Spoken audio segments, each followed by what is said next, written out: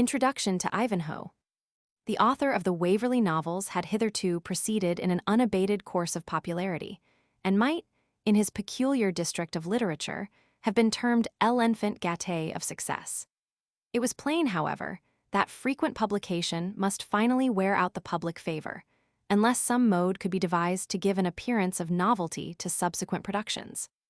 Scottish manners, Scottish dialect, and Scottish characters of note, being those with which the author was most intimately and familiarly acquainted, were the groundwork upon which he had hitherto relied for giving effect to his narrative. It was, however, obvious that this kind of interest must in the end occasion a degree of sameness and repetition, if exclusively resorted to, and that the reader was likely at length to adopt the language of Edwin in Parnell's tale. "Reverse the spell," he cries, "and let it fairly now suffice. The gamble has been shown." Nothing can be more dangerous for the fame of a professor of the fine arts than to permit, if he can possibly prevent it, the character of a mannerist to be attached to him, or that he should be supposed capable of success only in a particular and limited style. The public are, in general, very ready to adopt the opinion that he who has pleased them in one peculiar mode of composition is, by means of that very talent, rendered incapable of venturing upon other subjects. The effect of this disinclination, on the part of the public, towards the artificers of their pleasures, when they attempt to enlarge their means of amusing, may be seen in the censures usually passed by vulgar criticism upon actors or artists who venture to change the character of their efforts, that, in so doing, they may enlarge the scale of their art. There is some justice in this opinion, as there always is in such as attain general currency. It may often happen on the stage that an actor, by possessing in a preeminent degree the external qualities necessary to give effect to comedy, may be deprived of the right to aspire to tragic excellence. And in painting or literary composition, an artist or poet may be master exclusively of modes of thought and powers of expression which confine him to a single course of subjects. But much more frequently, the same capacity which carries a man to popularity in one department will obtain for him success in another. And that must be more particularly the case in literary composition than either in acting or painting, because the adventurer in that department is not impeded in his exertions by any peculiarity of features or conformation of person proper for particular parts, or by any peculiar mechanical habits of using the pencil, limited to a particular class of subjects. Whether this reasoning be correct or otherwise, the present author felt that in confining himself to subjects purely Scottish, he was not only likely to weary out the indulgence of his readers, but also greatly to limit his own power of affording them pleasure. In a highly polished country, where so much genius is monthly employed in catering for public amusement, a fresh topic, such as he had himself had the happiness to light upon, is the untasted spring of the desert. Men bless their stars and call it luxury. But when men and horses, cattle, camels, and dromedaries have poached the spring into mud, it becomes loathsome to those who at first drank of it with rapture. And he who had the merit of discovering it, if he would preserve his reputation with the tribe, must display his talent by a fresh discovery of untasted fountains. If the author, who finds himself limited to a particular class of subjects, endeavors to sustain his reputation by striving to add a novelty of attraction to themes of the same character which have been formerly successful under his management, there are manifest reasons why, after a certain point, he is likely to fail. If the mine be not wrought out, the strength and capacity of the miner become necessarily exhausted. If he closely imitates the narratives which he has before rendered successful, he is doomed to wonder that they please no more. If he struggles to take a different view of the same class of subjects, he speedily discovers that what is obvious, graceful, and natural has been exhausted, and in order to obtain the indispensable charm of novelty, he is forced upon caricature, and, to avoid being trite, must become extravagant. It is not, perhaps, necessary to enumerate so many reasons why the author of the Scottish novels, as they were then exclusively termed, should be desirous to make an experiment on a subject purely English. It was his purpose, at the same time, to have rendered the experiment as complete as possible, by bringing the intended work before the public as the effort of a new candidate for their favor, in order that no degree of prejudice, whether favorable or the reverse, might attach to it as a new production of the author of Waverley. But this intention was afterwards departed from, for reasons to be hereafter mentioned. The period of the narrative adopted was the reign of Richard I, not only as abounding with characters whose very names were sure to attract general attention, but as affording a striking contrast betwixt the Saxons, by whom the soil was cultivated, and the Normans, who still reigned in it as conquerors, reluctant to mix with the vanquished or acknowledge themselves of the same stock. The idea of this contrast was taken from the ingenious and unfortunate Logan's tragedy of Runaimd, in which, about the same period of history, the author had seen the Saxon and Norman barons opposed to each other on different sides of the stage. He does not recollect that there was any attempt to contrast the two races in their habits and sentiments, and indeed it was obvious that history was violated by introducing the Saxons still existing as a high-minded and martial race of nobles. They did, however, survive as a people, and some of the ancient Saxon families possessed wealth and power, although they were exceptions to the humble condition of the race in general. It seemed to the author that the existence of the two races in the same country, the vanquished distinguished by their plain, homely, blunt manners, and the free spirit infused by their ancient institutions and laws, the victors by the high spirit of military fame, personal adventure, and whatever could distinguish them as the flower of chivalry, might, intermixed with other characters belonging to the same time and country, interest the reader by the contrast, if the author should not fail on his part. Scotland, however, had been of late used so exclusively as the scene of what is called historical romance, that the preliminary letter of Mr. Lawrence Templeton became in some measure necessary. To this, as to an introduction, the reader is referred, as expressing the author's purpose and opinions in undertaking this species of composition, under the necessary reservation that he is far from thinking he has attained the point at which he aimed.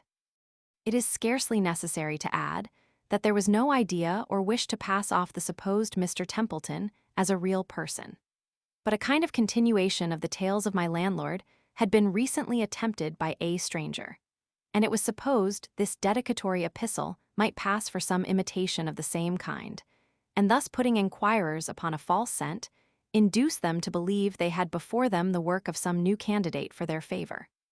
After a considerable part of the work had been finished and printed, the publishers, who pretended to discern in it a germ of popularity, remonstrated strenuously against its appearing as an absolutely anonymous production, and contended that it should have the advantage of being announced as by the author of Waverley. The author did not make any obstinate opposition, for he began to be of opinion with Dr. Wheeler, in Miss Edgeworth's excellent tale of manoeuvring, that trick upon trick might be too much for the patience of an indulgent public, and might be reasonably considered as trifling with their favor.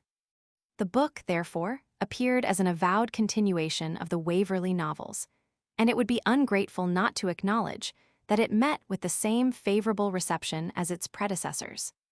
Such annotations as may be useful to assist the reader in comprehending the characters of the Jew, the Templar, the captain of the mercenaries, or free companions, as they were called, and others proper to the period, are added, but with a sparing hand, since sufficient information on these subjects is to be found in general history. An incident in the tale, which had the good fortune to find favor in the eyes of many readers, is more directly borrowed from the stores of old romance. I mean the meeting of the king with Friar Tuck at the cell of that buxom hermit. The general tone of the story belongs to all ranks and all countries, which emulate each other in describing the rambles of a disguised sovereign, who, going in search of information or amusement into the lower ranks of life, meets with adventures diverting to the reader or hearer, from the contrast betwixt the monarch's outward appearance and his real character. The Eastern tale-teller has for his theme the disguised expeditions of Harun al-Raschid with his faithful attendants, Mesrer and Ja'afar, through the midnight streets of Baghdad. And Scottish tradition dwells upon the similar exploits of James V., distinguished during such excursions by the traveling name of the Goodman of Ballinger, as the commander of the faithful, when he desired to be incognito, was known by that of Il Bondicani. The French minstrels are not silent on so popular a theme. There must have been a Norman original of the Scottish metrical romance of Rolf Kalsir, in which Charlemagne is introduced as the unknown guest of a charcoal man. 2. it seems to have been the original of other poems of the kind. In Merry England, there is no end of popular ballads on this theme. The poem of John the Reeve, or Steward, mentioned by Bishop Percy, in the Reliques of English Poetry, 3 is said to have turned on such an incident. And we have besides, The King and the Tanner of Tamworth, The King and the Miller of Mansfield, and others on the same topic. But the peculiar tale of this nature to which the author of Ivanhoe has to acknowledge an obligation is more ancient by 2 centuries than any of these last mentioned. It was first communicated to the public in that curious record of ancient literature, which has been accumulated by the combined exertions of Sir Egerton Brydges and Mr. Hazlitt in the periodical work entitled The British Bibliographer. From thence it has been transferred by the Reverend Charles Henry Hartshorne, M.A., editor of a very curious volume, entitled Ancient Metrical Tales, printed chiefly from original sources, 1829. Mr. Hartshorne gives no other authority for the present fragment, except the article in the Bibliographer, where it is entitled The King and the Hermit. A short abstract of its contents will show its similarity to the meeting of King Richard and Friar Tuck. King Edward, we are not told which among the monarchs of that name, but, from his temper and habits, we may suppose Edward Roman IV. Sets forth with his court to a gallant hunting match in Sherwood Forest, in which, as is not unusual for princes in romance, he falls in with a deer of extraordinary size and swiftness, and pursues it closely till he has outstripped his whole retinue, tired out hounds and horse, and finds himself alone under the gloom of an extensive forest, upon which night is descending. Under the apprehensions natural to a situation so uncomfortable, the king recollects that he has heard how poor men, when apprehensive of a bad night's lodging, pray to St. Julian, who, in the Romish calendar, stands quartermaster-general to all forlorn travellers that render him due homage. Edward puts up his orisons accordingly, and by the guidance, doubtless, of the good saint, reaches a small path, conducting him to a chapel in the forest, having a hermit's cell in its close vicinity. The king hears the reverend man with a companion of his solitude, telling his beads within, and meekly requests of him quarters for the night. "I have no accommodation for such a lord as ye be," said the hermit.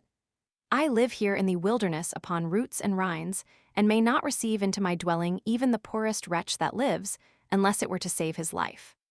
The king inquires the way to the next town, and understanding it is by a road which he cannot find without difficulty, even if he had daylight to befriend him, he declares, that with or without the hermit's consent, he is determined to be his guest that night. He is admitted accordingly, not without a hint from the recluse that were he himself out of his priestly weeds, he would care little for his threats of using violence, and that he gives way to him not out of intimidation, but simply to avoid scandal. The king is admitted into the cell. 2 bundles of straw are shaken down for his accommodation, and he comforts himself that he is now under shelter, and that a night will soon be gone. Other wants, however, arise. The guest becomes clamorous for supper, observing, "For certainly, as you say, I had never so sorry a day, that I had a merry night." But this indication of his taste for good cheer, joined to the annunciation of his being a follower of the court, who had lost himself at the great hunting match, cannot induce the niggard hermit to produce better fare than bread and cheese, for which his guest showed little appetite, and thin drink, which was even less acceptable. At length, the king presses his host on a point to which he had more than once alluded, without obtaining a satisfactory reply. Then said the king, "By God's grace, thou wert in a merry place. To shoot should thou hear when the foresters go to rest. Sometime thou might have of the best, all of the wild deer. I wold hold it for no scathe, though thou hadst bow and arrows baith, all thof thou best a freer."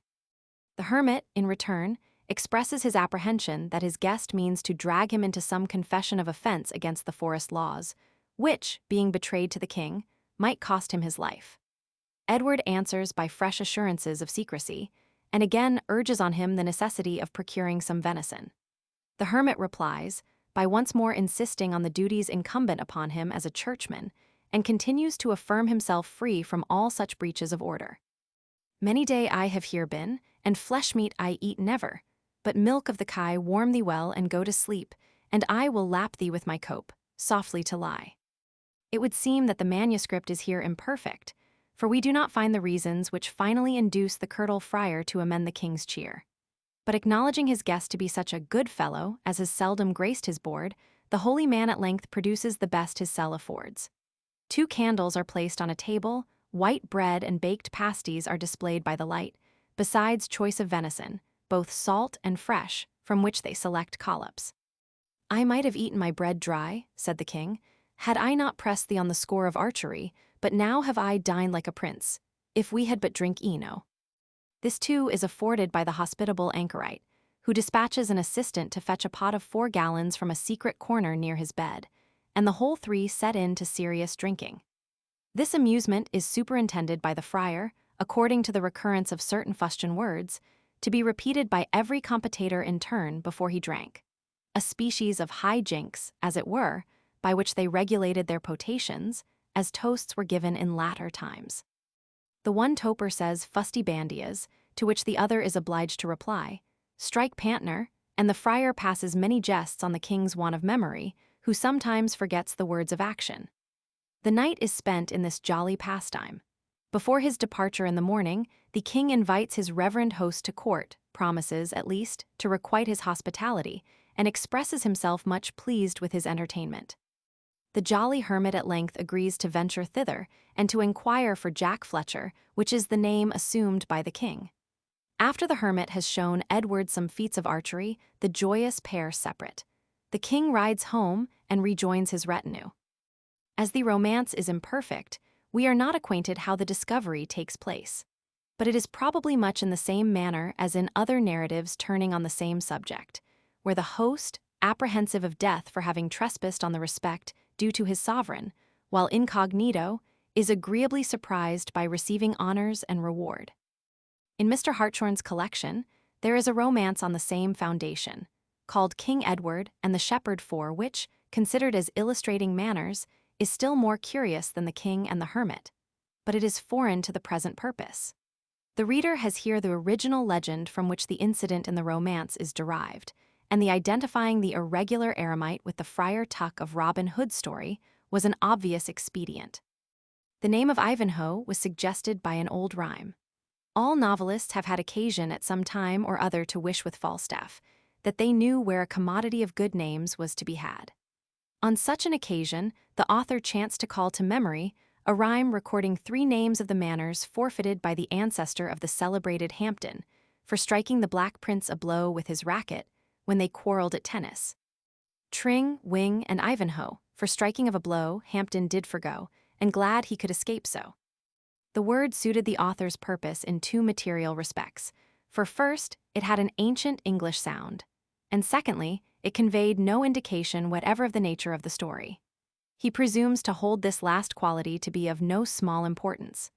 What is called a taking title serves the direct interest of the bookseller or publisher, who by this means sometimes sells an edition while it is yet passing the press. But if the author permits an over-degree of attention to be drawn to his work ere it has appeared, he places himself in the embarrassing condition of having excited a degree of expectation which, if he proves unable to satisfy, is an error fatal to his literary reputation. Besides, when we meet such a title as the Gunpowder Plot, or any other connected with general history, each reader, before he has seen the book, has formed to himself some particular idea of the sort of manner in which the story is to be conducted, and the nature of the amusement which he is to derive from it. In this he is probably disappointed, and in that case may be naturally disposed to visit upon the author or the work the unpleasant feelings thus excited. In such a case, the literary adventurer is censured, not for having missed the mark at which he himself aimed, but for not having shot off his shaft in a direction he never thought of. On the footing of unreserved communication which the author has established with the reader, he may here add the trifling circumstance that a roll of Norman warriors, occurring in the Auchinleck manuscript, gave him the formidable name of Fronteboeuf. Ivanhoe was highly successful upon its appearance, and may be said to have procured for its author the freedom of the rules, since he has ever since been permitted to exercise his powers of fictitious composition in England, as well as Scotland. The character of the fair Jewess found so much favor in the eyes of some fair readers, that the writer was censured, because, when arranging the fates of the characters of the drama, he had not assigned the hand of Wilfred to Rebecca, rather than the less interesting Rowena. but not to mention that the prejudices of the age rendered such an union almost impossible. The author may, in passing, observe that he thinks a character of a highly virtuous and lofty stamp is degraded rather than exalted by an attempt to reward virtue with temporal prosperity. Such is not the recompense which Providence has deemed worthy of suffering merit, and it is a dangerous and fatal doctrine to teach young persons, the most common readers of romance, that rectitude of conduct and of principle are either naturally allied with, or adequately rewarded by, the gratification of our passions, or attainment of our wishes.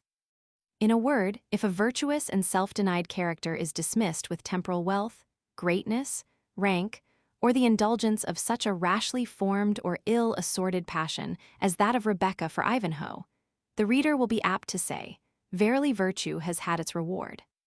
But a glance on the great picture of life will show that the duties of self-denial and the sacrifice of passion to principle are seldom thus remunerated, and that the internal consciousness of their high-minded discharge of duty produces on their own reflections a more adequate recompense, in the form of that peace which the world cannot give or take away. Abbotsford, 1 St. September, 1830. Dedicatory Epistle. To the Reverend Dr. Dryasdust, F.A.S., residing in the Castlegate, York. Much esteemed and dear Sir, it is scarcely necessary to mention the various and concurring reasons which induce me to place your name at the head of the following work. Yet the chief of these reasons may perhaps be refuted by the imperfections of the performance. Could I have hoped to render it worthy of your patronage, the public would at once have seen the propriety of inscribing a work designed to illustrate the domestic antiquities of England, and particularly of our Saxon forefathers, to the learned author of the Essays upon the Horn of King Ulfis, and on the lands bestowed by him upon the patrimony of St. Peter. I am conscious, however, that the slight, unsatisfactory, and trivial manner in which the result of my antiquarian researches has been recorded in the following pages takes the work from under that class which bears the proud motto, Deter dignary. On the contrary, I fear I shall incur the censure of presumption in placing the venerable name of Dr. Jonas Dryasdust at the head of a publication, which the more grave antiquary will perhaps class with the idle novels and romances of the day. I am anxious to vindicate myself from such a charge, for although I might trust to your friendship for an apology in your eyes, yet I would not willingly stand conviction in those of the public of so grave a crime, as my fears lead me to anticipate my being charged with. I must therefore remind you that when we first talked over together that class of productions, in one of which the private and family affairs of your learned northern friend, Mr. Oldbuck of Monkbarns, were so unjustifiably exposed to the public, some discussion occurred between us concerning the cause of the popularity these works have attained in this idle age, which, whatever other merit they possess, must be admitted to be hastily written, and in violation of every rule assigned to the epopea. It seemed then to be your opinion that the charm lay entirely in the art with which the unknown author had availed himself, like a second M'Pherson, of the antiquarian stores which lay scattered around him, supplying his own indolence or poverty of invention by the incidents which had actually taken place in his country at no distant period, by introducing real characters and scarcely suppressing real names.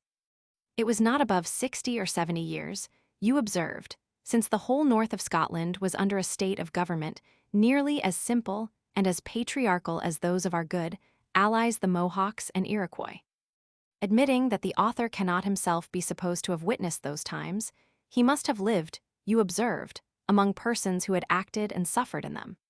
And even within these 30 years, such an infinite change has taken place in the manners of Scotland, that men look back upon the habits of society proper to their immediate ancestors, as we do on those of the reign of Queen Anne, or even the period of the Revolution. Having thus materials of every kind lying strewed around him, there was little, you observed, to embarrass the author, but the difficulty of choice. It was no wonder, therefore, that, having begun to work a mine so plentiful, he should have derived from his works fully more credit and profit than the facility of his labors merited. Admitting, as I could not deny, the general truth of these conclusions, I cannot but think it strange that no attempt has been made to excite an interest for the traditions and manners of Old England, similar to that which has been obtained in behalf of those of our poorer and less celebrated neighbors. The Kendal Green, though its date is more ancient, ought surely to be as dear to our feelings as the variegated tartans of the north. The name of Robin Hood, if duly conjured with, should raise a spirit as soon as that of Rob Roy. And the patriots of England deserve no less their renown in our modern circles than the Bruces and Wallaces of Caledonia. If the scenery of the South be less romantic and sublime than that of the northern mountains, it must be allowed to possess in the same proportion superior softness and beauty, and upon the whole, we feel ourselves entitled to exclaim with the patriotic Syrian, "Are not Pharphar and Abana, rivers of Damascus, better than all the rivers of Israel?" Your objections to such an attempt, my dear doctor, were, you may remember, twofold. You insisted upon the advantages which the Scotsman possessed, from the very recent existence of that state of society in which his scene was to be laid.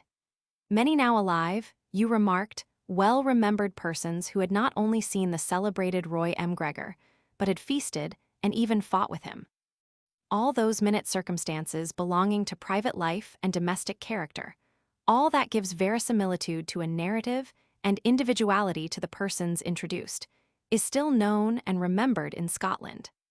Whereas in England, civilization has been so long complete that our ideas of our ancestors are only to be gleaned from musty records and chronicles, the authors of which seem perversely to have conspired to suppress in their narratives all interesting details, in order to find room for flowers of monkish eloquence or trite reflections upon morals. To match an English and a Scottish author in the rival task of embodying and reviving the traditions of their respective countries would be, you alleged, in the highest degree unequal and unjust. The Scottish magician, you said, was, like Lucan's witch, at liberty to walk over the recent field of battle, and to select for the subject of resuscitation by his sorceries a body whose limbs had recently quivered with existence, and whose throat had but just uttered the last note of agony. Such a subject even the powerful Erictho was compelled to select, as alone capable of being reanimated even by her potent magic. Gelidas lido scrutata medullas, pulmonis rigidi stans sine vulner fibras invenet, et vocem defuncto in corpore querit. The English author, on the other hand, without supposing him less of a conjurer than the northern warlock, can, you observed, only have the liberty of selecting his subject amidst the dust of antiquity, where nothing was to be found but dry, sapless, mouldering, and disjointed bones, such as those which filled the valley of Jehoshaphat. You expressed, besides, your apprehension that the unpatriotic prejudices of my countrymen would not allow fair play to such a work as that of which I endeavored to demonstrate the probable success. And this, you said, was not entirely owing to the more general prejudice in favor of that which is foreign, but that it rested partly upon improbabilities, arising out of the circumstances in which the English reader is placed. If you describe to him a set of wild manners and a state of primitive society existing in the Highlands of Scotland, he is much disposed to acquiesce in the truth of what is asserted, and reason good. If he be of the ordinary class of readers, he has either never seen those remote districts at all, or he has wandered through those desolate regions in the course of a summer tour, eating bad dinners, sleeping on truckle beds, stalking from desolation to desolation, and fully prepared to believe the strangest things that could be told him of a people, wild and extravagant enough to be attached to scenery so extraordinary. But the same worthy person, when placed in his own snug parlor, and surrounded by all the comforts of an Englishman's fireside, is not half so much disposed to believe that his own ancestors led a very different life from himself, that the shattered tower, which now forms a vista from his window, once held a baron who would have hung him up at his own door without any form of trial, that the hinds, by whom his little pet farm is managed, a few centuries ago would have been his slaves, and that the complete influence of feudal tyranny once extended over the neighboring village, where the attorney is now a man of more importance than the lord of the manor. While I own the force of these objections, I must confess, at the same time, that they do not appear to me to be altogether insurmountable. The scantiness of materials is indeed a formidable difficulty, but no one knows better than Dr. Dryasdust that to those deeply read in antiquity, Hints concerning the private life of our ancestors lie scattered through the pages of our various historians, bearing, indeed, a slender proportion to the other matters of which they treat, but still, when collected together, sufficient to throw considerable light upon the vie privée of our forefathers. Indeed, I am convinced that however I myself may fail in the ensuing attempt, yet with more labor in collecting or more skill in using the materials within his reach, illustrated as they have been by the labors of Dr. Henry, of the late Mr. Strutt, and above all of Mr. Sharon Turner, an abler hand would have been successful. And therefore I protest beforehand against any argument which may be founded on the failure of the present experiment. On the other hand, I have already said that if anything like a true picture of old English manners could be drawn, I would trust to the good nature and good sense of my countrymen for ensuring its favorable reception. Having thus replied, to the best of my power, to the first class of your objections, or at least having shown my resolution to overleap the barriers which your prudence has raised, I will be brief in noticing that which is more peculiar to myself. It seems to be your opinion that the very office of an antiquary, employed in grave, and, as the vulgar will sometimes allege, in toilsome and minute research, must be considered as incapacitating him from successfully compounding a tale of this sort. But permit me to say, my dear doctor, that this objection is rather formal than substantial. It is true that such slight compositions might not suit the severed genius of our friend Mr. Oldbuck. Yet Horace Walpole wrote a goblin tale which has thrilled through many a bosom, and George Ellis could transfer all the playful fascination of a humor, as delightful as it was uncommon, into his abridgment of the ancient metrical romances. So that, however I may have occasion to rue my present audacity, I have at least the most respectable precedents in my favor. Still the severer antiquary may think that, by thus intermingling fiction with truth, I am polluting the well of history with modern inventions, and impressing upon the rising generation false ideas of the age which I describe. I cannot, but in some sense, admit the force of this reasoning, which I yet hope to traverse by the following considerations. It is true that I neither can nor do pretend to the observation of complete accuracy, even in matters of outward costume, much less in the more important points of language and manners. But the same motive which prevents my writing the dialogue of the piece in Anglo-Saxon or in Norman French, and which prohibits my sending forth to the public this essay printed with the types of Caxton or Wynkin de Word, prevents my attempting to confine myself within the limits of the period in which my story is laid. It is necessary, for exciting interest of any kind, that the subject assumed should be, as it were, translated into the manners, as well as the language, of the age we live in. No fascination has ever been attached to Oriental literature, equal to that produced by Mr. Gallen's first translation of the Arabian Tales, in which, retaining on the one hand the splendor of Eastern costume, and on the other the wildness of Eastern fiction, he mixed these with just so much ordinary feeling and expression as rendered them interesting and intelligible, while he abridged the long-winded narratives, curtailed the monotonous reflections, and rejected the endless repetitions of the Arabian original. The tales, therefore, though less purely Oriental than in their first concoction, were eminently better fitted for the European market, and obtained an unrivaled degree of public favor, which they certainly would never have gained had not the manners and style been in some degree familiarized to the feelings and habits of the Western reader. In point of justice, therefore, to the multitudes who will, I trust, devour this book with avidity, I have so far explained our ancient manners in modern language, and so far detailed the characters and sentiments of my persons, that the modern reader will not find himself, I should hope, much trammeled by the repulsive dryness of mere antiquity.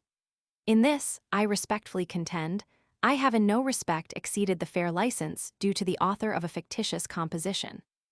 The late ingenious Mr. Strutt, in his romance of Queen Huhal, 5 acted upon another principle, and in distinguishing between what was ancient and modern, forgot, as it appears to me, that extensive neutral ground, the large proportion, that is, of manners and sentiments which are common to us and to our ancestors, having been handed down unaltered from them to us, or which, arising out of the principles of our common nature, must have existed alike in either state of society. In this manner, a man of talent and of great antiquarian erudition, limited the popularity of his work, by excluding from it everything which was not sufficiently obsolete to be altogether forgotten and unintelligible. The license which I would here vindicate is so necessary to the execution of my plan, that I will crave your patience while I illustrate my argument a little farther. He who first opens Chaucer, or any other ancient poet, is so much struck with the obsolete spelling, multiplied consonants, and antiquated appearance of the language, that he is apt to lay the work down in despair, as encrusted too deep with the rust of antiquity, to permit his judging of its merits or tasting its beauties. But if some intelligent and accomplished friend points out to him that the difficulties by which he is startled are more in appearance than reality, if, by reading aloud to him, or by reducing the ordinary words to the modern orthography, he satisfies his proselyte that only about 1/10 part of the words employed are in fact obsolete, the novice may be easily persuaded to approach the well of English undefiled, with the certainty that a slender degree of patience will enable him to enjoy both the humor and the pathos with which old Geoffrey delighted the age of Cressy and of Poictiers. To pursue this a little farther, if our neophyte, strong in the new-born love of antiquity, were to undertake to imitate what he had learnt to admire, it must be allowed he would act very injudiciously, if he were to select from the glossary the obsolete words which it contains, and employ those exclusively of all phrases and vocables retained in modern days. This was the error of the unfortunate Chatterton. In order to give his language the appearance of antiquity, he rejected every word that was modern, and produced a dialect entirely different from any that had ever been spoken in Great Britain. He who would imitate an ancient language with success must attend rather to its grammatical character, turn of expression, and mode of arrangement, than labor to collect extraordinary and antiquated terms, which, as I have already averred, do not in ancient authors approach the number of words still in use, though perhaps somewhat altered in sense and spelling, in the proportion of 1 to 10. What I have applied to language is still more justly applicable to sentiments and manners. The passions, the sources from which these must spring in all their modifications, are generally the same in all ranks and conditions, all countries and ages, and it follows as a matter of course that the opinions, habits of thinking, and actions, however influenced by the peculiar state of society, must still, upon the whole, bear a strong resemblance to each other. Our ancestors were not more distinct from us, surely, than Jews are from Christians. They had eyes, hands, organs, dimensions, senses, affections, passions, were fed with the same food, hurt with the same weapons, subject to the same diseases, warmed and cooled by the same winter and summer, as ourselves. The tenor, therefore, of their affections and feelings must have borne the same general proportion to our own. It follows, therefore, that of the materials which an author has to use in a romance or fictitious composition, such as I have ventured to attempt, he will find that a great proportion, both of language and manners, is as proper to the present time as to those in which he has laid his time of action. The freedom of choice which this allows him is therefore much greater, and the difficulty of his task much more diminished than at first appears. To take an illustration from a sister art, the antiquarian details may be said to represent the peculiar features of a landscape under delineation of the pencil. His feudal tower must arise in due majesty. The figures which he introduces must have the costume and character of their age. The piece must represent the peculiar features of the scene which he has chosen for his subject, with all its appropriate elevation of rock or precipitate descent of cataract. His general coloring, too, must be copied from nature. The sky must be clouded or serene, according to the climate, and the general tints must be those which prevail in a natural landscape. So far the painter is bound down by the rules of his art to a precise imitation of the features of nature, but it is not required that he should descend to copy all her more minute features or represent with absolute exactness the very herbs, flowers, and trees with which the spot is decorated. These, as well as all the more minute points of light and shadow, are attributes proper to scenery in general, natural to each situation, and subject to the artist's disposal, as his taste or pleasure may dictate. It is true that this license is confined in either case within legitimate bounds. The painter must introduce no ornament inconsistent with the climate or country of his landscape. He must not plant cypress trees upon Inchmarren or Scottish firs among the ruins of Persepolis, and the author lies under a corresponding restraint. However far he may venture in a more full detail of passions and feelings than is to be found in the ancient compositions which he imitates, he must introduce nothing inconsistent with the manners of the age. His knights, squires, grooms, and yeomen may be more fully drawn than in the hard, dry delineations of an ancient illuminated manuscript, but the character and costume of the age must remain inviolate. They must be the same figures, drawn by a better pencil, or, to speak more modestly, executed in an age when the principles of art were better understood. His language must not be exclusively obsolete and unintelligible, but he should admit, if possible, no word or turn of phraseology betraying an origin directly modern. It is one thing to make use of the language and sentiments which are common to ourselves and our forefathers, and it is another to invest them with the sentiments and dialect exclusively proper to their descendants. This, my dear friend, I have found the most difficult part of my task and, to speak frankly, I hardly expect to satisfy your less partial judgment and more extensive knowledge of such subjects, since I have hardly been able to please my own. I am conscious that I shall be found still more faulty in the tone of keeping and costume by those who may be disposed rigidly to examine my tale, with reference to the manners of the exact period in which my actors flourished. It may be that I have introduced little which can positively be termed modern. But on the other hand, it is extremely probable that I may have confused the manners of 2 or 3 centuries, and introduced, during the reign of Richard I, circumstances appropriated to a period either considerably earlier or a good deal later than that era.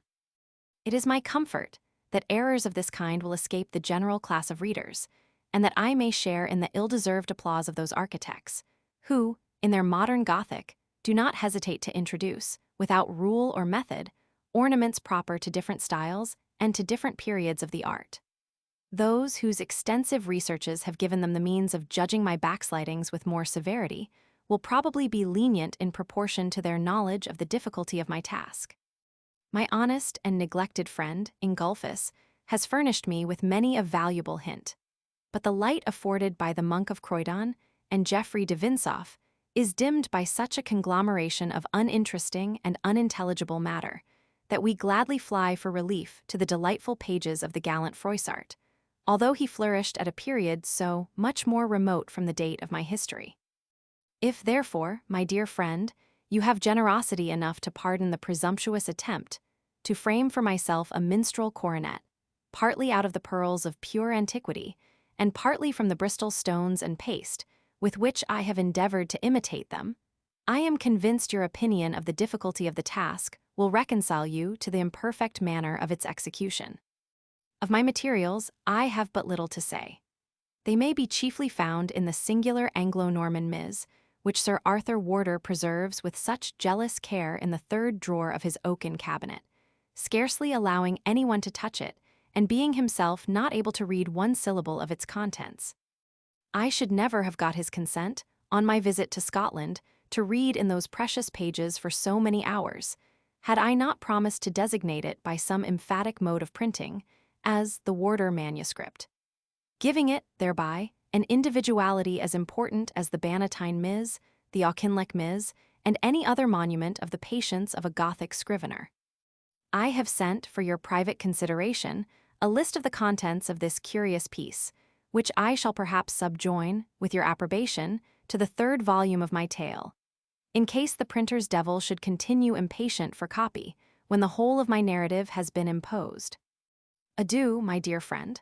I have said enough to explain, if not to vindicate, the attempt which I have made, and which, in spite of your doubts and my own incapacity, I am still willing to believe has not been altogether made in vain. I hope you are now well recovered from your spring fit of the gout, and shall be happy if the advice of your learned physician should recommend a tour to these parts. Several curiosities have been lately dug up near the wall, as well as at the ancient station of Habitancum. Talking of the latter, I suppose you have long since heard the news that a sulky churlish boar has destroyed the ancient statue, or rather bas-relief, popularly called Robin of Redesdale. It seems Robin's fame attracted more visitants than was consistent with the growth of the heather, upon a moor worth a shilling an acre. Reverend, as you write yourself, be revengeful for once, and pray with me that he may be visited with such a fit of the stone, as if he had all the fragments of poor Robin in that region of his viscera where the disease holds its seat. Tell this not in Gath, lest the Scots rejoice that they have at length found a parallel instance among their neighbours to that barbarous deed which demolished Arthur's oven. But there is no end to lamentation when we betake ourselves to such subjects. My respectful compliments attend Miss Drya's dust. I endeavoured to match the spectacles agreeable to her commission during my late journey to London, and hope she has received them safe and found them satisfactory. I send this by the blind carrier, so that probably it may be some time upon its journey. 6. The last news which I hear from Edinburgh is, that the gentleman who fills the situation of secretary to the Society of Antiquaries of Scotland, 7, is the best amateur draftsman in that kingdom, and that much is expected from his skill and zeal in delineating those specimens of national antiquity, which are either mouldering under the slow touch of time, or swept away by modern taste, with the same besom of destruction which John Knox used at the Reformation. Once more adieu, veil tandem non ememor me, believe me to be, Reverend and very dear sir, your most faithful humble servant, Lawrence Templeton, Toppingwold near Egremont, Cumberland, Nov. 1817. Ivanhoe. Chapter 1. Thus communed these, while to their lowly dome the full-fed swine returned with evening home, compelled, reluctant, to the several styes with din obstreperous and ungrateful cries. Pope's Odyssey. In that pleasant district of merry England which is watered by the river Don, there extended in ancient times a large forest, covering the greater part of the beautiful hills and valleys which lie between Sheffield and the pleasant town of Doncaster. The remains of this extensive wood are still to be seen at the noble seats of Wentworth, of Warncliffe Park, and around Rotherham. Here haunted of yore the fabulous dragon of Wantley. Here were fought many of the most desperate battles during the civil wars of the Roses, and here also flourished in ancient times those bands of gallant outlaws, whose deeds have been rendered so popular in English song. Such being our chief scene, the date of our story refers to a period towards the end of the reign of Richard I, when his return from his long captivity had become an event rather wished than hoped for by his despairing subjects, who were in the meantime subjected to every species of subordinate oppression. The nobles, whose power had become exorbitant during the reign of Stephen, and whom the prudence of Henry II had scarce reduced to some degree of subjection to the crown, had now resumed their ancient license in its utmost extent. Despising the feeble interference of the English Council of State, fortifying their castles, increasing the number of their dependents, reducing all around them to a state of vassalage, and striving by every means in their power to place themselves each at the head of such forces as might enable him to make a figure in the national convulsions which appeared to be impending. The situation of the inferior gentry, or franklins, as they were called, who, by the law and spirit of the English Constitution, were entitled to hold themselves independent of feudal tyranny, became now unusually precarious. If, as was most generally the case, they placed themselves under the protection of any of the petty kings in their vicinity, accepted of feudal offices in his household, or bound themselves by mutual treaties of alliance and protection, to support him in his enterprises, they might indeed purchase temporary repose. But it must be with the sacrifice of that independence which was so dear to every English bosom, and at the certain hazard of being involved as a party in whatever rash expedition the ambition of their protector might lead him to undertake. On the other hand, such and so multiplied were the means of vexation and oppression possessed by the great barons, that they never wanted the pretext, and seldom the will, to harass and pursue, even to the very edge of destruction, any of their less powerful neighbors who attempted to separate themselves from their authority, and to trust for their protection, during the dangers of the times, to their own inoffensive conduct and to the laws of the land. A circumstance which greatly tended to enhance the tyranny of the nobility and the sufferings of the inferior classes arose from the consequences of the conquest by Duke William of Normandy. 4 generations had not sufficed to blend the hostile blood of the Normans and Anglo-Saxons, or to unite, by common language and mutual interests, two hostile races, one of which still felt the elation of triumph, while the other groaned under all the consequences of defeat. The power had been completely placed in the hands of the Norman nobility by the event of the Battle of Hastings, and it had been used, as our histories assure us, with no moderate hand. The whole race of Saxon princes and nobles had been extirpated or disinherited, with few or no exceptions, nor were the numbers great who possessed land in the country of their fathers, even as proprietors of the second, or of yet inferior classes. The royal policy had long been to weaken, by every means, legal or illegal, the strength of a part of the population, which was justly considered as nourishing the most inveterate antipathy to their victor. All the monarchs of the Norman race had shown the most marked predilection for their Norman subjects. The laws of the chase, and many others equally unknown to the milder and more free spirit of the Saxon constitution, had been fixed upon the necks of the subjugated inhabitants, to add weight, as it were, to the feudal chains with which they were loaded. At court and in the castles of the great nobles, where the pomp and state of a court was emulated, Norman French was the only language employed. In courts of law, the pleadings and judgments were delivered in the same tongue. In short, French was the language of honor, of chivalry, and even of justice, while the far more manly and expressive Anglo-Saxon was abandoned to the use of rustics and hinds, who knew no other. Still, however, the necessary intercourse between the lords of the soil and those oppressed inferior beings by whom that soil was cultivated occasioned the gradual formation of a dialect, compounded betwixt the French and the Anglo-Saxon, in which they could render themselves mutually intelligible to each other. And from this necessity arose by degrees the structure of our present English language, in which the speech of the victors and the vanquished have been so happily blended together, and which has since been so richly improved by importations from the classical languages, and from those spoken by the southern nations of Europe.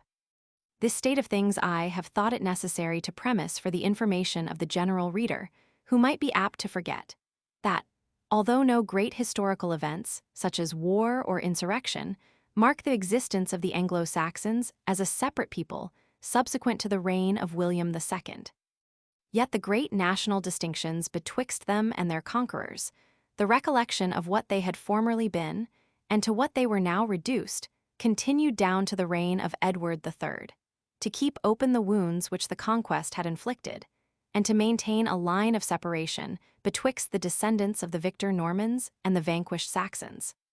The sun was setting upon one of the rich grassy glades of that forest, which we have mentioned in the beginning of the chapter. Hundreds of broad-headed, short-stemmed, wide-branched oaks, which had witnessed perhaps the stately march of the Roman soldiery, flung their gnarled arms over a thick carpet of the most delicious green sward. In some places, they were intermingled with beeches, hollies, and copsewood of various descriptions, so closely as totally to intercept the level beams of the sinking sun. In others they receded from each other, forming those long sweeping vistas, in the intricacy of which the eye delights to lose itself, while imagination considers them as the paths to yet wilder scenes of sylvan solitude. Here the red rays of the sun shot a broken and discolored light that partially hung upon the shattered boughs and mossy trunks of the trees, and there they illuminated in brilliant patches the portions of turf to which they made their way. A considerable open space in the midst of this glade seemed formerly to have been dedicated to the rites of druidical superstition, for, on the summit of a hillock, so regular as to seem artificial, there still remained part of a circle of rough unhewn stones, of large dimensions. 7 stood upright. The rest had been dislodged from their places, probably by the zeal of some convert to Christianity, and lay, some prostrate near their former site, and others on the side of the hill.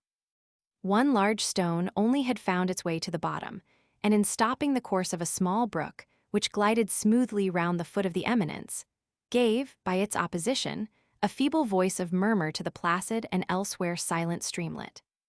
The human figures which completed this landscape were in number 2, partaking, in their dress and appearance, of that wild and rustic character, which belonged to the woodlands of the West Riding of Yorkshire at that early period. The eldest of these men had a stern, savage, and wild aspect. His garment was of the simplest form imaginable, being a close jacket with sleeves, composed of the tanned skin of some animal, on which the hair had been originally left, but which had been worn off in so many places that it would have been difficult to distinguish from the patches that remained to what creature the fur had belonged. This primeval vestment reached from the throat to the knees and served at once all the usual purposes of body clothing. There was no wider opening at the collar than was necessary to admit the passage of the head, from which it may be inferred that it was put on by slipping it over the head and shoulders, in the manner of a modern shirt or ancient hauberk. Sandals, bound with thongs made of boar's hide, protected the feet, and a roll of thin leather was twined artificially round the legs, and ascending above the calf, left the knees bare, like those of a Scottish Highlander. To make the jacket sit yet more close to the body, it was gathered at the middle by a broad leathern belt, secured by a brass buckle, to one side of which was attached a sort of scrip, and to the other a ram's horn, accoutred with a mouthpiece, for the purpose of blowing. In the same belt was stuck one of those long, broad, sharp-pointed and two-edged knives, with a buck's horn handle, which were fabricated in the neighborhood, and bore even at this early period the name of a Sheffield whittle. The man had no covering upon his head, which was only defended by his own thick hair, matted and twisted together, and scorched by the influence of the sun into a rusty dark red color, forming a contrast with the overgrown beard upon his cheeks, which was rather of a yellow or amber hue. One part of his dress only remains, but it is too remarkable to be suppressed. It was a brass ring, resembling a dog's collar but without any opening and soldered fast round his neck, so loose as to form no impediment to his breathing, yet so tight as to be incapable of being removed, excepting by the use of the file. On this singular gorget was engraved, in Saxon characters, an inscription of the following purport: Gurth, the son of Beowulf, is the born thrall of Cedric of Rotherwood. Beside the swineherd, for such was Gurth's occupation, was seated, upon one of the fallen druidical monuments, a person about 10 years younger in appearance, and whose dress, though resembling his companions in form, was of better materials and of a more fantastic appearance. His jacket had been stained of a bright purple hue, upon which there had been some attempt to paint grotesque ornaments in different colors. To the jacket he added a short cloak, which scarcely reached halfway down his thigh. It was of crimson cloth, though a good deal soiled, lined with bright yellow. And as he could transfer it from one shoulder to the other, or at his pleasure draw it all around him, its width, contrasted with its want of longitude, formed a fantastic piece of drapery. He had thin silver bracelets upon his arms, and on his neck a collar of the same metal bearing the inscription, Wamba, the son of Witless, is the thrall of Cedric of Rotherwood. This personage had the same sort of sandals with his companion, but instead of the roll of leather thong, his legs were cased in a sort of gaiters, of which one was red and the other yellow. He was provided also with a cap, having around it more than one bell, about the size of those attached to hawks, which jingled as he turned his head to one side or other. And as he seldom remained a minute in the same posture, the sound might be considered as incessant.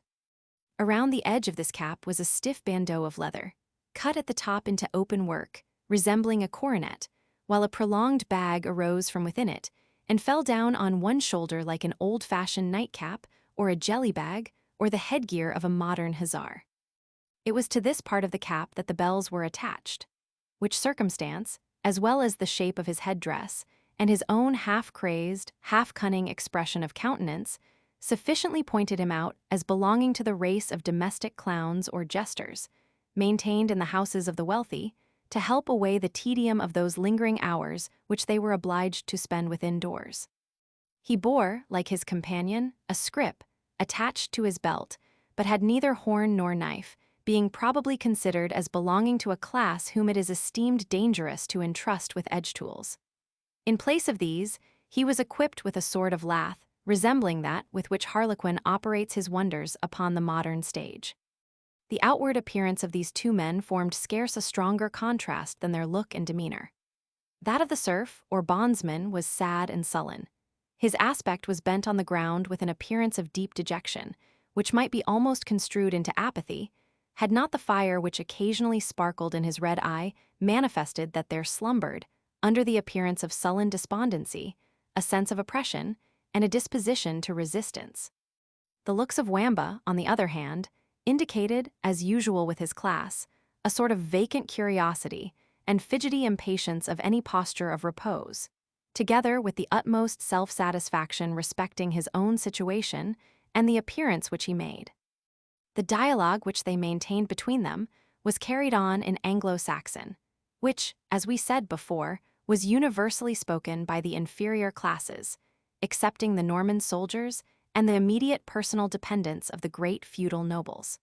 But to give their conversation in the original would convey but little information to the modern reader, for whose benefit we beg to offer the following translation.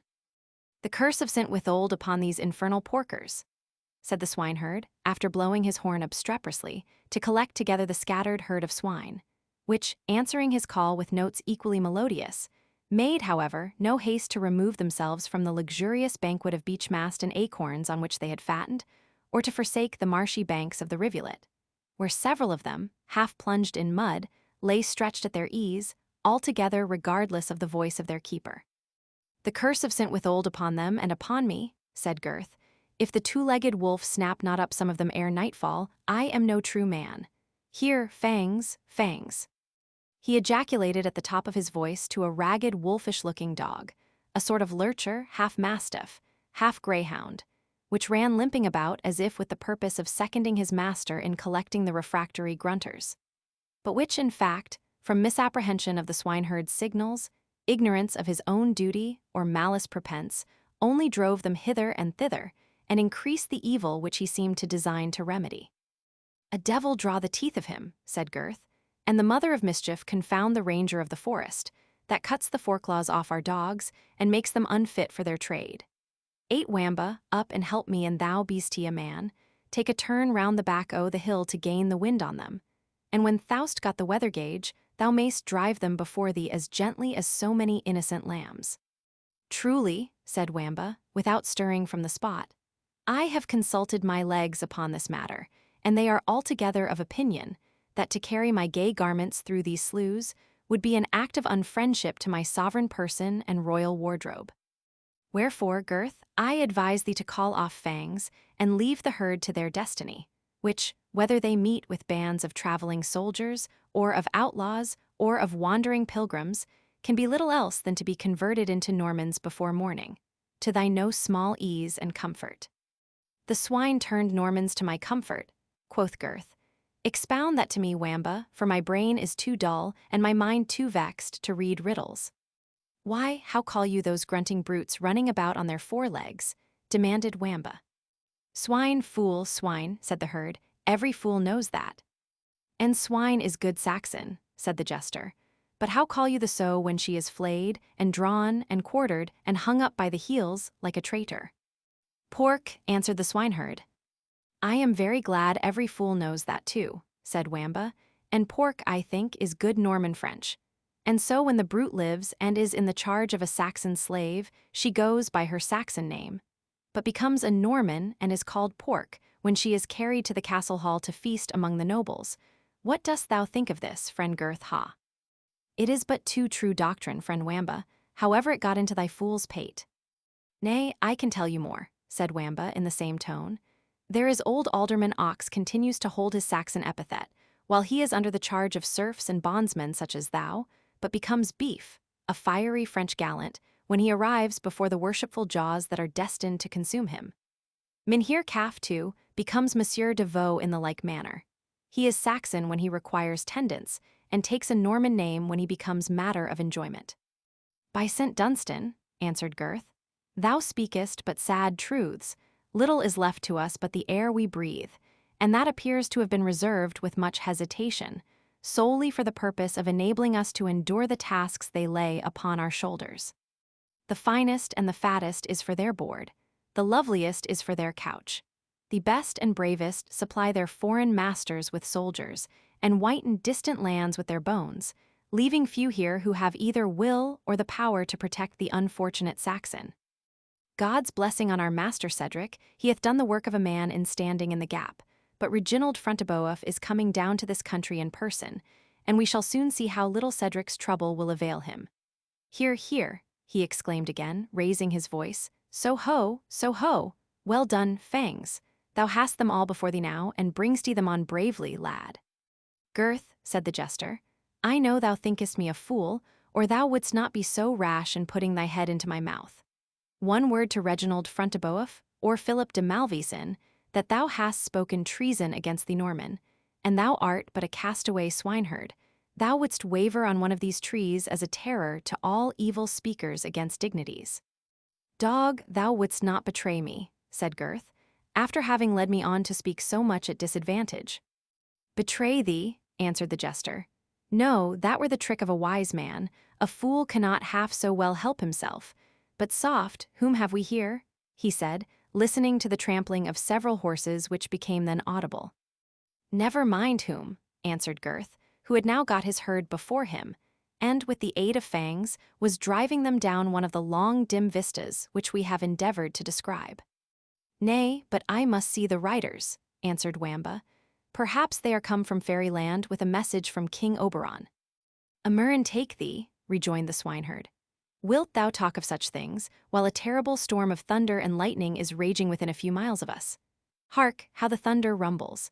And for summer rain, I never saw such broad, downright flat drops fall out of the clouds.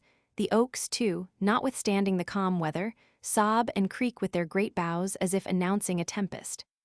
Thou canst play the rational if thou wilt. Credit me for once, and let us home ere the storm begins to rage, for the night will be fearful. Wamba seemed to feel the force of this appeal, and accompanied his companion, who began his journey after catching up a long quarterstaff which lay upon the grass beside him. This second Eumaeus strode hastily down the forest glade, driving before him, with the assistance of fangs, the whole herd of his inharmonious charge. Chapter 2.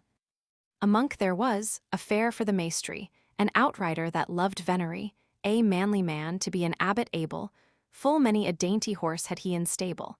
And when he rode, men might his bridle hear gingling in a whistling wind as clear, and eke as loud, as doth the chapel bell, there as this lord was keeper of the cell.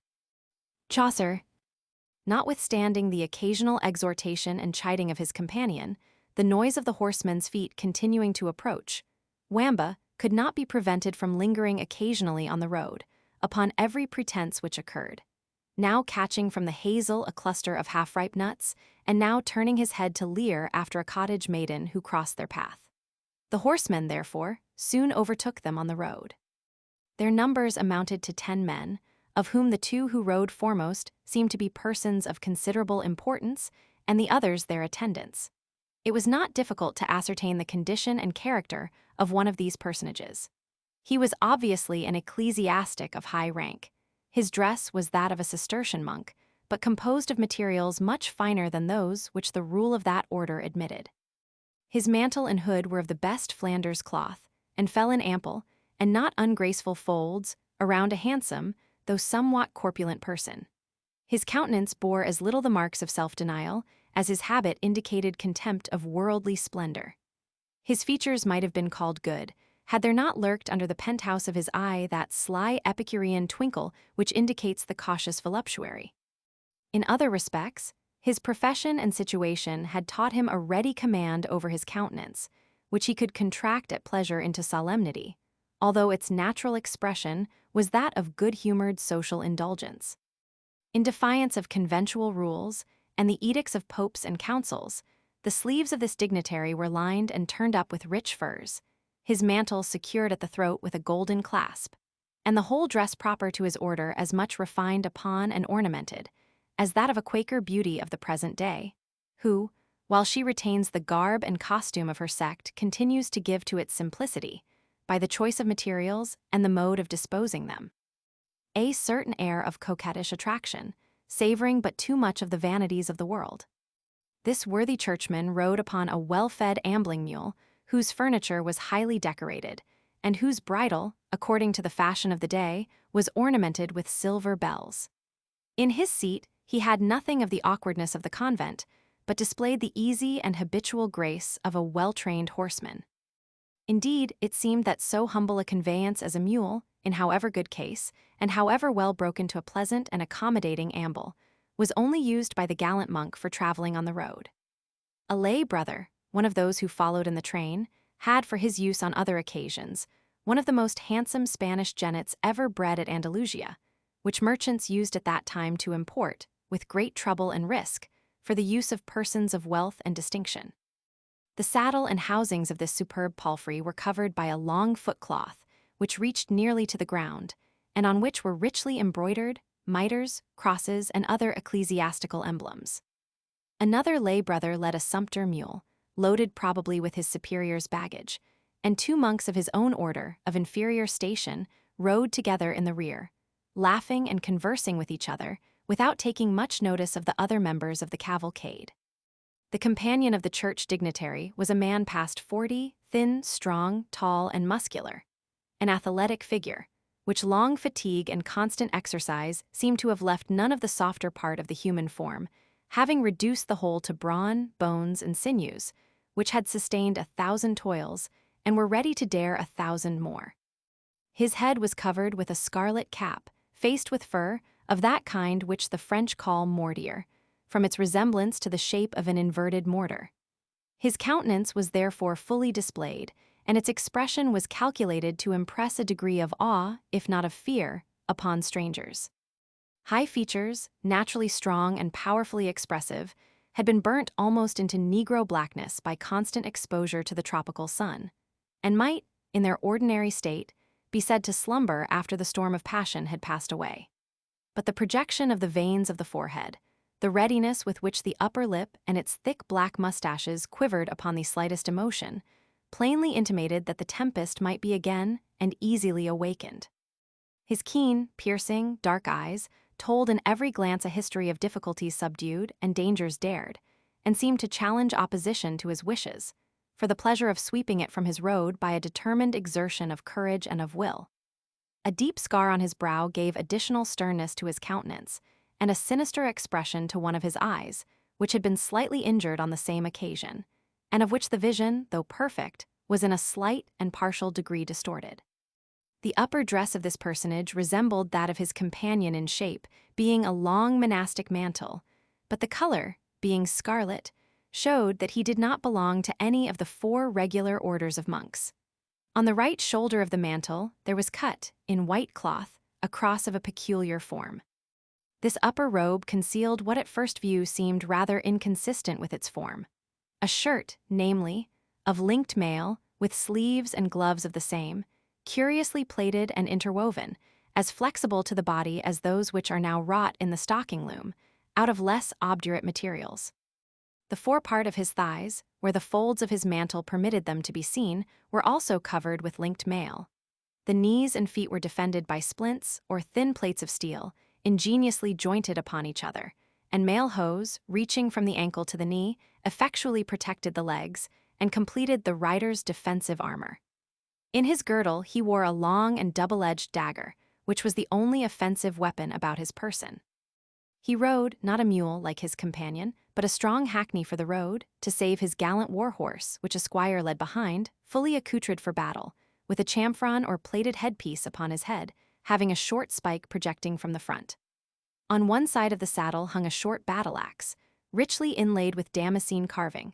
On the other the rider's plumed headpiece and hood of mail, with a long 2-handed sword, used by the chivalry of the period.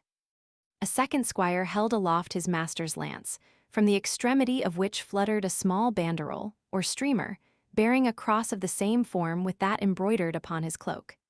He also carried his small triangular shield, broad enough at the top to protect the breast, and from thence diminishing to a point. It was covered with a scarlet cloth, which prevented the device from being seen. These 2 squires were followed by 2 attendants, whose dark visages, white turbans, and the oriental form of their garments showed them to be natives of some distant eastern country. 9. The whole appearance of this warrior and his retinue was wild and outlandish. The dress of his squires was gorgeous, and his eastern attendants wore silver collars round their throats, and bracelets of the same metal upon their swarthy arms and legs, of which the former were naked from the elbow, and the latter from mid-leg to ankle.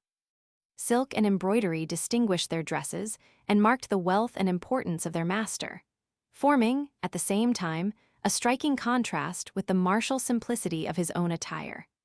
They were armed with crooked sabers, having the hilt and baldric inlaid with gold, and matched with Turkish daggers of yet more costly workmanship.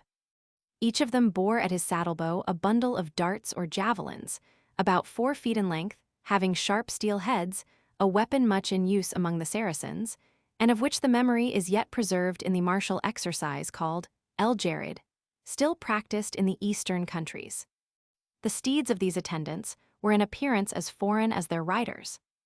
They were of Saracen origin, and consequently of Arabian descent, and their fine slender limbs, small fetlocks, thin manes, and easy springy motion formed a marked contrast with the large-jointed, heavy horses, of which the race was cultivated in Flanders and in Normandy, for mounting the men-at-arms of the period in all the panoply of plate and mail, and which, placed by the side of those eastern coursers, might have passed for a personification of substance and of shadow. The singular appearance of this cavalcade not only attracted the curiosity of Wamba, but excited even that of his less volatile companion. The monk he instantly knew to be the prior of Jorvolk's Abbey, well known for many miles around as a lover of the chase, of the banquet, and, if fame did him not wrong, of other worldly pleasures still more inconsistent with his monastic vows. Yet so loose were the ideas of the times respecting the conduct of the clergy, whether secular or regular, that the prior Aymer maintained a fair character in the neighborhood of his abbey. His free and jovial temper, and the readiness with which he granted absolution from all ordinary delinquencies, rendered him a favorite among the nobility and principal gentry, to several of whom he was allied by birth, being of a distinguished Norman family.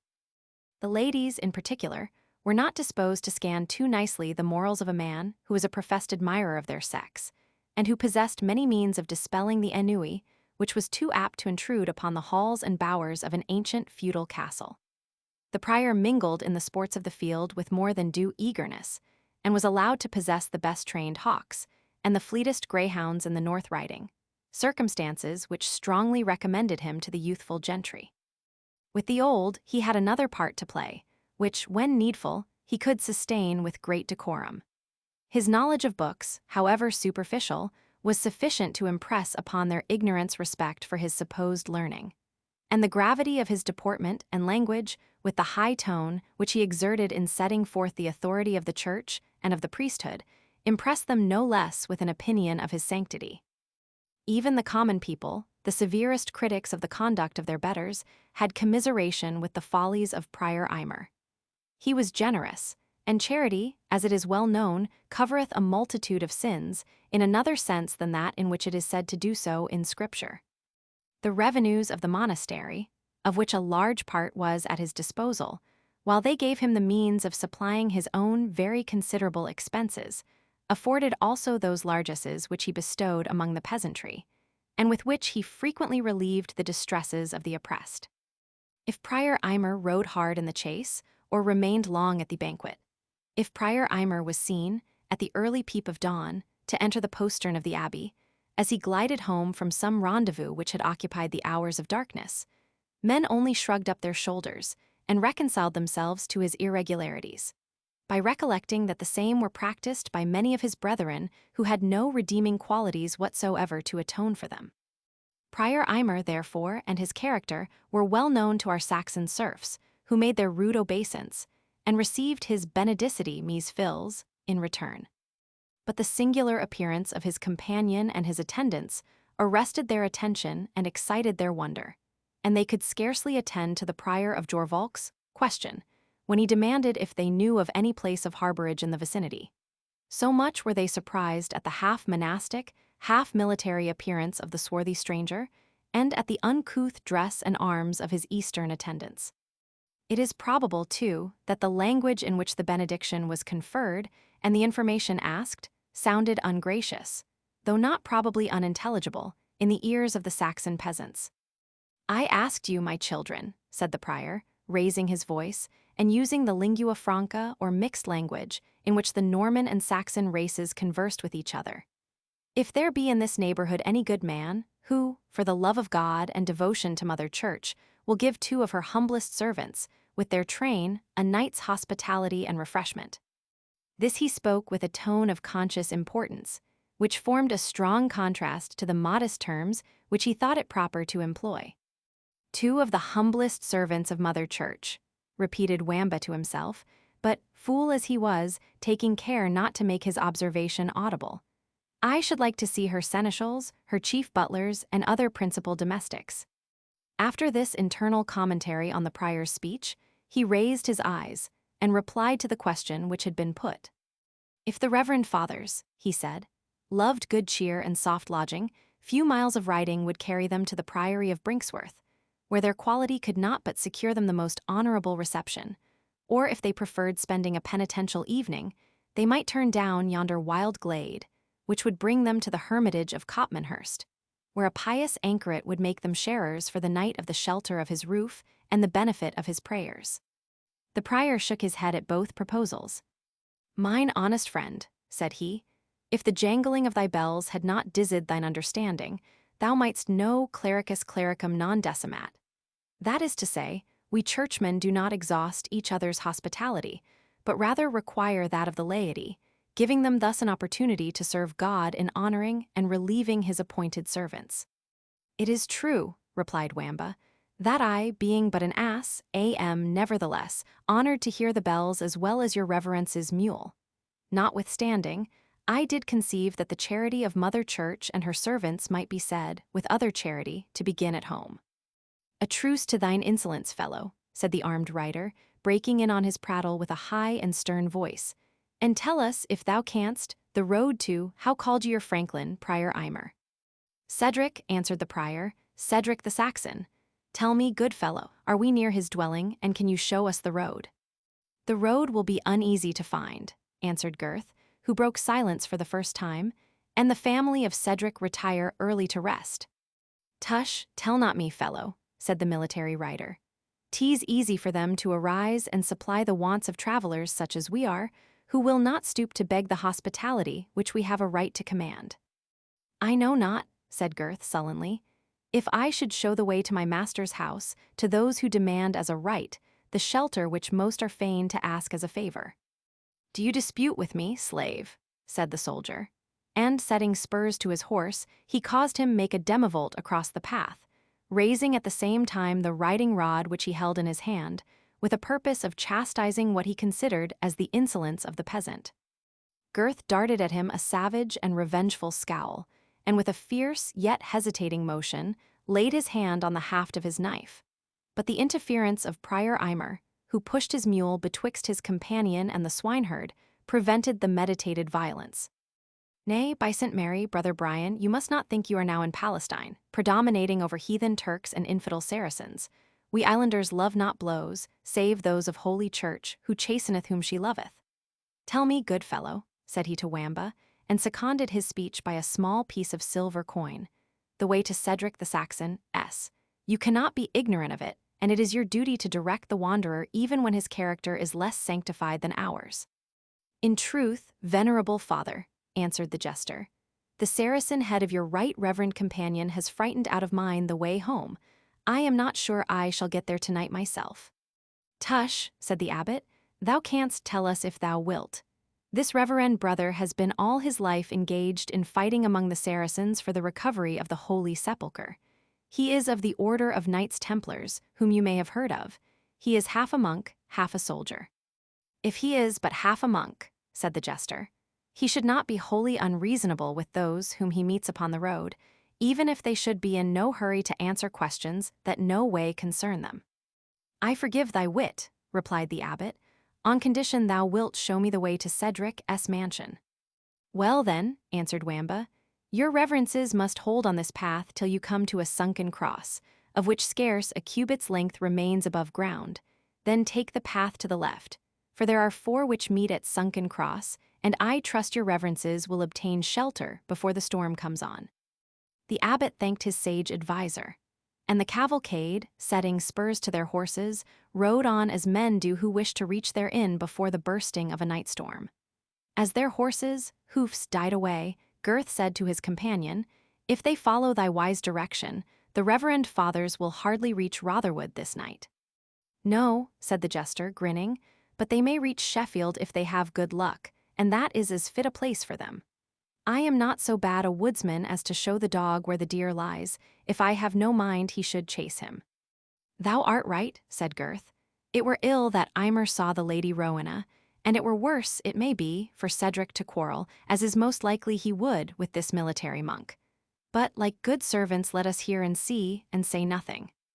We return to the riders, who had soon left the bondsmen far behind them, and who maintained the following conversation in the Norman French language, usually employed by the superior classes, with the exception of the few who were still inclined to boast their Saxon descent. "What mean these fellows by their capricious insolence?" said the Templar to the Benedictine, "and why did you prevent me from chastising it?" "Marry, brother Brian," replied the prior, touching the one of them, "it were hard for me to render a reason for a fool speaking according to his folly. And the other churl is of that savage, fierce, intractable race, some of whom, as I have often told you, are still to be found among the descendants of the conquered Saxons, and whose supreme pleasure it is to testify, by all means in their power, their aversion to their conquerors." "I would soon have beat him into courtesy," observed Brian. "I am accustomed to deal with such spirits. Our Turkish captives are as fierce and intractable as Odin himself could have been. Yet 2 months in my household, under the management of my master of the slaves, has made them humble, submissive, serviceable, and observant of your will. Marry, sir, you must be aware of the poison and the dagger, for they use either with free will when you give them the slightest opportunity." "Aye, but," answered Prior Eimer, "every land has its own manners and fashions, and besides that beating this fellow could procure us no information respecting the road to Cedric's house, it would have been sure to have established a quarrel betwixt you and him had we found our way thither. Remember what I told you. This wealthy franklin is proud, fierce, jealous, and irritable, a withstander of the nobility, and even of his neighbors, Reginald Fruntiboeuf and Philip Malvaison, who are no babies to strive with. He stands up sternly for the privileges of his race, and is so proud of his uninterrupted descent from Hereward, a renowned champion of the Heptarchy, that he is universally called Cedric the Saxon, and makes a boast of his belonging to a people from whom many others endeavor to hide their descent, lest they should encounter a share of the victis, or severities imposed upon the vanquished. "Prior Eimer," said the Templar, "you are a man of gallantry, learned in the study of beauty, and as expert as a troubadour in all matters concerning the arrets of love. But I shall expect much beauty in this celebrated Rowena to counterbalance the self-denial and forbearance which I must exert if I am to court the favor of such a seditious churl as you have described her father Cedric." "Cedric is not her father," replied the prior, "and is but of remote relation. She is descended from higher blood than even he pretends to, and is but distantly connected with him by birth. Her guardian, however, he is, self-constituted as I believe, but his ward is as dear to him as if she were his own child.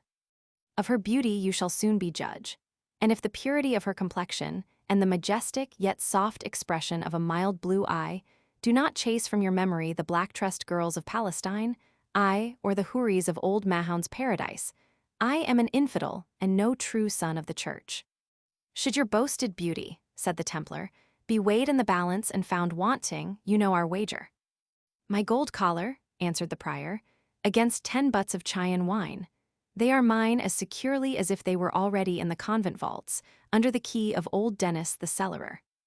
"And I am myself to be judge," said the Templar, "and am only to be convicted on my own admission that I have seen no maiden so beautiful since Pentecost was a 12-month. Ran it not so? Prior, your collar is in danger. I will wear it over my gorget in the lists of Ashby de la Zouch." "Win it fairly," said the prior, "and wear it as ye will. I will trust your giving true response, on your word as a knight and as a churchman. Yet, brother, take my advice, and file your tongue to a little more courtesy than your habits of predominating over infidel captives and Eastern bondsmen have accustomed you. Cedric the Saxon, if offended, and he is no way slack in taking offense, is a man who, without respect to your knighthood, my high office, or the sanctity of either, would clear his house of us, and send us to lodge with the larks, though the hour were midnight. And be careful how you look on Rowena, whom he cherishes with the most jealous care. And he take the least alarm in that quarter, we are but lost men. It is said he banished his only son from his family for lifting his eyes in the way of affection towards this beauty, who may be worshipped, it seems, at a distance, but is not to be approached with other thoughts than such as we bring to the shrine of the Blessed Virgin." "Well, you have said enough," answered the Templar. I will for a night put on the needful restraint, and deport me as meekly as a maiden. But as for the fear of his expelling us by violence, myself and squires, with Hamet and Abdallah, will warrant you against that disgrace. Doubt not that we shall be strong enough to make good our quarters. We must not let it come so far, answered the prior. But here is the clown's sunken cross, and the night is so dark that we can hardly see which of the roads we are to follow. He bid us turn, I think, to the left. To the right, said Brian, to the best of my remembrance. To the left, certainly, the left. I remember his pointing with his wooden sword.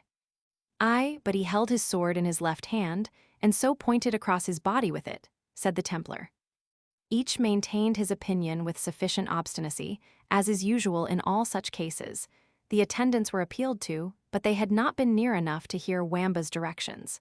At length Brian remarked what had at first escaped him in the twilight. Here is some one either asleep or lying dead at the foot of this cross. Hugo, stir him with the butt end of thy lance. This was no sooner done than the figure arose, exclaiming in good French, Whosoever thou art, it is discourteous in you to disturb my thoughts. We did but wish to ask you, said the prior, the road to Rotherwood, the abode of Cedric the Saxon. I myself am bound thither, replied the stranger. And if I had a horse, I would be your guide, for the way is somewhat intricate, though perfectly well known to me. Thou shalt have both thanks and reward, my friend, said the prior, if thou wilt bring us to Cedric's in safety. And he caused one of his attendants to mount his own led horse, and give that upon which he had hitherto ridden to the stranger, who was to serve for a guide. Their conductor pursued an opposite road from that which Wamba had recommended, for the purpose of misleading them. The path soon led deeper into the woodland, and crossed more than one brook, the approach to which was rendered perilous by the marshes through which it flowed. But the stranger seemed to know, as if by instinct, the soundest ground and the safest points of passage, and by dint of caution and attention, brought the party safely into a wilder avenue than any they had yet seen. And pointing to a large, low, irregular building at the upper extremity, he said to the prior, Yonder is Rotherwood, the dwelling of Cedric the Saxon. This was a joyful intimation to Aymer, whose nerves were none of the strongest, and who had suffered such agitation and alarm in the course of passing through the dangerous bogs, that he had not yet had the curiosity to ask his guide a single question. Finding himself now at his ease and near shelter, his curiosity began to awake, and he demanded of the guide who and what he was. A palmer just returned from the Holy Land, was the answer. You had better have tarried there to fight for the recovery of the Holy Sepulchre, said the Templar. True, reverend Sir Knight, answered the palmer, to whom the appearance of the Templar seemed perfectly familiar. But when those who are under oath to recover the holy city are found traveling at such a distance from the scene of their duties, can you wonder that a peaceful peasant like me should decline the task which they have abandoned? The Templar would have made an angry reply, but was interrupted by the prior, who again expressed his astonishment that their guide, after such long absence, should be so perfectly acquainted with the passes of the forest. I was born a native of these parts, answered their guide, and as he made the reply they stood before the mansion of Cedric. A low, irregular building, containing several courtyards or enclosures, extending over a considerable space of ground, and which, though its size argued the inhabitant to be a person of wealth, differed entirely from the tall, turreted, and castellated buildings in which the Norman nobility resided, and which had become the universal style of architecture throughout England. Rotherwood was not, however, without defenses. No habitation in that disturbed period could have been so without the risk of being plundered and burnt before the next morning. A deep fosse, or ditch, was drawn round the whole building and filled with water from a neighboring stream. A double stockade or palisade, composed of pointed beams, which the adjacent forest supplied, defended the outer and inner bank of the trench. There was an entrance from the west through the outer stockade, which communicated by a drawbridge with a similar opening in the interior defenses. Some precautions had been taken to place those entrances under the protection of projecting angles, by which they might be flanked in case of need by archers or slingers. Before this entrance, the Templar wound his horn loudly, for the rain, which had long threatened, began now to descend with great violence. Chapter 3.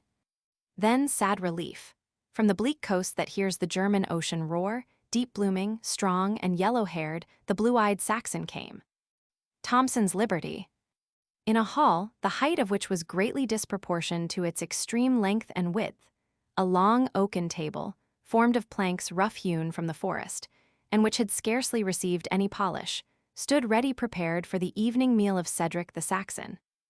The roof, composed of beams and rafters, had nothing to divide the apartment from the sky excepting the planking and thatch. There was a huge fireplace at either end of the hall, but as the chimneys were constructed in a very clumsy manner, at least as much of the smoke found its way into the apartment as escaped by the proper vent. The constant vapor which this occasioned had polished the rafters and beams of the low-browed hall by encrusting them with a black varnish of soot. On the sides of the apartment hung implements of war and of the chase, and there were at each corner folding doors, which gave access to other parts of the extensive building. The other appointments of the mansion partook of the rude simplicity of the Saxon period, which Cedric piqued himself upon maintaining. The floor was composed of earth mixed with lime, trodden into a hard substance, such as is often employed in flooring our modern barns. For about 1/4 of the length of the apartment, the floor was raised by a step, and this space, which was called the dais, was occupied only by the principal members of the family and visitors of distinction. For this purpose, a table richly covered with scarlet cloth was placed transversely across the platform, from the middle of which ran the longer and lower board, at which the domestics and inferior persons fed, down towards the bottom of the hall. The whole resembled the form of the letter T, or some of those ancient dinner tables, which, arranged on the same principles, may be still seen in the antique colleges of Oxford or Cambridge. Massive chairs and settles of carved oak were placed upon the dais, and over these seats and the more elevated table was fastened a canopy of cloth, which served in some degree to protect the dignitaries who occupied that distinguished station from the weather, and especially from the rain, which in some places found its way through the ill-constructed roof. The walls of this upper end of the hall, as far as the dais extended, were covered with hangings or curtains, and upon the floor there was a carpet, both of which were adorned with some attempts at tapestry or embroidery, executed with brilliant or rather gaudy coloring. Over the lower range of table, the roof, as we have noticed, had no covering. The rough plastered walls were left bare, and the rude earthen floor was uncarpeted. The board was uncovered by a cloth, and rude massive benches supplied the place of chairs. In the center of the upper table were placed 2 chairs more elevated than the rest, for the master and mistress of the family, who presided over the scene of hospitality, and from doing so derived their Saxon title of honor, which signifies the dividers of bread. To each of these chairs was added a footstool, curiously carved and inlaid with ivory, which mark of distinction was peculiar to them. One of these seats was at present occupied by Cedric the Saxon, who, though but in rank a thane, or, as the Normans called him, a franklin, felt, at the delay of his evening meal, an irritable impatience which might have become an alderman, whether of ancient or of modern times. It appeared, indeed, from the countenance of this proprietor, that he was of a frank but hasty and choleric temper. He was not above the middle stature, but broad-shouldered, long-armed, and powerfully made, like one accustomed to endure the fatigue of war or of the chase. His face was broad, with large blue eyes, open and frank features, fine teeth, and a well-formed head altogether expressive of that sort of good humor which often lodges with a sudden and hasty temper. Pride and jealousy there was in his eye, for his life had been spent in asserting rights which were constantly liable to invasion, and the prompt, fiery, and resolute disposition of the man had been kept constantly upon the alert by the circumstances of his situation. His long yellow hair was equally divided on the top of his head and upon his brow, and combed down on each side to the length of his shoulders. It had but little tendency to gray, although Cedric was approaching to his 60th year. His dress was a tunic of forest green, furred at the throat and cuffs with what was called minever, a kind of fur inferior in quality to ermine, and formed, it is believed, of the skin of the gray squirrel. This doublet hung unbuttoned over a close dress of scarlet which sat tight to his body. He had breeches of the same, but they did not reach below the lower part of the thigh, leaving the knee exposed. His feet had sandals of the same fashion with the peasants', but of finer materials, and secured in the front with golden clasps. He had bracelets of gold upon his arms, and a broad collar of the same precious metal around his neck. About his waist he wore a richly studded belt, in which was stuck a short, straight two-edged sword, with a sharp point, so disposed as to hang almost perpendicularly by his side. Behind his seat was hung a scarlet cloth cloak lined with fur, and a cap of the same materials richly embroidered, which completed the dress of the opulent landholder when he chose to go forth. A short boar spear, with a broad and bright steel head, also reclined against the back of his chair, which served him, when he walked abroad, for the purposes of a staff or of a weapon, as chance might require. Several domestics, whose dress held various proportions betwixt the richness of their master, and the coarse and simple attire of Gurth the swineherd, watched the looks and waited the commands of the Saxon dignitary. 2 or 3 servants of a superior order stood behind their master upon the dais, the rest occupied the lower part of the hall. Other attendants there were of a different description. 2 or 3 large and shaggy greyhounds, such as were then employed in hunting the stag and wolf, as many slow hounds of a large bony breed, with thick necks, large heads, and long ears, and 1 or 2 of the smaller dogs, now called terriers, which waited with impatience the arrival of the supper. But with the sagacious knowledge of physiognomy peculiar to their race, forbore to intrude upon the moody silence of their master, apprehensive probably of a small white truncheon which lay by Cedric's trencher, for the purpose of repelling the advances of his 4-legged dependents. One grisly old wolf-dog alone, with the liberty of an indulged favorite, had planted himself close by the chair of state, and occasionally ventured to solicit notice by putting his large hairy head upon his master's knee or pushing his nose into his hand. Even he was repelled by the stern command, "Down, Balder, down. I am not in the humor for foolery." In fact, Cedric, as we have observed, was in no very placid state of mind. The Lady Rowena, who had been absent to attend an evening mass at a distant church, had but just returned and was changing her garments, which had been wetted by the storm. There were as yet no tidings of Gurth and his charge, which should long since have been driven home from the forest, and such was the insecurity of the period, as to render it probable that the delay might be explained by some depreciation of the outlaws, with whom the adjacent forest abounded, or by the violence of some neighboring baron, whose consciousness of strength made him equally negligent of the laws of property.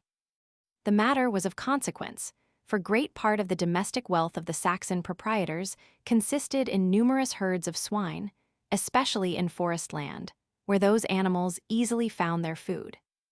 Besides these subjects of anxiety, the Saxon thane was impatient for the presence of his favorite clown Wamba, whose jests, such as they were, served for a sort of seasoning to his evening meal, and to the deep draughts of ale and wine with which he was in the habit of accompanying it. Add to all this, Cedric had fasted since noon, and his usual supper hour was long past, a cause of irritation common to country squires, both in ancient and modern times. His displeasure was expressed in broken sentences, partly muttered to himself, partly addressed to the domestics who stood around, and particularly to his cupbearer, who offered him from time to time, as a sedative, a silver goblet filled with wine. "Why tarries the Lady Rowena?" "She is but changing her headgear," replied a female attendant, with as much confidence as the favorite lady's maid usually answers the master of a modern family. "You would not wish her to sit down to the banquet in her hood and kirtle, and no lady within the shire can be quicker in arraying herself than my mistress." This undeniable argument produced a sort of acquiescent umph on the part of the Saxon, with the addition, "I wish her devotion may choose fair weather for the next visit to St. John's Kirk. But what, in the name of 10 devils," continued he, turning to the cupbearer, and raising his voice as if happy to have found a channel into which he might divert his indignation without fear or control, "what, in the name of 10 devils, keeps Gurth so long afield? I suppose we shall have an evil account of the herd. He was wont to be a faithful and cautious drudge, and I had destined him for something better. Perchance I might even have made him one of my warders." 11. Oswald the cupbearer modestly suggested that it was scarce an hour since the tolling of the curfew, an ill-chosen apology, since it turned upon a topic so harsh to Saxon ears. "The foul fiend," exclaimed Cedric, "take the curfew bell, and the tyrannical bastard by whom it was devised, and the heartless slave who names it with a Saxon tongue to a Saxon ear. The curfew. He added, pausing, "Aye, the curfew, which compels true men to extinguish their lights, that thieves and robbers may work their deeds in darkness." Aye, the curfew. Reginald Front-de-Bœuf and Philip de Malvoisin know the use of the curfew as well as William the Bastard himself, or ere a Norman adventurer that fought at Hastings. I shall hear, I guess, that my property has been swept off to save from starving the hungry banditti, whom they cannot support but by theft and robbery. My faithful slave is murdered, and my goods are taken for a prey, and Wamba, where is Wamba? Said not someone he had gone forth with Gurth. Oswald replied in the affirmative. Aye, why this is better and better. He is carried off too, the Saxon fool, to serve the Norman lord. Fools are we all indeed that serve them, and fitter subjects for their scorn and laughter than if we were born with but half our wits. But I will be avenged, he added, starting from his chair in impatience at the supposed injury and catching hold of his boar-spear. I will go with my complaint to the great council. I have friends, I have followers, man to man will I appeal the Norman to the lists. Let him come in his plate and his mail, and all that can render cowardice bold. I have sent such a javelin as this through a stronger fence than 3 of their war shields. Haply they think me old. But they shall find, alone and childless as I am, the blood of Hereward is in the veins of Cedric. Ah, Wilfred, Wilfred, he exclaimed in a lower tone, couldst thou have ruled thine unreasonable passion, thy father had not been left in his age like the solitary oak that throws out its shattered and unprotected branches against the full sweep of the tempest. The reflection seemed to conjure into sadness his irritated feelings. Replacing his javelin, he resumed his seat, bent his looks downward, and appeared to be absorbed in melancholy reflection. From his musing, Cedric was suddenly awakened by the blast of a horn, which was replied to by the clamorous yells and barking of all the dogs in the hall, and some 20 or 30 which were quartered in other parts of the building. It cost some exercise of the white truncheon, well seconded by the exertions of the domestics, to silence this canine clamor. "To the gate, knaves," said the Saxon hastily, as soon as the tumult was so much appeased that the dependents could hear his voice. "See what tidings that horn tells us of, to announce, I ween, some hership 12 and robbery which has been done upon my lands." Returning in less than 3 minutes, a warder announced that the Prior Aymer of Jorvolks and the good knight Brian de Bois Gilbert, commander of the valiant and venerable order of Knights Templars, with a small retinue, requested hospitality and lodging for the night, being on their way to a tournament which was to be held not far from Ashby de la Zouch, on the 2nd day from the present. Aymer the Prior Aymer. Brian de Bois Gilbert, muttered Cedric, Normans both, but Norman or Saxon, the hospitality of Rotherwood must not be impeached. They are welcome since they have chosen to halt. More welcome would they have been to have ridden further on their way. But it were unworthy to murmur for a night's lodging and a night's food. In the quality of guests, at least, even Normans must suppress their insolence. Go, Hundebert, he added, to a sort of majordomo who stood behind him with a white wand. Take 6 of the attendants, and introduce the strangers to the guests' lodging. Look after their horses and mules, and see their train lack nothing. Let them have change of vestments if they require it, and fire, and water to wash, and wine and ale, and bid the cooks add what they hastily can to our evening meal, and let it be put on the board when those strangers are ready to share it. Say to them, Hundebert, that Cedric would himself bid them welcome, but he is under a vow never to step more than 3 steps from the dais of his own hall to meet any who shares not the blood of Saxon royalty. Begone. See them carefully tended. Let them not say in their pride, the Saxon churl has shown at once his poverty and his avarice. The majordomo departed with several attendants, to execute his master's commands. The Prior Aymer, repeated Cedric, looking to Oswald, the brother, if I mistake not, of Giles de Mauleverer, now Lord of Middleham. Oswald made a respectful sign of assent. His brother sits in the seat, and usurps the patrimony of a better race, the race of Ulfgar of Middleham. But what Norman lord doth not the same? This prior is, they say, a free and jovial priest, who loves the wine-cup and the bugle-horn better than bell and book. Good, let him come, he shall be welcome. How named ye the Templar? Brian de Bois Gilbert. Bois Gilbert, said Cedric, still in the musing, half-arguing tone, which the habit of living among dependents had accustomed him to employ, and which resembled a man who talks to himself rather than to those around him. Bois Gilbert. That name has been spread wide both for good and evil. They say he is valiant as the bravest of his order, but stained with their usual vices, pride, arrogance, cruelty, and voluptuousness, a hard-hearted man who knows neither fear of earth nor awe of heaven. So say the few warriors who have returned from Palestine. Well, it is but for one night, he shall be welcome too. Oswald broached the oldest wine cask, placed the best mead, the mightiest ale, the richest moret, the most sparkling cider, the most odoriferous pigments upon the board, fill the largest horns. 13 Templars and abbots love good wines in good measure. Algitha, let thy lady Rowena know we shall not this night expect her in the hall, unless such be her especial pleasure. But it will be her especial pleasure, answered Algitha, with great readiness, for she is ever desirous to hear the latest news from Palestine. Cedric darted at the forward damsel a glance of hasty resentment, but Rowena and whatever belonged to her were privileged and secure from his anger. He only replied, "Silence, maiden, thy tongue outruns thy discretion. Say my message to thy mistress, and let her do her pleasure. Here, at least, the descendant of Alfred still reigns a princess." Algitha left the apartment. "Palestine," repeated the Saxon. "Palestine, how many ears are turned to the tales which dissolute crusaders or hypocritical pilgrims bring from that fatal land? I too might ask, I too might inquire. I too might listen with a beating heart to fables which the wily strollers devise to cheat us into hospitality. But no, the son who has disobeyed me is no longer mine, nor will I concern myself more for his fate than for that of the most worthless among the millions that ever shaped the cross on their shoulder, rushed into excess and blood-guiltiness, and called it an accomplishment of the will of God." He knit his brows and fixed his eyes for an instant on the ground. As he raised them, the folding doors at the bottom of the hall were cast wide, and, preceded by the majordomo with his wand, and 4 domestics bearing blazing torches, the guests of the evening entered the apartment. Chapter 4. With sheep and shaggy goats the porkers bled, and the proud steer was on the marble spread.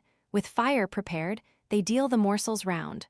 Wine rosy bright the brimming goblets crowned. Disposed apart, Ulysses shares the treat. A trivet table and a nobler seat, the prince assigns. Odyssey, Book Roman 21. The prior Eimer had taken the opportunity afforded him of changing his riding robe for one of yet more costly materials, over which he wore a cope curiously embroidered. Besides the massive golden signet ring, which marked his ecclesiastical dignity, his fingers, though contrary to the canon, were loaded with precious gems. His sandals were of the finest leather which was imported from Spain. His beard trimmed to as small dimensions as his order would possibly permit, and his shaven crown concealed by a scarlet cap richly embroidered. The appearance of the Knight Templar was also changed, and though less studiously bedecked with ornament, his dress was as rich, and his appearance far more commanding, than that of his companion.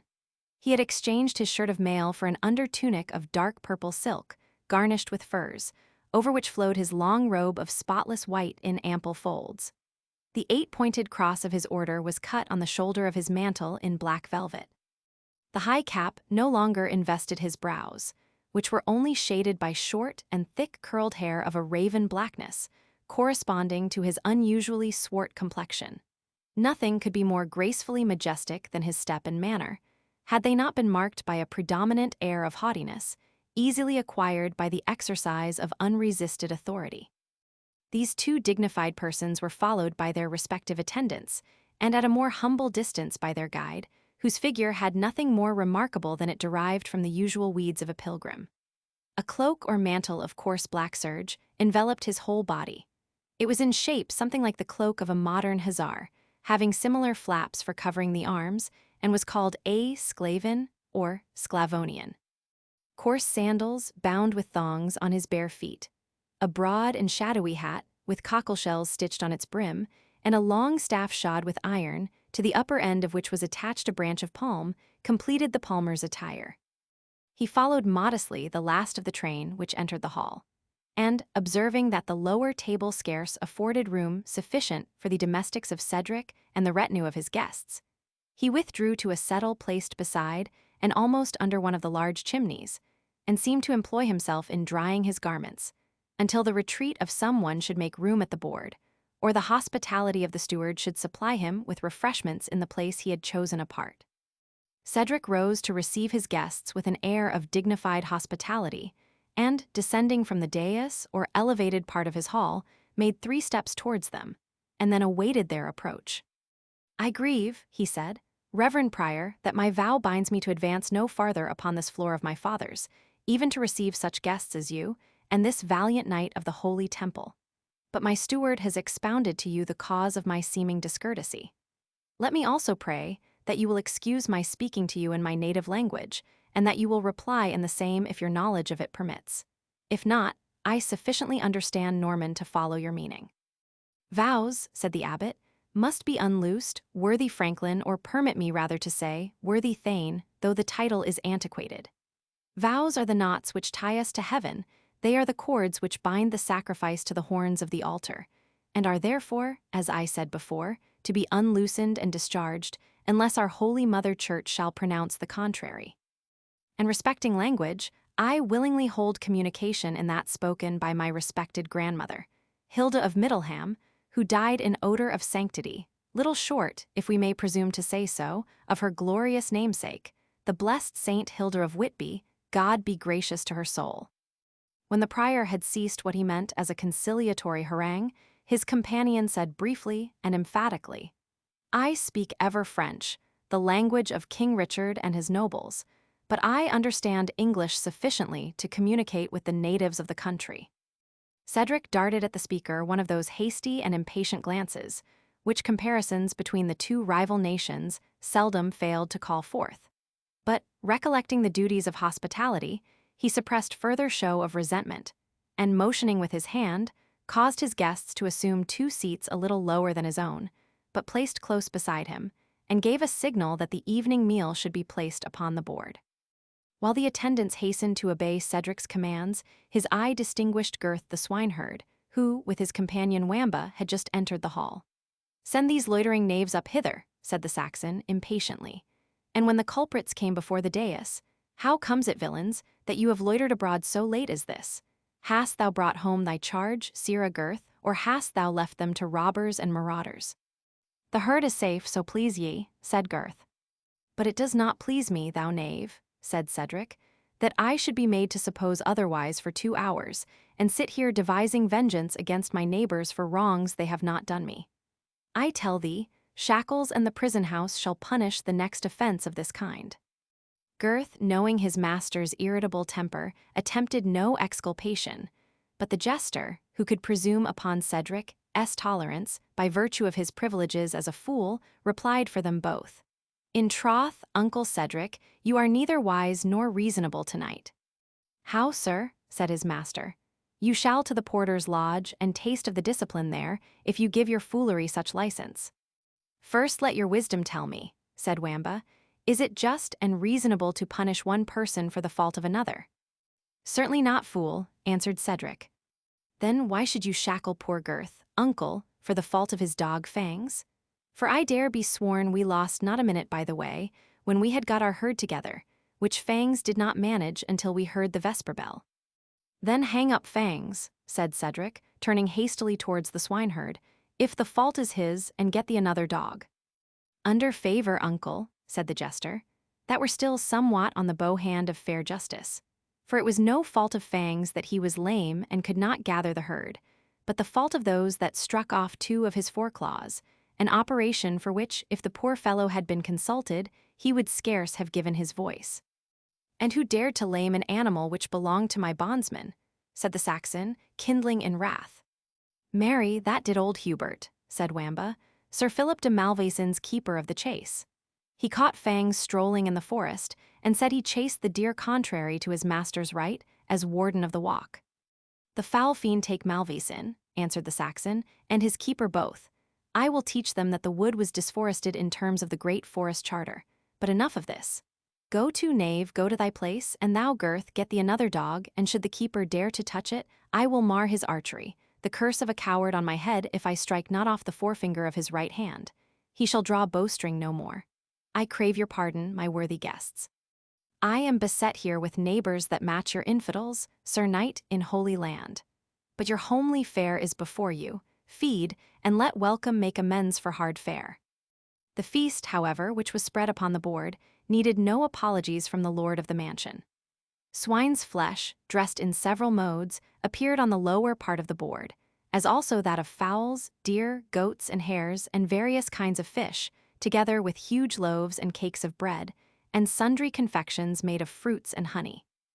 The smaller sorts of wildfowl, of which there was abundance, were not served up in platters, but brought in upon small wooden spits or broaches, and offered by the pages and domestics who bore them to each guest in succession, who cut from them such a portion as he pleased. Beside each person of rank was placed a goblet of silver. The lower board was accommodated with large drinking horns. When the repast was about to commence, the majordomo or steward, suddenly raising his wand, said aloud, "Forbear, place for the Lady Rowena." A side door at the upper end of the hall now opened behind the banquet table, and Rowena, followed by 4 female attendants, entered the apartment. Cedric, though surprised, and perhaps not altogether agreeably so, at his ward appearing in public on this occasion, hastened to meet her, and to conduct her, with respectful ceremony, to the elevated seat at his own right hand, appropriated to the lady of the mansion.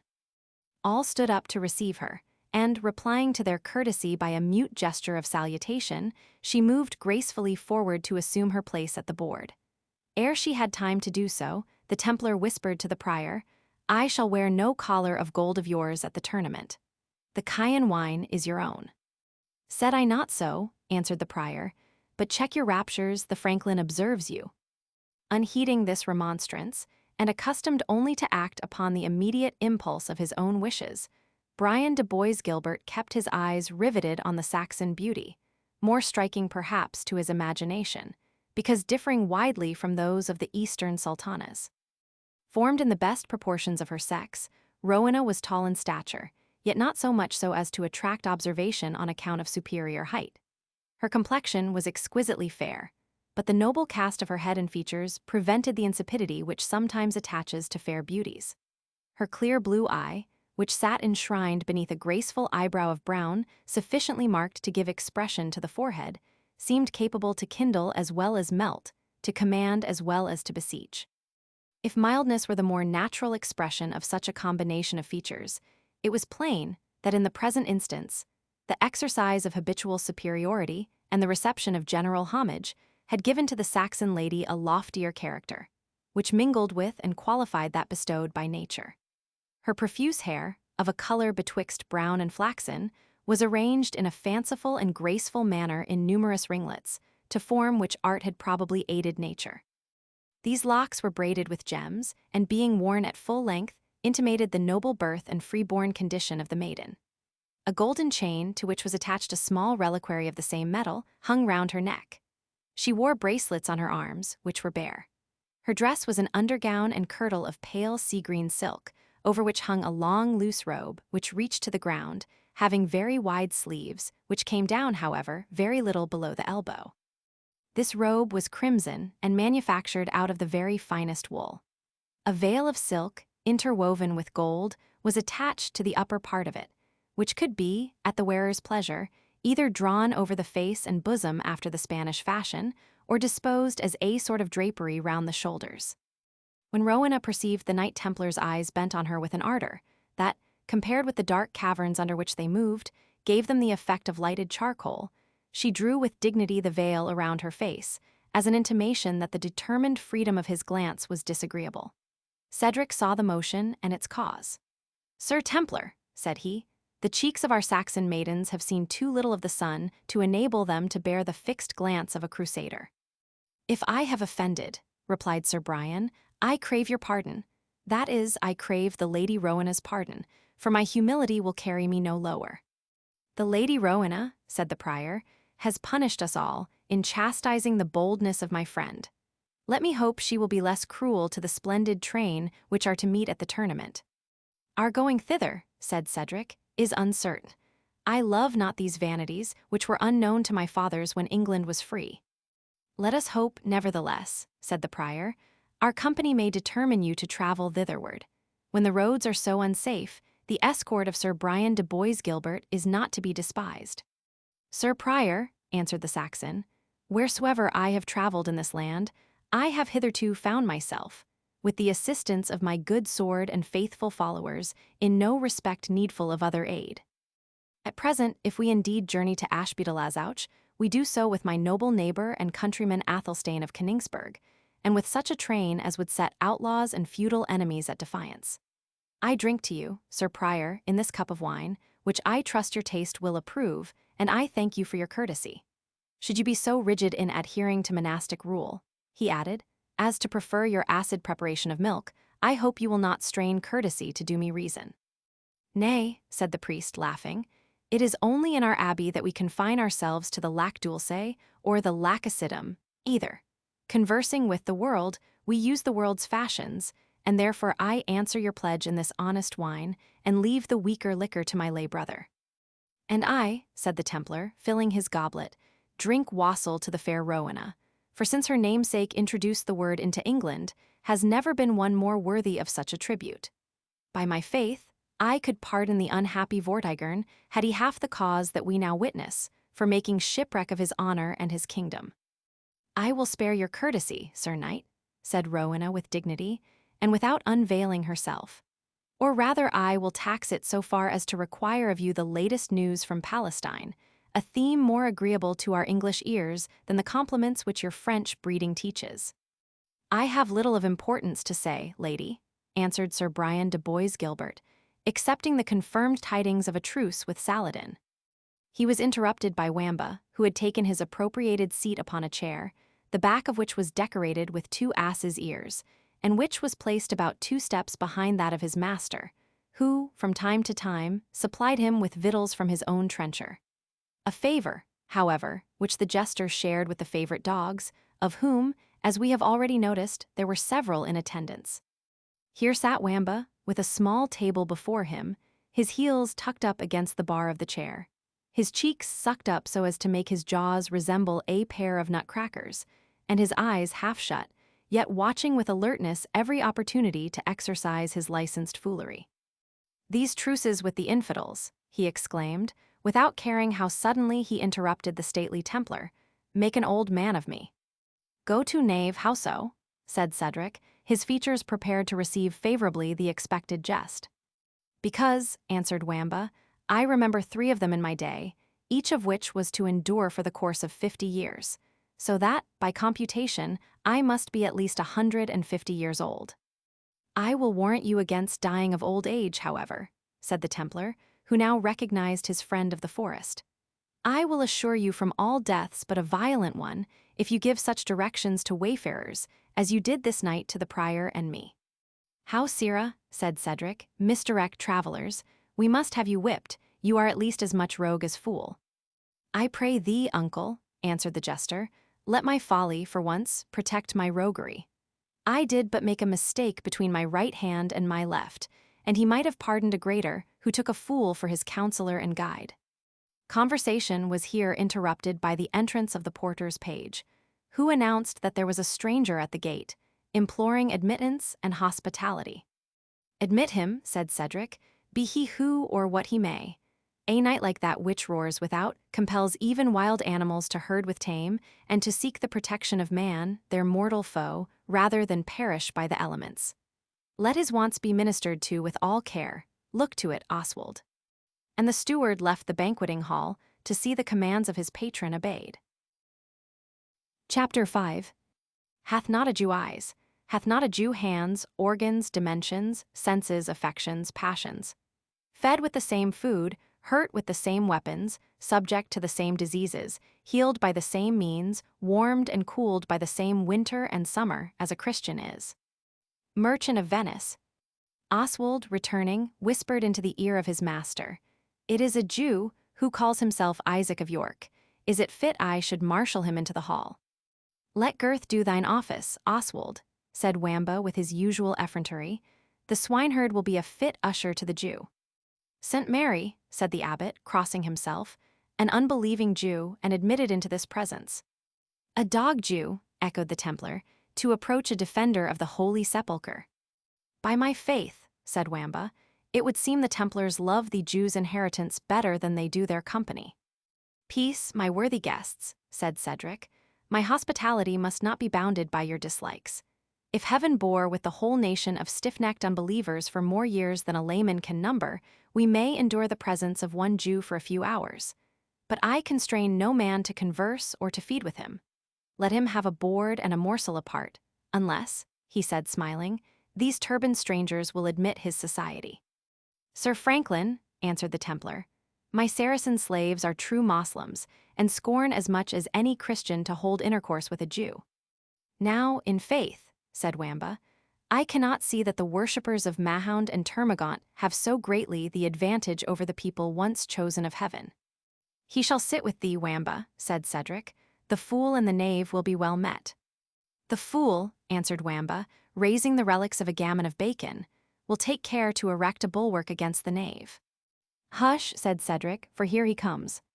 Introduced with little ceremony, and advancing with fear and hesitation, and many a bow of deep humility, a tall, thin old man, who, however, had lost by the habit of stooping much of his actual height, approached the lower end of the board.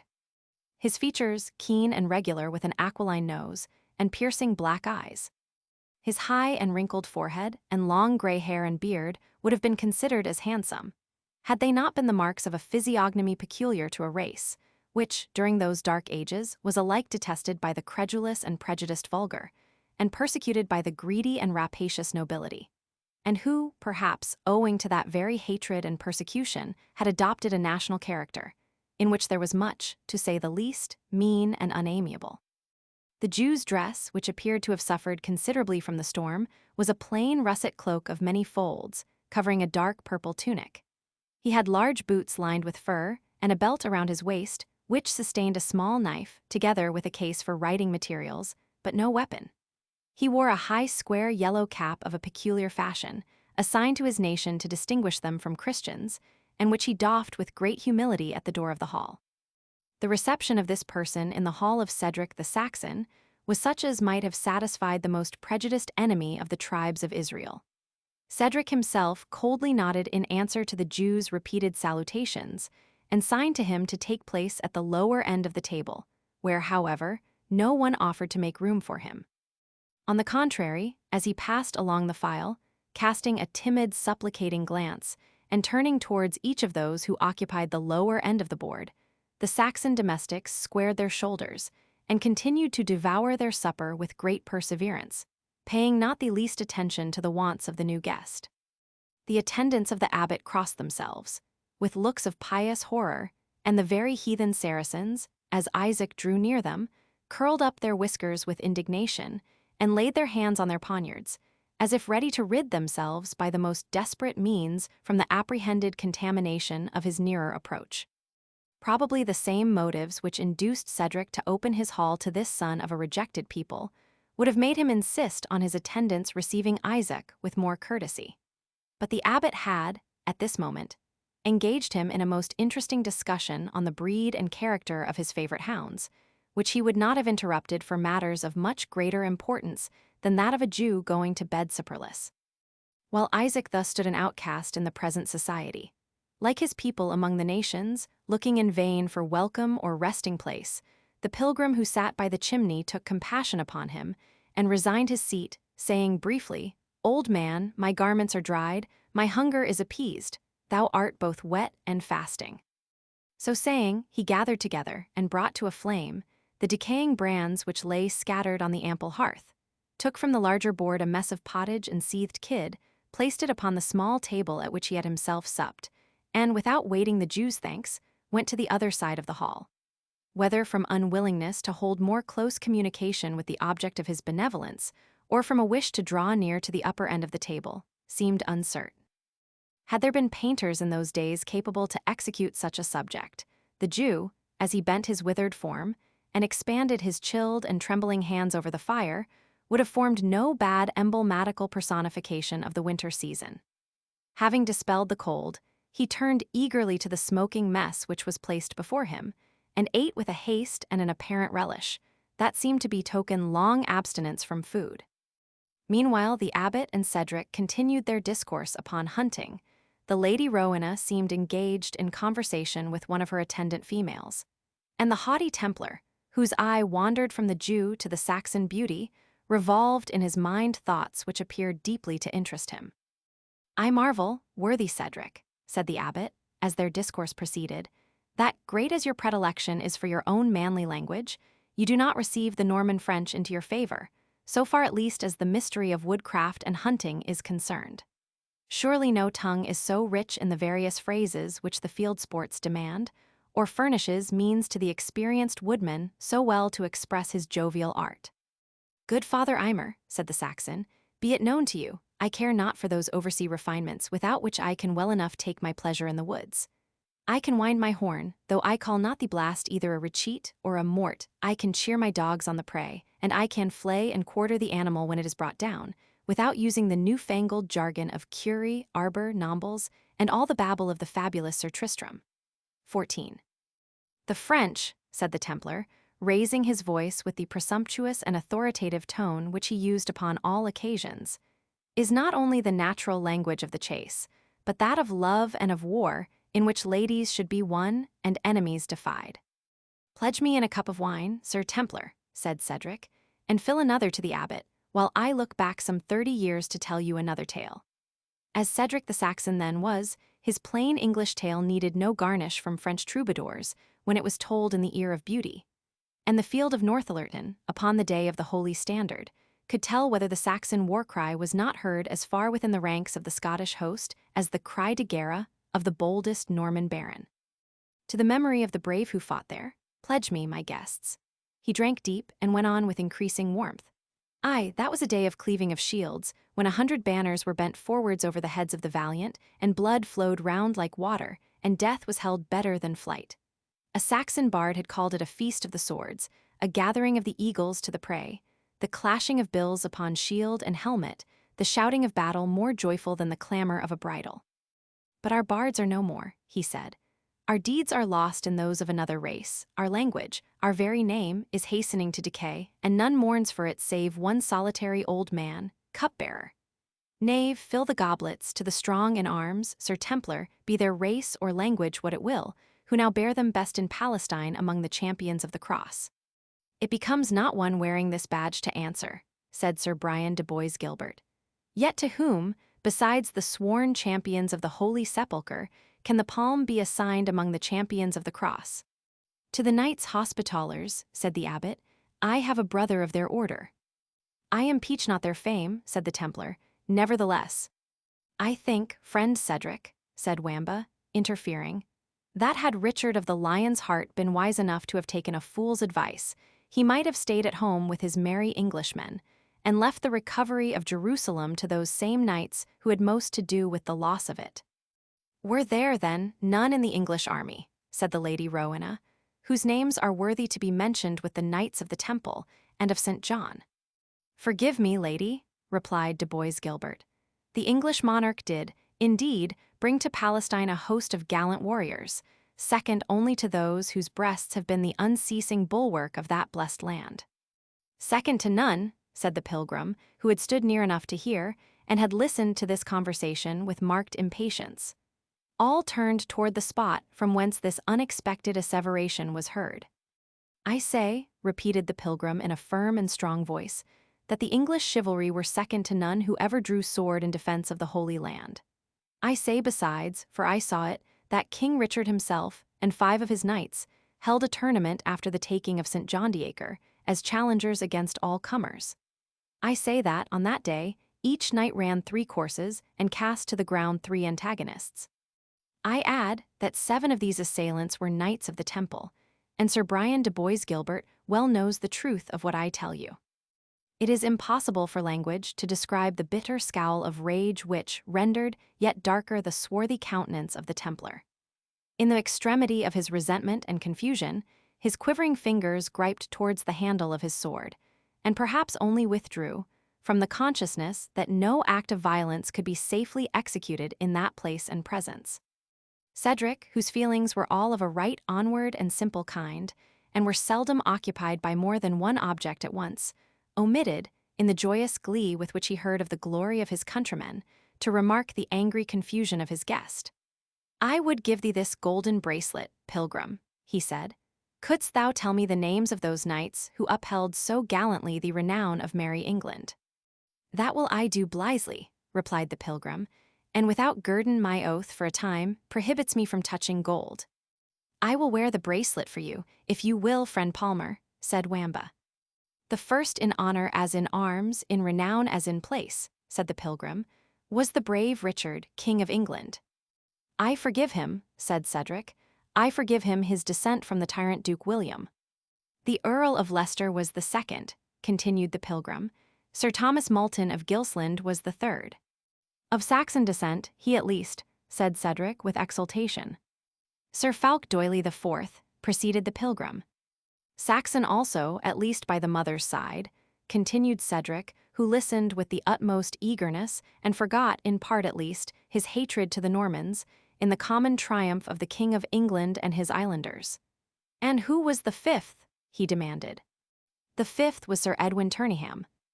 Genuine Saxon by the soul of Hengist, shouted Cedric, and the sixth, he continued with eagerness, how name you the sixth? The sixth, said the palmer, after a pause, in which he seemed to recollect himself, was a young knight of lesser renown and lower rank, assumed into that honorable company, less to aid their enterprise than to make up their number. His name dwells not in my memory.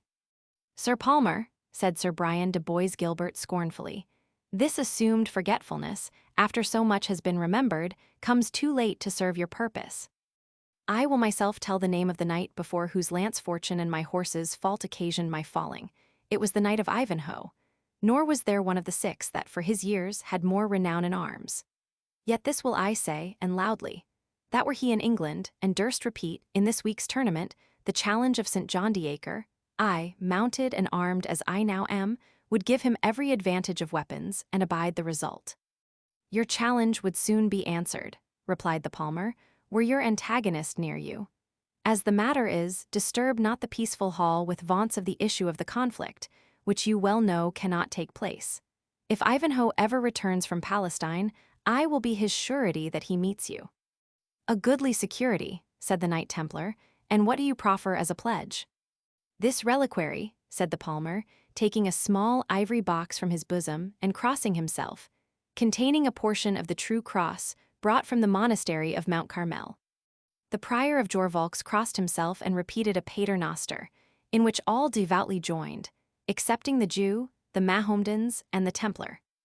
The latter of whom, without veiling his bonnet or testifying any reverence for the alleged sanctity of the relic, took from his neck a gold chain, which he flung on the board, saying, Let Prior Aymer hold my pledge and that of this nameless vagrant, in token that, when the Knight of Ivanhoe comes within the 4 seas of Britain, he underlies the challenge of Brian de Bois Gilbert, which, if he answer not, I will proclaim him as a coward on the walls of every temple court in Europe. It will not need, said the Lady Rowena, breaking silence. My voice shall be heard, if no other in this hall is raised in behalf of the absent Ivanhoe. I affirm he will meet fairly every honorable challenge. Could my weak warrant add security to the inestimable pledge of this holy pilgrim, I would pledge name and fame that Ivanhoe gives this proud knight the meeting he desires. A crowd of conflicting emotions seemed to have occupied Cedric, and kept him silent during this discussion. Gratified pride, resentment, embarrassment chased each other over his broad and open brow, like the shadow of clouds drifting over a harvest field, while his attendants, on whom the name of the 6th knight seemed to produce an effect almost electrical, hung in suspense upon their master's looks. But when Rowena spoke, the sound of her voice seemed to startle him from his silence. Lady, said Cedric, this beseems not. Were further pledge necessary, I myself, offended and justly offended, as I am, would yet gauge my honor for the honor of Ivanhoe. But the wager of battle is complete even according to the fantastic fashions of Norman chivalry, is it not, Father Aymer? It is, replied the prior, and the blessed relic and rich chain will I bestow safely in the treasury of our convent, until the decision of this warlike challenge. Having thus spoken, he crossed himself again and again, and after many genuflections and muttered prayers, he delivered the reliquary to Brother Ambrose, his attendant monk, while he himself swept up with less ceremony, but perhaps with no less internal satisfaction, the golden chain, and bestowed it in a pouch lined with perfumed leather, which opened under his arm. "And now, Sir Cedric," he said, "my ears are chiming vespers with the strength of your good wine. Permit us another pledge to the welfare of the Lady Rowena, and indulge us with liberty to pass to our repose." "By the rood of Bromholm," said the Saxon, "you do but small credit to your fame, Sir Prior. Report speaks you a bonny monk that would hear the matin chime ere he quitted his bowl, and old as I am, I feared to have shame in encountering you. But by my faith, a Saxon boy of 12 in my time would not so soon have relinquished his goblet." The prior had his own reasons, however, for persevering in the course of temperance which he had adopted. He was not only a professional peacemaker, but from practice a hater of all feuds and brawls. It was not altogether from a love to his neighbor or to himself, or from a mixture of both. On the present occasion, he had an instinctive apprehension of the fiery temper of the Saxon, and saw the danger that the reckless and presumptuous spirit, of which his companion had already given so many proofs, might at length produce some disagreeable explosion. He therefore gently insinuated the incapacity of the native of any other country to engage in the genial conflict of the bowl with the hardy and strong-headed Saxons, something he mentioned, but slightly, about his own holy character, and ended by pressing his proposal to depart to repose. The grace cup was accordingly served round, and the guests, after making deep obeisance to their landlord and to the Lady Rowena, arose and mingled in the hall, while the heads of the family, by separate doors, retired with their attendants.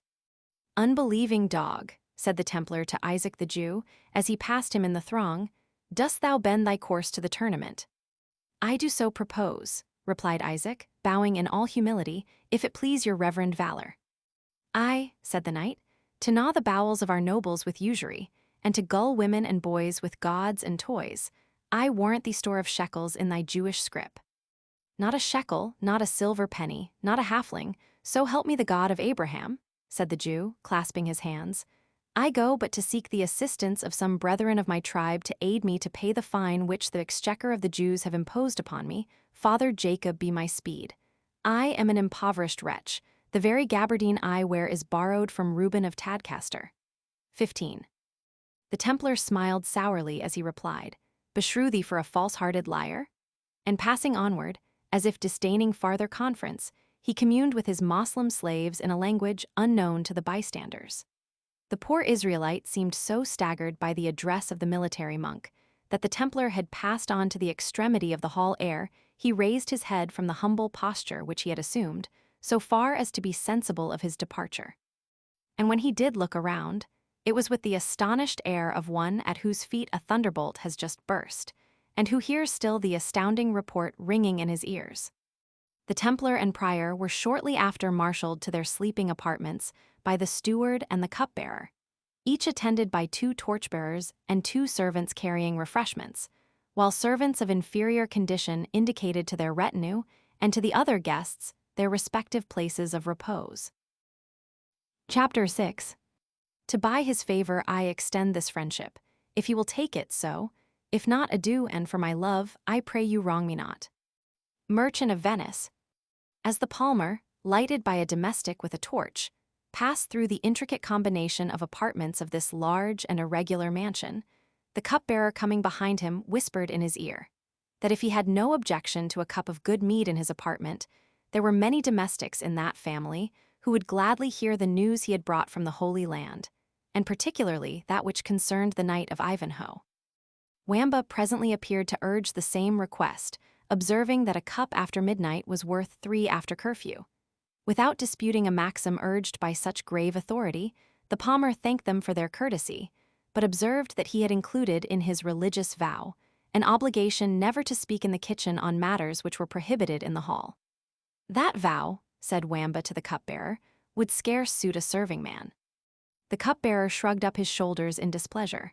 "I thought to have lodged him in the solar chamber," said he, "but since he is so unsocial to Christians, e'en let him take the next stall to Isaac the Jews. Anwold," said he to the torchbearer, "carry the pilgrim to the southern cell. I give you good night," he added, "Sir Palmer, with small thanks for short courtesy." "Good night, and Our Lady's benison," said the palmer, with composure, and his guide moved forward. In a small antechamber, into which several doors opened, and which was lighted by a small iron lamp, they met a second interruption from the waiting maid of Rowena, who, saying in a tone of authority that her mistress desired to speak with the palmer, took the torch from the hand of Anwold, and, bidding him await her return, made a sign to the palmer to follow. Apparently, he did not think it proper to decline this invitation as he had done the former, for, though his gesture indicated some surprise at the summons, he obeyed it without answer or remonstrance.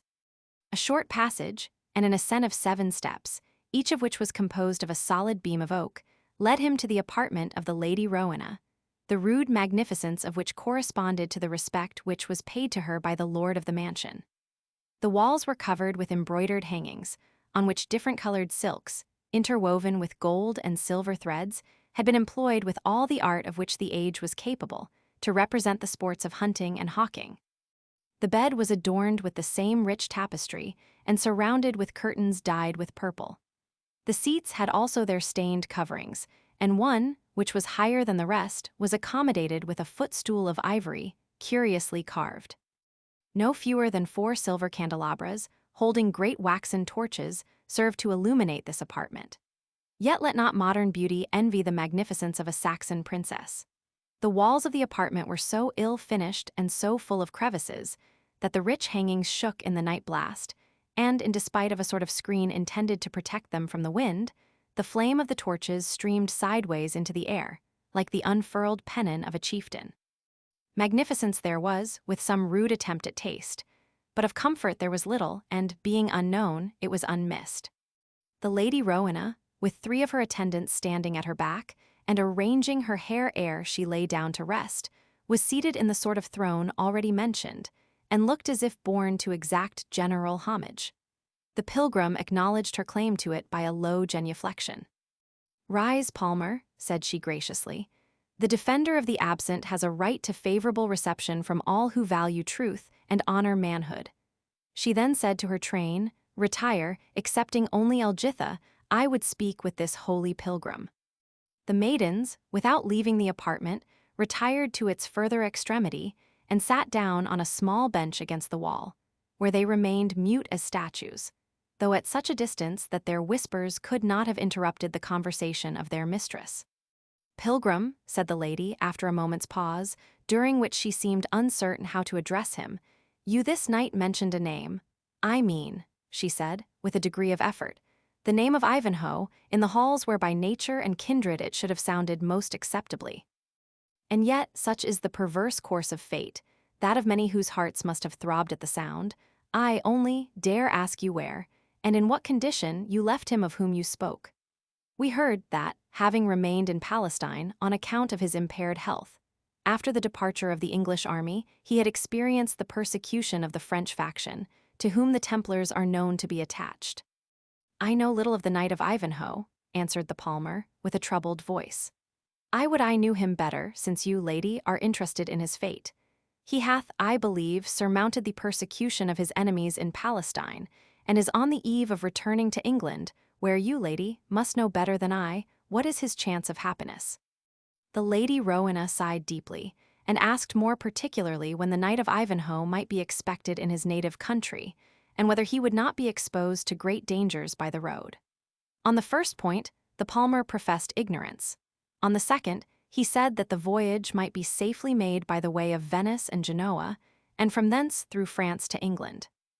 Ivanhoe, he said, was so well acquainted with the language and manners of the French that there was no fear of his incurring any hazard during that part of his travels. "Would to God," said the Lady Rowena, "he were here safely arrived, and able to bear arms in the approaching tourney, in which the chivalry of this land are expected to display their address and valor. Should Athelstane of Königsberg obtain the prize, Ivanhoe is like to hear evil tidings when he reaches England. How looked he, stranger, when you last saw him? Had disease laid her hand heavy upon his strength and comeliness?"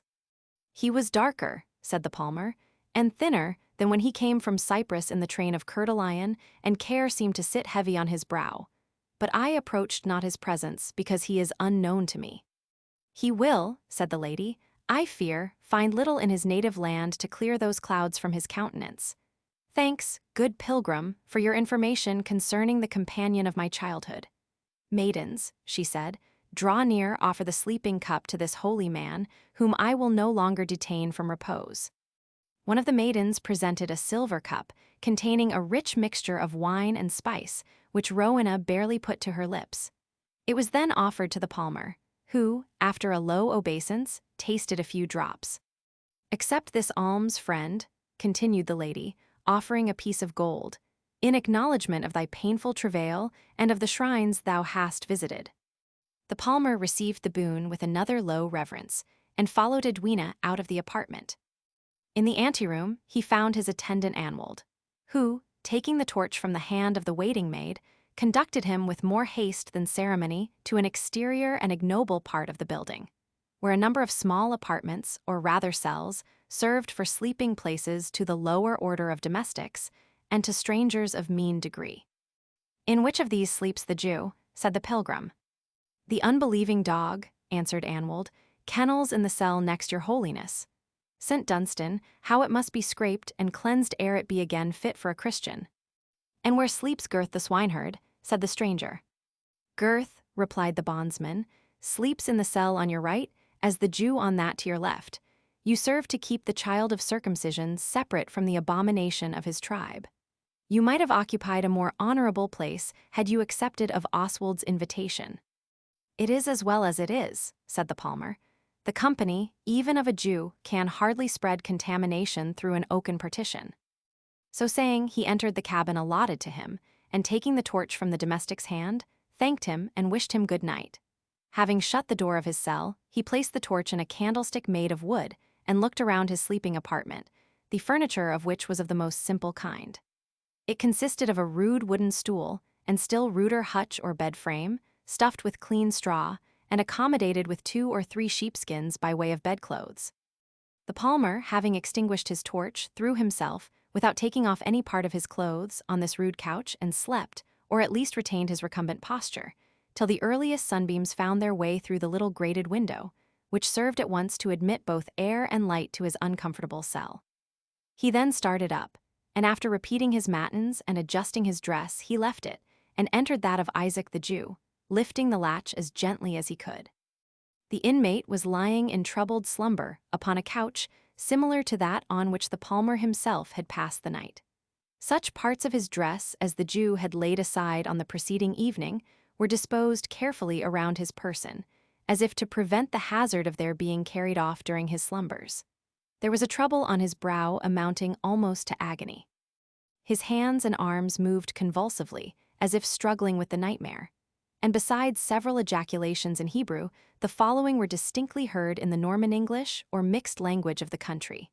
"For the sake of the God of Abraham, spare an unhappy old man.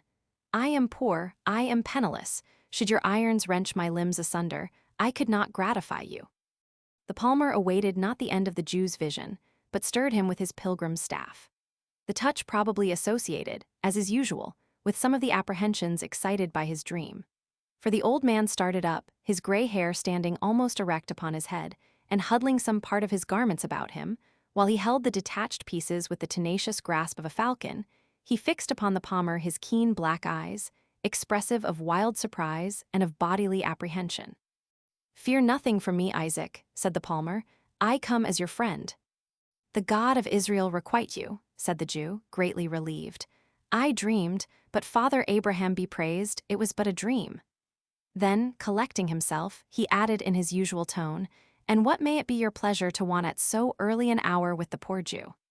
"It is to tell you," said the palmer, "that if you leave not this mansion instantly, and travel not with some haste, your journey may prove a dangerous one." "Holy Father," said the Jew, "whom could it interest to endanger so poor a wretch as I am?" "The purpose you can best guess," said the pilgrim. "But rely on this, that when the Templar crossed the hall yesternight, he spoke to his Mussulman slaves in the Saracen language, which I well understand, and charged them this morning to watch the journey of the Jew, to seize upon him when at a convenient distance from the mansion, and to conduct him to the castle of Philip de Malvoisin or to that of Reginald Front-de-Bœuf. It is impossible to describe the extremity of terror which seized upon the Jew at this information, and seemed at once to overpower his whole faculties. His arms fell down to his sides, and his head drooped on his breast.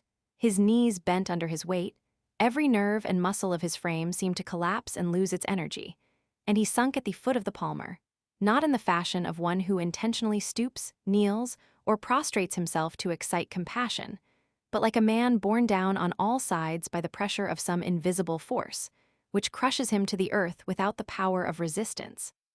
"Holy God of Abraham," was his first exclamation, folding and elevating his wrinkled hands, but without raising his gray head from the pavement. "Oh, holy Moses! Oh, blessed Aaron! The dream is not dreamed for naught, and the vision cometh not in vain. I feel their irons already tear my sinews. I feel the rack pass over my body like the saws, and harrows, and axes of iron over the men of Rabbah, and of the cities of the children of Ammon.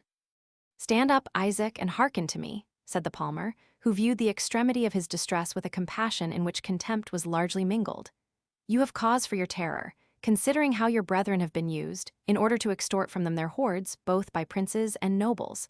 But stand up, I say, and I will point out to you the means of escape. Leave this mansion instantly, while its inmates sleep sound after the last night's revel. I will guide you by the secret paths of the forest, known as well to me as to any forester that ranges it, and I will not leave you till you are under safe conduct of some chief or baron going to the tournament, whose goodwill you have probably the means of securing." As the ears of Isaac received the hopes of escape which this speech intimated, he began gradually, and inch by inch, as it were, to raise himself up from the ground, until he fairly rested upon his knees, throwing back his long gray hair and beard, and fixing his keen black eyes upon the palmer's face, with a look expressive at once of hope and fear, not unmingled with suspicion. But when he heard the concluding part of the sentence, his original terror appeared to revive in full force, and he dropped once more on his face, exclaiming, "I possess the means of securing good will. Alas! There is but one road to the favor of a Christian, and how can the poor Jew find it, whom extortions have already reduced to the misery of Lazarus?" Then, as if suspicion had overpowered his other feelings, he suddenly exclaimed, "For the love of God, young man, betray me not for the sake of the great Father who made us all, Jew as well as Gentile, Israelite and Ishmaelite. Do me no treason. I have not means to secure the goodwill of a Christian beggar, were he rating it at a single penny." As he spoke these last words, he raised himself and grasped the palmer's mantle with a look of the most earnest entreaty. The pilgrim extricated himself, as if there were contamination in the touch. "Wert thou loaded with all the wealth of thy tribe," he said, "what interest have I to injure thee? In this dress I am vowed to poverty, nor do I change it for aught save a horse and a coat of mail. Yet think not that I care for thy company, or propose myself advantage by it. Remain here if thou wilt. Cedric the Saxon may protect thee." "Alas," said the Jew, "he will not let me travel in his train. Saxon or Norman will be equally ashamed of the poor Israelite, and to travel by myself through the domains of Philip de Malvoisin and Reginald Front-de-Bœuf. Good youth, I will go with you. Let us haste, let us gird up our loins, let us flee. Here is thy staff, why wilt thou tarry?" "I tarry not," said the pilgrim, giving way to the urgency of his companion, "but I must secure the means of leaving this place. Follow me." He led the way to the adjoining cell, which, as the reader is apprised, was occupied by Gurth the swineherd. "Arise, Gurth," said the pilgrim, "arise quickly. Undo the postern gate, and let out the Jew and me." Gurth, whose occupation, though now held so mean, gave him as much consequence in Saxon England as that of Eumaeus in Ithaca, was offended at the familiar and commanding tone assumed by the palmer. "The Jew leaving Rotherwood," said he, raising himself on his elbow, and looking superciliously at him without quitting his pallet, and traveling in company with the palmer to boot. "I should as soon have dreamt," said Wamba, who entered the apartment at the instant, "of his stealing away with a gammon of bacon." "Nevertheless," said Gurth, again laying down his head on the wooden log which served him for a pillow, "both Jew and Gentile must be content to abide the opening of the great gate. We suffer no visitors to depart by stealth at these unseasonable hours." "Nevertheless," said the pilgrim in a commanding tone, "you will not, I think, refuse me that favor." So saying, he stooped over the bed of the recumbent swineherd and whispered something in his ear in Saxon. Gurth started up as if electrified. The pilgrim, raising his finger in an attitude as if to express caution, added, "Gurth, beware, thou art wont to be prudent. I say, undo the postern, thou shalt no more anon. With hasty alacrity Gurth obeyed him, while Wamba and the Jew followed, both wondering at the sudden change in the swineherd's demeanor. My mule, said the Jew, as soon as they stood without the postern. Fetch him his mule, said the pilgrim, and, hearest thou, let me have another, that I may bear him company till he is beyond these parts. I will return it safely to some of Cedric's train at Ashby. And do thou, he whispered the rest in Gurth's ear. Willingly, most willingly shall it be done, said Gurth, and instantly departed to execute the commission. I wish I knew, said Wamba, when his comrade's back was turned, what you palmers learn in the Holy Land. To say our orisons fool, answered the pilgrim, to repent our sins, and to mortify ourselves with fastings, vigils, and long prayers. Something more potent than that, answered the jester. For when would repentance or prayer make Gurth do a courtesy, or fasting or vigil persuade him to lend you a mule? I trow you might as well have told his favorite black boar of thy vigils and penance, and wouldst have gotten as civil an answer. Go to, said the pilgrim, thou art but a Saxon fool. Thou say'st well, said the jester. Had I been born a Norman, as I think thou art, I would have had luck on my side, and been next door to a wise man. At this moment, Gurth appeared on the opposite side of the moat with the mules. The travelers crossed the ditch upon a drawbridge of only 2 planks' breadth, the narrowness of which was matched with the straightness of the postern, and with a little wicket in the exterior palisade, which gave access to the forest. No sooner had they reached the mules than the Jew, with hasty and trembling hands, secured behind the saddle a small bag of blue buckram, which he took from under his cloak, containing, as he muttered, a change of raiment, only a change of raiment. Then getting upon the animal with more alacrity and haste than could have been anticipated from his years, he lost no time in so disposing of the skirts of his gabardine as to conceal completely from observation the burden which he had thus deposited, en croupe. The pilgrim mounted with more deliberation, reaching, as he departed, his hand to Gurth, who kissed it with the utmost possible veneration. The swineherd stood gazing after the travelers until they were lost under the boughs of the forest path, when he was disturbed from his reverie by the voice of Wamba. Knowest thou, said the jester, my good friend Gurth, that thou art strangely courteous and most unwontedly pious on this summer morning? I would I were a black prior or a barefoot palmer, to avail myself of thy unwonted zeal and courtesy. Certes, I would make more out of it than a kiss of the hand. Thou art no fool thus far, Wamba, answered Gurth, though thou arguest from appearances, and the wisest of us can do no more, but it is time to look after my charge. So saying, he turned back to the mansion, attended by the jester. Meanwhile, the travelers continued to press on their journey with a dispatch which argued the extremity of the Jew's fears, since persons at his age are seldom fond of rapid motion. The palmer, to whom every path and outlet in the wood appeared to be familiar, led the way through the most devious paths, and more than once excited anew the suspicion of the Israelite that he intended to betray him into some ambuscade of his enemies. His doubts might have been indeed pardoned, for, except perhaps the flying fish, there was no race existing on the earth, in the air or the waters, who were the object of such an unintermitting, general, and relentless persecution as the Jews of this period. Upon the slightest and most unreasonable pretenses, as well as upon accusations the most absurd and groundless, their persons and property were exposed to every turn of popular fury. For Norman, Saxon, Dane, and Briton, however adverse these races were to each other, contended which should look with greatest detestation upon a people, whom it was accounted a point of religion to hate, to revile, to despise, to plunder, and to persecute.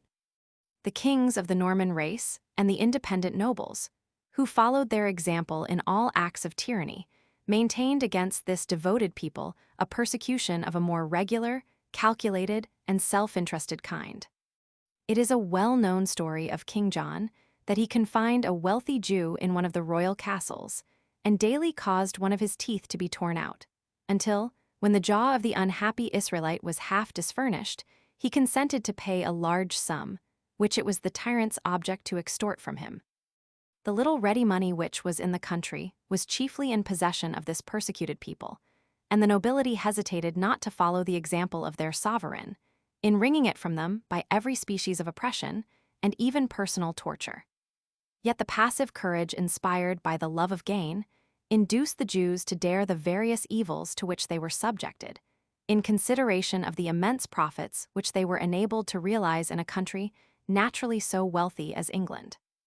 In spite of every kind of discouragement, and even of the special court of taxations already mentioned, called the Jews' exchequer, erected for the very purpose of despoiling and distressing them, the Jews increased, multiplied, and accumulated huge sums, which they transferred from one hand to another by means of bills of exchange, an invention for which commerce is said to be indebted to them, and which enabled them to transfer their wealth from land to land, that when threatened with oppression in one country, their treasure might be secured in another. The obstinacy and avarice of the Jews being thus, in a measure, placed in opposition to the fanaticism, that tyranny of those under whom they lived, seemed to increase in proportion to the persecution with which they were visited. And the immense wealth they usually acquired in commerce, while it frequently placed them in danger, was at other times used to extend their influence, and to secure to them a certain degree of protection. On these terms they lived, and their character, influenced accordingly, was watchful, suspicious, and timid, yet obstinate, uncomplying, and skillful in evading the dangers to which they were exposed. When the travelers had pushed on at a rapid rate through many devious paths, the palmer at length broke silence.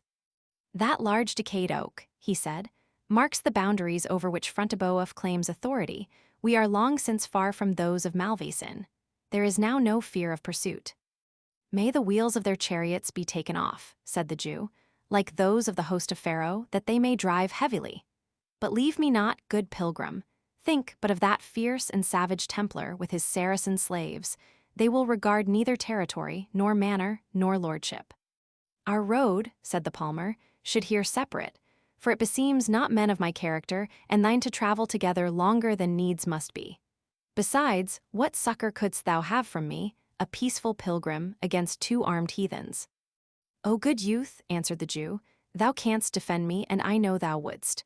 Poor as I am, I will requite it, not with money, for money, so help me my father Abraham, I have none, but—" "Money and recompense," said the palmer, interrupting him, "I have already said I require not of thee.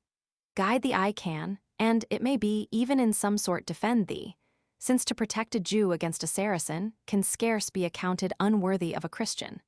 Therefore, Jew, I will see thee safe under some fitting escort. We are now not far from the town of Sheffield, where thou mayest easily find many of thy tribe with whom to take refuge." "The blessing of Jacob be upon thee, good youth," said the Jew. "In Sheffield I can harbor with my kinsman Zareth, and find some means of traveling forth with safety."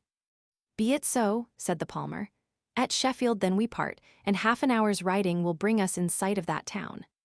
The half-hour was spent in perfect silence on both parts, the pilgrim perhaps disdaining to address the Jew, except in case of absolute necessity, and the Jew not presuming to force a conversation with a person whose journey to the Holy Sepulchre gave a sort of sanctity to his character. They paused on the top of a gently rising bank, and the pilgrim, pointing to the town of Sheffield which lay beneath them, repeated the words, "Here, then, we part."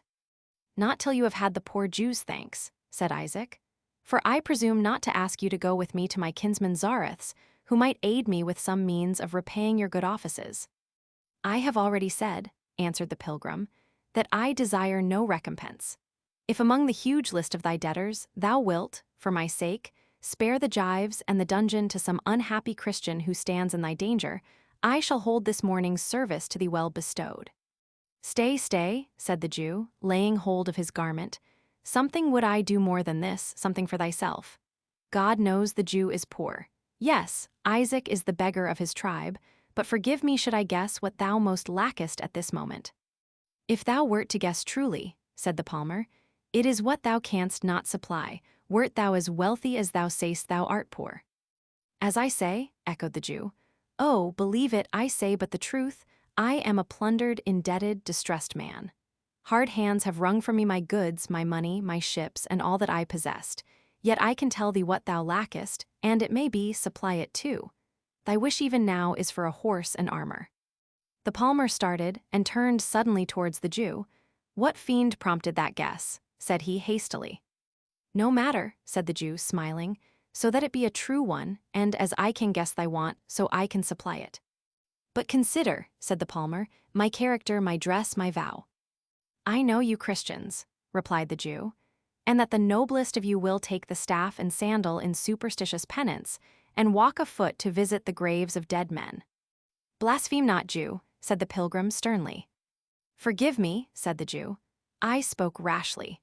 But there dropped words from you last night and this morning that, like sparks from flint, showed the metal within, and in the bosom of that palmer's gown is hidden a knight's chain and spurs of gold. They glanced as you stooped over my bed in the morning." The pilgrim could not forbear smiling. "Were thy garments searched by as curious an eye, Isaac," said he, "what discoveries might not be made?" "No more of that," said the Jew, changing color, and drawing forth his writing materials in haste, as if to stop the conversation, he began to write upon a piece of paper which he supported on the top of his yellow cap, without dismounting from his mule. When he had finished, he delivered the scroll, which was in the Hebrew character, to the pilgrim, saying, "In the town of Leicester all men know the rich Jew Cedric Jerem of Lombardy. Give him this scroll. He hath on sale 6 Milan harnesses, the worst would suit a crowned head, 10 goodly steeds, the worst might mount a king, were he to do battle for his throne. Of these he will give thee thy choice, with everything else that can furnish thee forth for the tournament. When it is over, thou wilt return them safely, unless thou shouldst have wherewith to pay their value to the owner." "But Isaac," said the pilgrim, smiling, "dost thou know that in these sports, the arms and steed of the knight who is unhorsed are forfeit to his victor? Now I may be unfortunate, and so lose what I cannot replace or repay." The Jew looked somewhat astounded at this possibility, but collecting his courage, he replied hastily, "No, no, no, it is impossible, I will not think so. The blessing of our Father will be upon thee. Thy lance will be powerful as the rod of Moses." So saying, he was turning his mule's head away, when the palmer in his turn took hold of his gaberdine. "Nay, but Isaac, thou knowest not all the risk. The steed may be slain, the armor injured, for I will spare neither horse nor man. Besides, those of thy tribe give nothing for nothing, something there must be paid for their use." The Jew twisted himself in the saddle, like a man in a fit of the colic, but his better feelings predominated over those which were most familiar to him. "I care not," he said, "I care not, let me go. If there is damage, it will cost you nothing. If there is usage money, Cedric Jerem will forgive it for the sake of his kinsman Isaac. Fare thee well, yet hark thee, good youth," said he, turning about, "thrust thyself not too forward into this vain hurly-burly. I speak not for endangering the steed and coat of armor, but for the sake of thine own life and limbs." "Gramercy for thy caution," said the palmer, again smiling. "I will use thy courtesy frankly, and it will go hard with me, but I will requite it." They parted, and took different roads for the town of Sheffield. Chapter 7. Knights with a long retinue of their squires in gaudy liveries march in quaint attires. One laced the helm, another held the lance, a third the shining buckler did advance. The courser pawed the ground with restless feet, and snorting foamed and champed the golden bit. The smiths and armorers on palfreys ride, files in their hands, and hammers at their side, and nails for loosened spears, and thongs for shields provide. The yeomen guard the streets in seemly bands, and clowns come crowding on, with cudgels in their hands. Palamon and Arcite. The condition of the English nation was at this time sufficiently miserable. King Richard was absent a prisoner, and in the power of the perfidious and cruel Duke of Austria. Even the very place of his captivity was uncertain, and his fate but very imperfectly known to the generality of his subjects, who were, in the meantime, a prey to every species of subaltern oppression. Prince John, in league with Philip of France, Coeur de Lion's mortal enemy, was using every species of influence with the Duke of Austria to prolong the captivity of his brother Richard, to whom he stood indebted for so many favors. In the meantime, he was strengthening his own faction in the kingdom, of which he proposed to dispute the succession, in case of the king's death, with the legitimate heir Arthur Duke of Brittany, son of Geoffrey Plantagenet, the elder brother of John. This usurpation, it is well known, he afterwards effected. His own character being light, profligate, and perfidious, John easily attached to his person and faction, not only all who had reason to dread the resentment of Richard for criminal proceedings during his absence, but also the numerous class of lawless resolutes, whom the Crusades had turned back on their country, accomplished in the vices of the East impoverished in substance and hardened in character, and who placed their hopes of harvest in civil commotion. To these causes of public distress and apprehension must be added the multitude of outlaws who, driven to despair by the oppression of the feudal nobility and the severe exercise of the forest laws, banded together in large gangs, and, keeping possession of the forests and the wastes, set at defiance the justice and magistracy of the country. The nobles themselves, each fortified within his own castle, and playing the petty sovereign over his own dominions, were the leaders of bands scarce less lawless and oppressive than those of the avowed depredators. To maintain these retainers, and to support the extravagance and magnificence which their pride induced them to affect, the nobility borrowed sums of money from the Jews at the most usurious interest, which gnawed into their estates like consuming cankers, scarce to be cured unless, when circumstances gave them an opportunity of getting free, by exercising upon their creditors some act of unprincipled violence. Under the various burdens imposed by this unhappy state of affairs, the people of England suffered deeply for the present, and had yet more dreadful cause to fear for the future. To augment their misery, a contagious disorder of a dangerous nature spread through the land, and rendered more virulent by the uncleanness, the indifferent food, and the wretched lodging of the lower classes, swept off many whose fate the survivors were tempted to envy, as exempting them from the evils which were to come.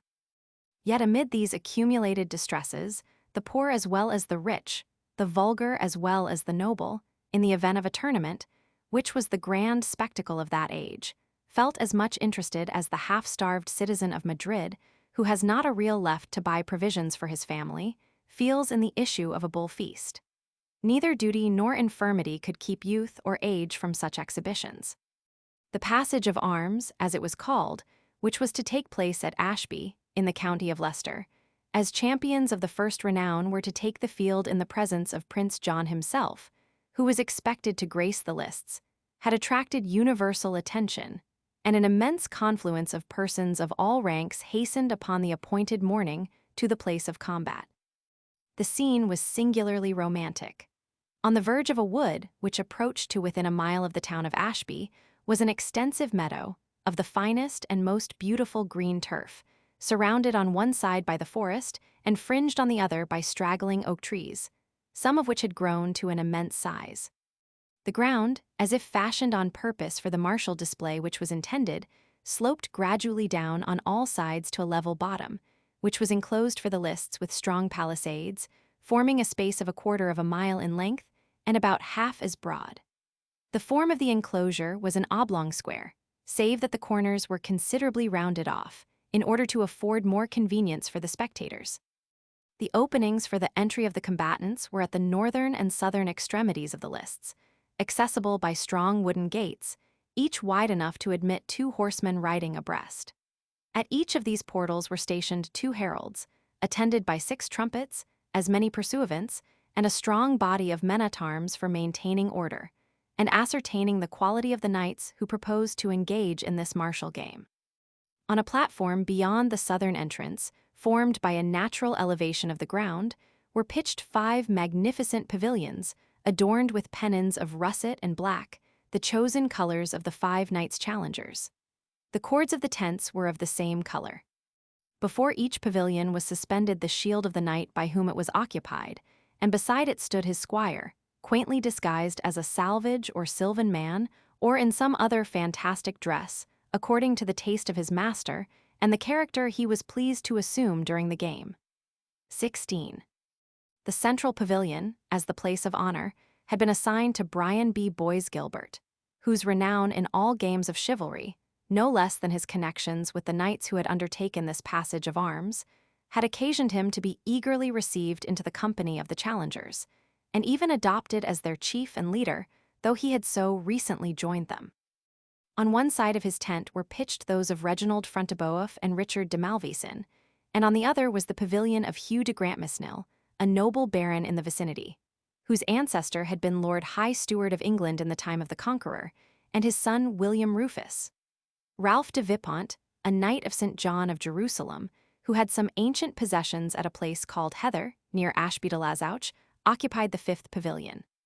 From the entrance into the lists, a gently sloping passage, 10 yards in breadth, led up to the platform on which the tents were pitched.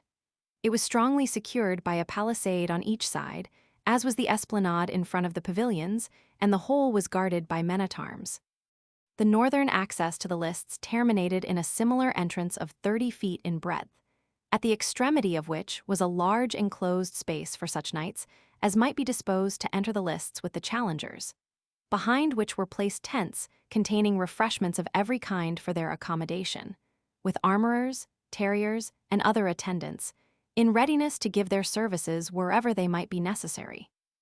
The exterior of the lists was in part occupied by temporary galleries, spread with tapestry and carpets, and accommodated with cushions for the convenience of those ladies and nobles who were expected to attend the tournament. A narrow space, betwixt these galleries and the lists, gave accommodation for yeomanry and spectators of a better degree than the mere vulgar, and might be compared to the pit of a theatre. The promiscuous multitude arranged themselves upon large banks of turf prepared for the purpose, which, aided by the natural elevation of the ground, enabled them to overlook the galleries and obtain a fair view into the lists. Besides the accommodation which these stations afforded, many hundreds had perched themselves on the branches of the trees which surrounded the meadow, and even the steeple of a country church, at some distance, was crowded with spectators. It only remains to notice respecting the general arrangement that one gallery in the very center of the eastern side of the lists, and consequently exactly opposite to the spot where the shock of the combat was to take place, was raised higher than the others, more richly decorated, and graced by a sort of throne and canopy, on which the royal arms were emblazoned. Squires, pages, and yeomen in rich liveries waited around this place of honor, which was designed for Prince John and his attendants. Opposite to this royal gallery was another, elevated to the same height, on the western side of the lists, and more gaily, if less sumptuously decorated, than that destined for the prince himself. A train of pages and of young maidens, the most beautiful who could be selected, gaily dressed in fancy habits of green and pink, surrounded a throne decorated in the same colors. Among pennons and flags bearing wounded hearts, burning hearts, bleeding hearts, bows, and quivers, and all the commonplace emblems of the triumphs of Cupid, a blazoned inscription informed the spectators that this seat of honor was designed for La Roine de las Bolt et des Amours. But who was to represent the Queen of Beauty and of Love on the present occasion, no one was prepared to guess.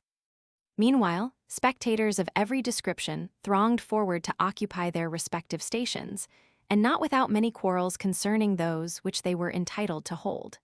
Some of these were settled by the men-at-arms with brief ceremony, the shafts of their battle-axes and pummels of their swords being readily employed as arguments to convince the more refractory. Others, which involved the rival claims of more elevated persons, were determined by the heralds, or by the two marshals of the field, William de Wyville and Stephen de Marteville, who, armed at all points, rode up and down the lists to enforce and preserve good order among the spectators. Gradually, the galleries became filled with knights and nobles, in their robes of peace, whose long and rich-tinted mantles were contrasted with the gayer and more splendid habits of the ladies, who, in a greater proportion than even the men themselves, thronged to witness a sport, which one would have thought too bloody and dangerous to afford their sex much pleasure. The lower and interior space was soon filled by substantial yeomen and burghers, and such of the lesser gentry as, from modesty, poverty, or dubious title, durst not assume any higher place. It was of course amongst these that the most frequent disputes for precedence occurred. "Dog of an unbeliever," said an old man, whose threadbare tunic bore witness to his poverty, as his sword, and dagger, and golden chain intimated his pretensions to rank. "Whelp of a she-wolf, darest thou press upon a Christian, and a Norman gentleman of the blood of Montdidier?" This rough expostulation was addressed to no other than our acquaintance Isaac, who, richly and even magnificently dressed in a gabardine ornamented with lace and lined with fur, was endeavoring to make place in the foremost row beneath the gallery for his daughter, the beautiful Rebecca, who had joined him at Ashby, and who was now hanging on her father's arm, not a little terrified by the popular displeasure which seemed generally excited by her parents' presumption. But Isaac, though we have seen him sufficiently timid on other occasions, knew well that at present he had nothing to fear. It was not in places of general resort, or where their equals were assembled, that any avaricious or malevolent noble durst offer him injury. At such meetings, the Jews were under the protection of the general law, and if that proved a weak assurance, it usually happened that there were among the persons assembled some barons, who, for their own interested motives, were ready to act as their protectors. On the present occasion, Isaac felt more than usually confident, being aware that Prince John was even then in the very act of negotiating a large loan from the Jews of York, to be secured upon certain jewels and lands. Isaac's own share in this transaction was considerable, and he well knew that the prince's eager desire to bring it to a conclusion would ensure him his protection in the dilemma in which he stood. Emboldened by these considerations, the Jew pursued his point and jostled the Norman Christian without respect either to his descent, quality, or religion. The complaints of the old man, however, excited the indignation of the bystanders. One of these, a stout well-set yeoman, arrayed in Lincoln green, having 12 arrows stuck in his belt, with a baldric and badge of silver, and a bow of 6 feet length in his hand, turned short round, and while his countenance, which his constant exposure to weather had rendered brown as a hazel nut, grew darker with anger, he advised the Jew to remember that all the wealth he had acquired by sucking the blood of his miserable victims had but swelled him like a bloated spider, which might be overlooked while he kept in a corner, but would be crushed if it ventured into the light. This intimation, delivered in Norman English with a firm voice and a stern aspect, made the Jew shrink back, and he would have probably withdrawn himself altogether from a vicinity so dangerous, had not the attention of every one been called to the sudden entrance of Prince John, who at that moment entered the lists, attended by a numerous and gay train, consisting partly of laymen, partly of churchmen, as light in their dress, and as gay in their demeanor as their companions. Among the latter was the prior of Jorvolks, in the most gallant trim which a dignitary of the church could venture to exhibit. Fur and gold were not spared in his garments, and the points of his boots, out-heralding the preposterous fashion of the time, turned up so very far as to be attached, not to his knees merely, but to his very girdle, and effectually prevented him from putting his foot into the stirrup. This, however, was a slight inconvenience to the gallant abbot, who, perhaps, even rejoicing in the opportunity to display his accomplished horsemanship before so many spectators, especially of the fair sex, dispensed with the use of these supports to a timid rider. The rest of Prince John's retinue consisted of the favorite leaders of his mercenary troops, some marauding barons and profligate attendants upon the court, with several Knights Templars and Knights of St. John. It may be here remarked that the knights of these two orders were accounted hostile to King Richard, having adopted the side of Philip of France in the long train of disputes which took place in Palestine betwixt that monarch and the lion-hearted King of England. It was the well-known consequence of this discord that Richard's repeated victories had been rendered fruitless, his romantic attempts to besiege Jerusalem disappointed, and the fruit of all the glory which he had acquired had dwindled into an uncertain truce with the Sultan Saladin. With the same policy which had dictated the conduct of their brethren in the Holy Land, the Templars and Hospitallers in England and Normandy attached themselves to the faction of Prince John, having little reason to desire the return of Richard to England or the succession of Arthur, his legitimate heir. For the opposite reason, Prince John hated and contemned the few Saxon families of consequence which subsisted in England, and omitted no opportunity of mortifying and affronting them, being conscious that his person and pretensions were disliked by them, as well as by the greater part of the English commons, who feared farther innovation upon their rights and liberties from a sovereign of John's licentious and tyrannical disposition. Attended by this gallant equipage, himself well mounted and splendidly dressed in crimson and in gold, bearing upon his hand a falcon, and having his head covered by a rich fur bonnet adorned with a circle of precious stones, from which his long curled hair escaped and overspread his shoulders, Prince John, upon a grey and high-mettled palfrey, caracoled within the lists at the head of his jovial party, laughing loud with his train, and eyeing with all the boldness of royal criticism the beauties who adorned the lofty galleries. Those who remarked in the physiognomy of the prince a dissolute audacity, mingled with extreme haughtiness and indifference to the feelings of others, could not yet deny to his countenance that sort of comeliness which belongs to an open set of features, well formed by nature, modeled by art to the usual rules of courtesy, yet so far frank and honest that they seemed as if they disclaimed to conceal the natural workings of the soul. Such an expression is often mistaken for manly frankness, when in truth it arises from the reckless indifference of a libertine disposition, conscious of superiority of birth, of wealth, or of some other adventitious advantage, totally unconnected with personal merit. To those who did not think so deeply, and they were the greater number by 100 to 1, the splendor of Prince John's Reno, i.e. fur tippet, the richness of his cloak, lined with the most costly sables, his Mariquin boots and golden spurs, together with the grace with which he managed his palfrey, were sufficient to merit clamorous applause. In his joyous caracole round the lists, the attention of the prince was called by the commotion, not yet subsided, which had attended the ambitious movement of Isaac towards the higher places of the assembly. The quick eye of Prince John instantly recognized the Jew, but was much more agreeably attracted by the beautiful daughter of Zion, who, terrified by the tumult, clung close to the arm of her aged father. The figure of Rebecca might indeed have compared with the proudest beauties of England, even though it had been judged by as shrewd a connoisseur as Prince John. Her form was exquisitely symmetrical, and was shown to advantage by a sort of Eastern dress, which she wore according to the fashion of the females of her nation. Her turban of yellow silk suited well with the darkness of her complexion. The brilliancy of her eyes, the superb arch of her eyebrows, her well-formed aquiline nose, her teeth as white as pearl, and the profusion of her sable tresses, which, each arranged in its own little spiral of twisted curls, fell down upon as much of a lovely neck and bosom as a simar of the richest Persian silk, exhibiting flowers in their natural colors embossed upon a purple ground, permitted to be visible. All these constituted a combination of loveliness, which yielded not to the most beautiful of the maidens who surrounded her. It is true that of the golden and pearl-studded clasps, which closed her vest from the throat to the waist, the three uppermost were left unfastened on account of the heat, which somewhat enlarged the prospect to which we allude. A diamond necklace, with pendants of inestimable value, were by this means also made more conspicuous.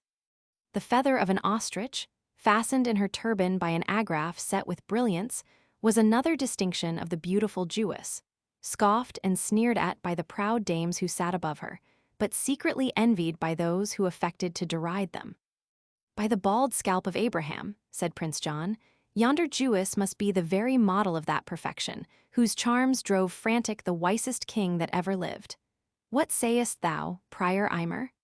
By the temple of that wise king, which our wiser brother Richard proved unable to recover, she is the very bride of the canticles." "The rose of Sharon and the lily of the valley," answered the prior, in a sort of snuffling tone. "But your grace must remember she is still but a Jewess." "Aye," added Prince John, without heeding him, "and there is my mammon of unrighteousness too, the Marquis of Marks, the Baron of Byzance, contesting for place with penniless dogs, whose threadbare cloaks have not a single cross in their pouches to keep the devil from dancing there. By the body of St. Mark, my Prince of Supplies, with his lovely Jewess, shall have a place in the gallery. What is she, Isaac? Thy wife or thy daughter, that Eastern houri that thou lockest under thy arm as thou wouldst thy treasure casket?"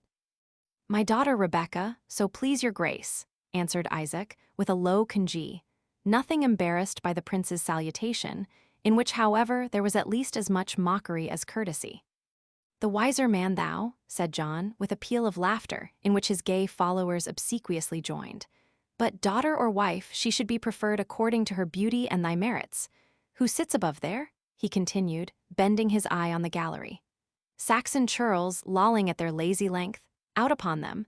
Let them sit close, and make room for my Prince of Usurers and his lovely daughter. I'll make the hinds know they must share the high places of the synagogue, with those whom the synagogue properly belongs to." Those who occupied the gallery to whom this injurious and unpolite speech was addressed were the family of Cedric the Saxon, with that of his ally and kinsman, Athelstane of Koningsberg, a personage who, on account of his descent from the last Saxon monarchs of England, was held in the highest respect by all the Saxon natives of the north of England. But with the blood of this ancient royal race, many of their infirmities had descended to Athelstane.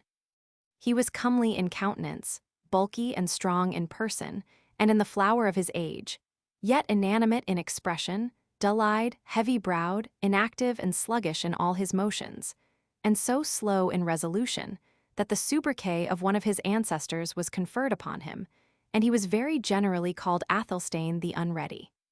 His friends, and he had many, who, as well as Cedric, were passionately attached to him, contended that this sluggish temper arose not from want of courage, but from mere want of decision.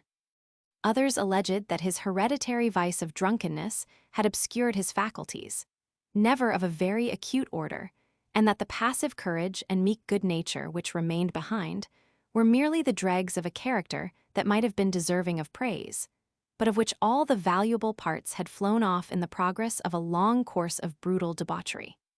It was to this person, such as we have described him, that the prince addressed his imperious command to make place for Isaac and Rebekah. Athelstane, utterly confounded at an order which the manners and feelings of the times rendered so injuriously insulting, unwilling to obey, yet undetermined how to resist, opposed only the vis inertiae to the will of John, and, without stirring or making any motion whatever of obedience, opened his large gray eyes and stared at the prince with an astonishment which had in it something extremely ludicrous. But the impatient John regarded it in no such light. "The Saxon porker," he said, "is either asleep or minds me not. Prick him with your lance, de Bracy," speaking to a knight who rode near him, the leader of a band of free companions or condottieri, that is, of mercenaries belonging to no particular nation, but attached for the time to any prince by whom they were paid. There was a murmur even among the attendants of Prince John. But de Bracy, whose profession freed him from all scruples, extended his long lance over the space which separated the gallery from the lists, and would have executed the commands of the prince before Athelstane, the Unready, had recovered presence of mind sufficient even to draw back his person from the weapon, had not Cedric, as prompt as his companion was tardy, unsheathed, with the speed of lightning, the short sword which he wore, and at a single blow severed the point of the lance from the handle. The blood rushed into the countenance of Prince John. He swore one of his deepest oaths, and was about to utter some threat corresponding in violence, when he was diverted from his purpose, partly by his own attendants, who gathered around him conjuring him to be patient, partly by a general exclamation of the crowd, uttered in loud applause of the spirited conduct of Cedric.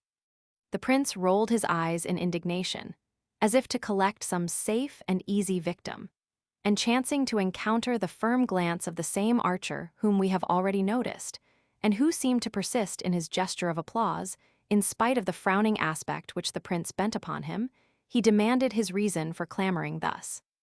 "I always add my hollow," said the yeoman, "when I see a good shot or a gallant blow." "Say'st thou," answered the prince, "then thou canst hit the white thyself, I'll warrant."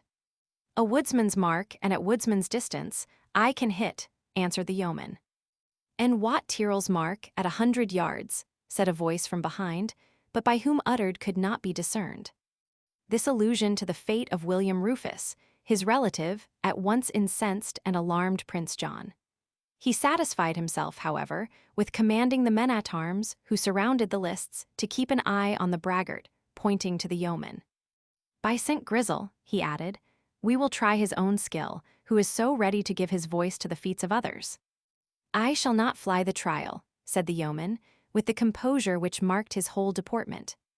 "Meanwhile, stand up, ye Saxon churls," said the fiery prince, "for, by the light of heaven, since I have said it, the Jew shall have his seat amongst ye."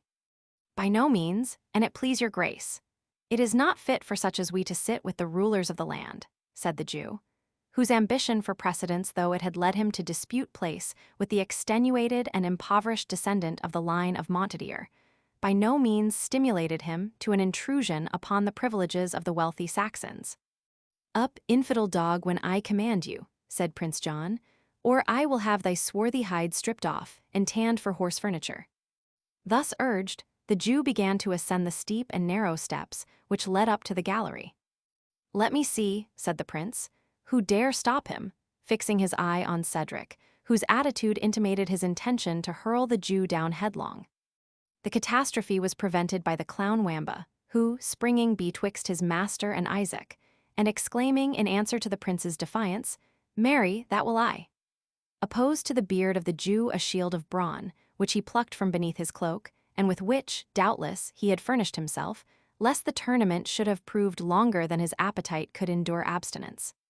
Finding the abomination of his tribe opposed to his very nose, while the jester, at the same time, flourished his wooden sword above his head, the Jew recoiled, missed his footing, and rolled down the steps. An excellent jest to the spectators, who set up a loud laughter, in which Prince John and his attendants heartily joined.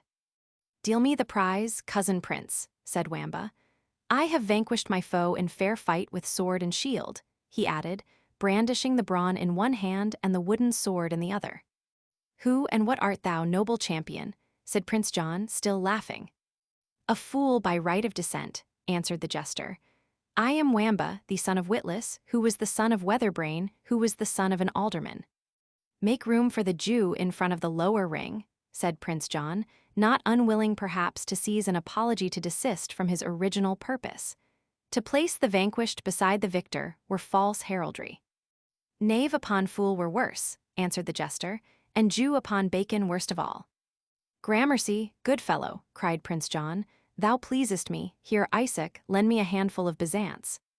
As the Jew, stunned by the request, afraid to refuse, and unwilling to comply, fumbled in the furred bag which hung by his girdle, and was perhaps endeavoring to ascertain how few coins might pass for a handful, the prince stooped from his jennet and settled Isaac's doubts by snatching the pouch itself from his side. And flinging to Wamba a couple of the gold pieces which it contained, he pursued his career round the lists, leaving the Jew to the derision of those around him, and himself receiving as much applause from the spectators as if he had done some honest and honorable action. Chapter 8. At this the challenger with fierce defy his trumpet sounds. The challenged makes reply. With clangor rings the field, resounds the vaulted sky. Their visors closed, their lances in the rest, or at the helmet pointed or the crest, they vanish from the barrier, speed the race, and spurring sea decrease the middle space. Palamon and Arcite. In the midst of Prince John's cavalcade, he suddenly stopped, and appealing to the prior of Jorvolks, declared the principal business of the day had been forgotten.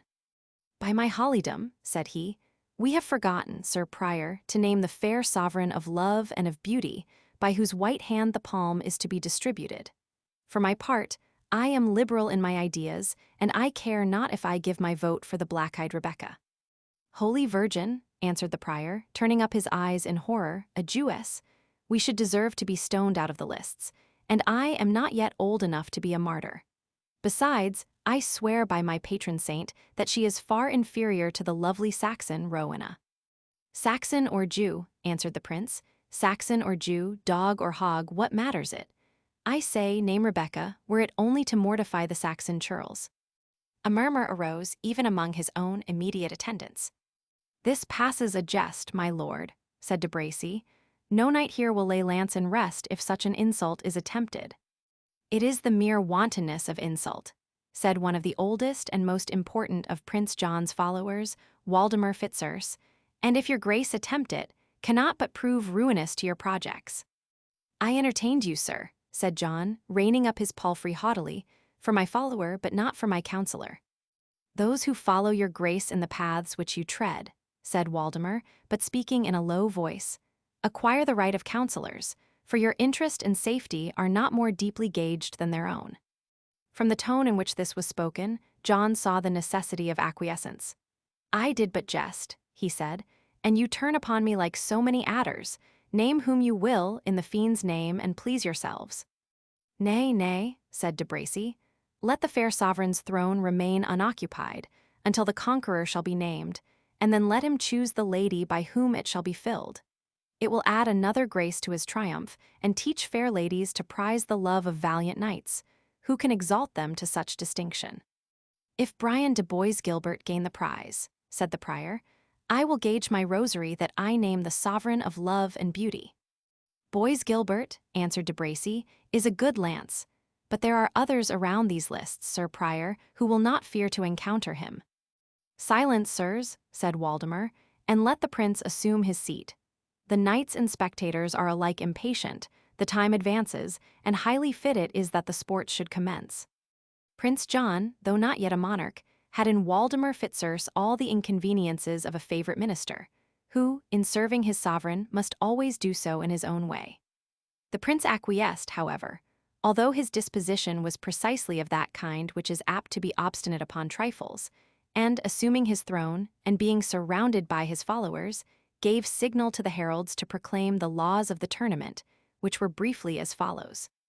First, the 5 challengers were to undertake all comers. Secondly, any knight proposing to combat might, if he pleased, select a special antagonist from among the challengers by touching his shield. If he did so with the reverse of his lance, the trial of skill was made with what were called the arms of courtesy, that is, with lances at whose extremity a piece of round flat board was fixed, so that no danger was encountered, save from the shock of the horses and riders. But if the shield was touched with the sharp end of the lance, the combat was understood to be at outrance, that is, the knights were to fight with sharp weapons, as in actual battle. Thirdly, when the knights present had accomplished their vow, by each of them breaking 5 lances, the prince was to declare the victor in the first day's tourney, who should receive as prize a war horse of exquisite beauty and matchless strength. And in addition to this reward of valor, it was now declared, he should have the peculiar honor of naming the Queen of Love and Beauty, by whom the prize should be given on the ensuing day.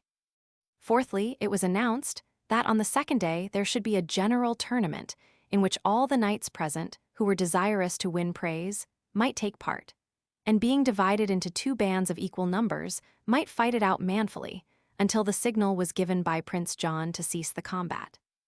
The elected Queen of Love and Beauty was then to crown the knight whom the prince should adjudge to have borne himself best in this second day, with a coronet composed of thin gold plate, cut into the shape of a laurel crown. On this second day the knightly games ceased, but on that which was to follow, feats of archery, of bull baiting, and other popular amusements were to be practiced, for the more immediate amusement of the populace. In this manner did Prince John endeavor to lay the foundation of a popularity, which he was perpetually throwing down by some inconsiderate act of wanton aggression upon the feelings and prejudices of the people. The lists now presented a most splendid spectacle. The sloping galleries were crowded with all that was noble, great, wealthy, and beautiful in the northern and midland parts of England, and the contrast of the various dresses of these dignified spectators rendered the view as gay as it was rich, while the interior and lower space, filled with the substantial burgesses and yeomen of merry England, formed, in their more plain attire, a dark fringe or border around this circle of brilliant embroidery, relieving, and at the same time setting off its splendor. The heralds finished their proclamation with their usual cry of largesse, largesse, gallant knights, and gold and silver pieces were showered on them from the galleries, it being a high point of chivalry to exhibit liberality towards those whom the age accounted at once the secretaries and the historians of honor. The bounty of the spectators was acknowledged by the customary shouts of love of ladies, death of champions, honor to the generous, glory to the brave, to which the more humble spectators added their acclamations, and a numerous band of trumpeters the flourish of their martial instruments. When these sounds had ceased, the heralds withdrew from the lists in gay and glittering procession, and none remained within them save the marshals of the field, who, armed cap a pie, sat on horseback, motionless as statues, at the opposite ends of the lists.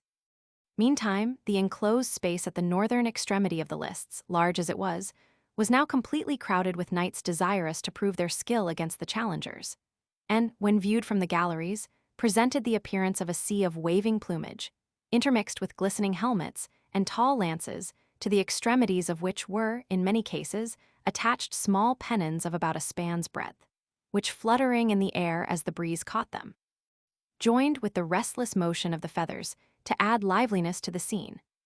At length the barriers were opened, and 5 knights, chosen by lot, advanced slowly into the area, a single champion riding in front and the other 4 following in pairs.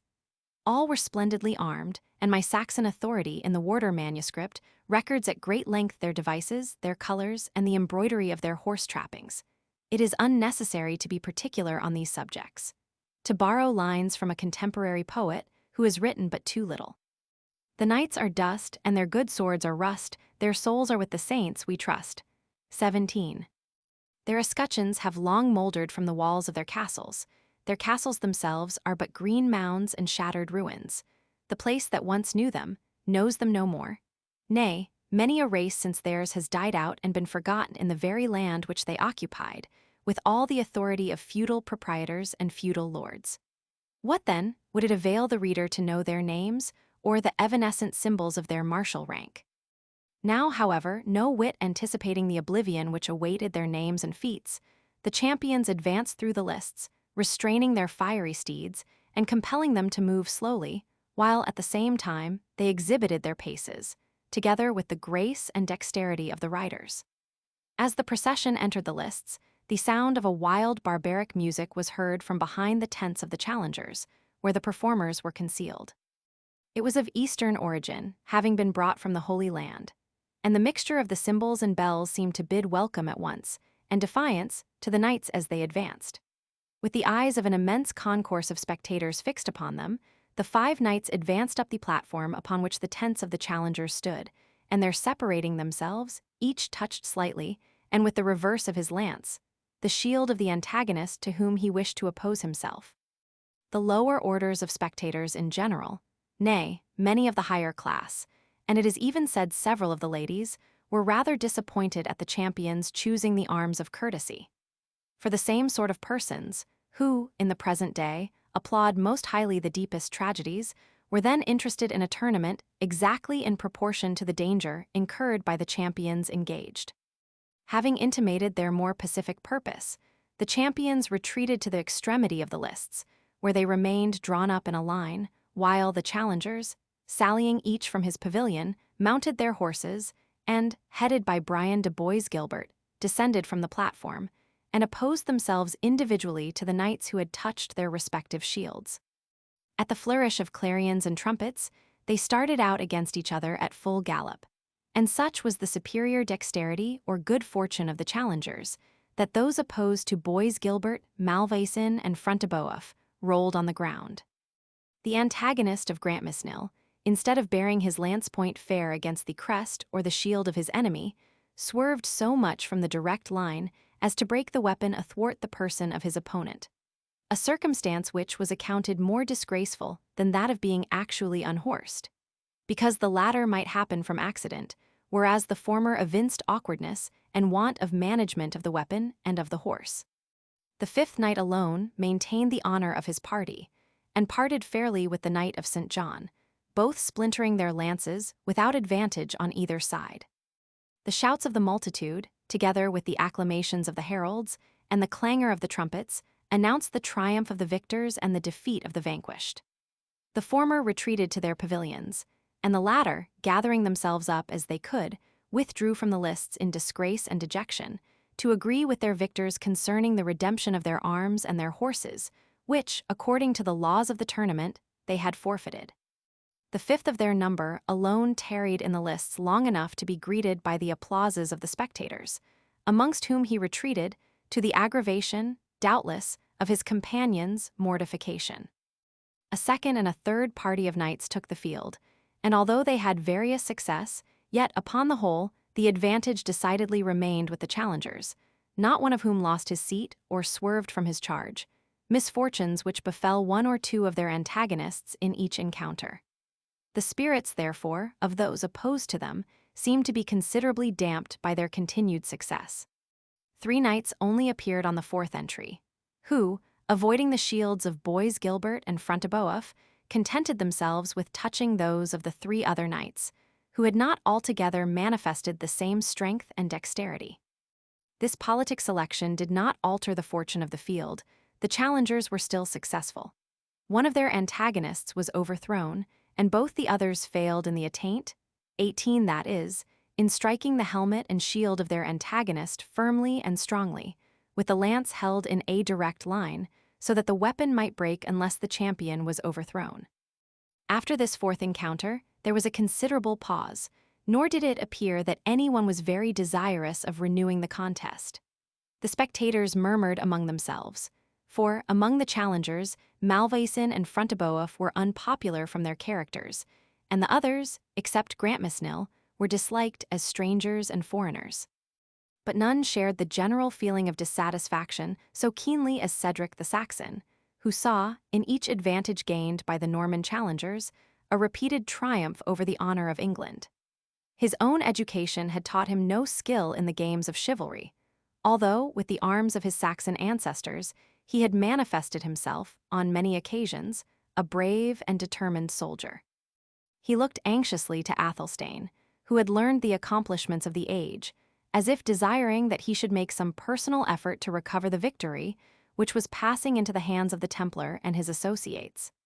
But though both stout of heart and strong of person, Athelstane had a disposition too inert and unambitious to make the exertions which Cedric seemed to expect from him. "The day is against England, my lord," said Cedric in a marked tone. "Are you not tempted to take the lance?" "I shall tilt tomorrow," answered Athelstane, "in the melee. It is not worthwhile for me to arm myself today." Two things displeased Cedric in this speech.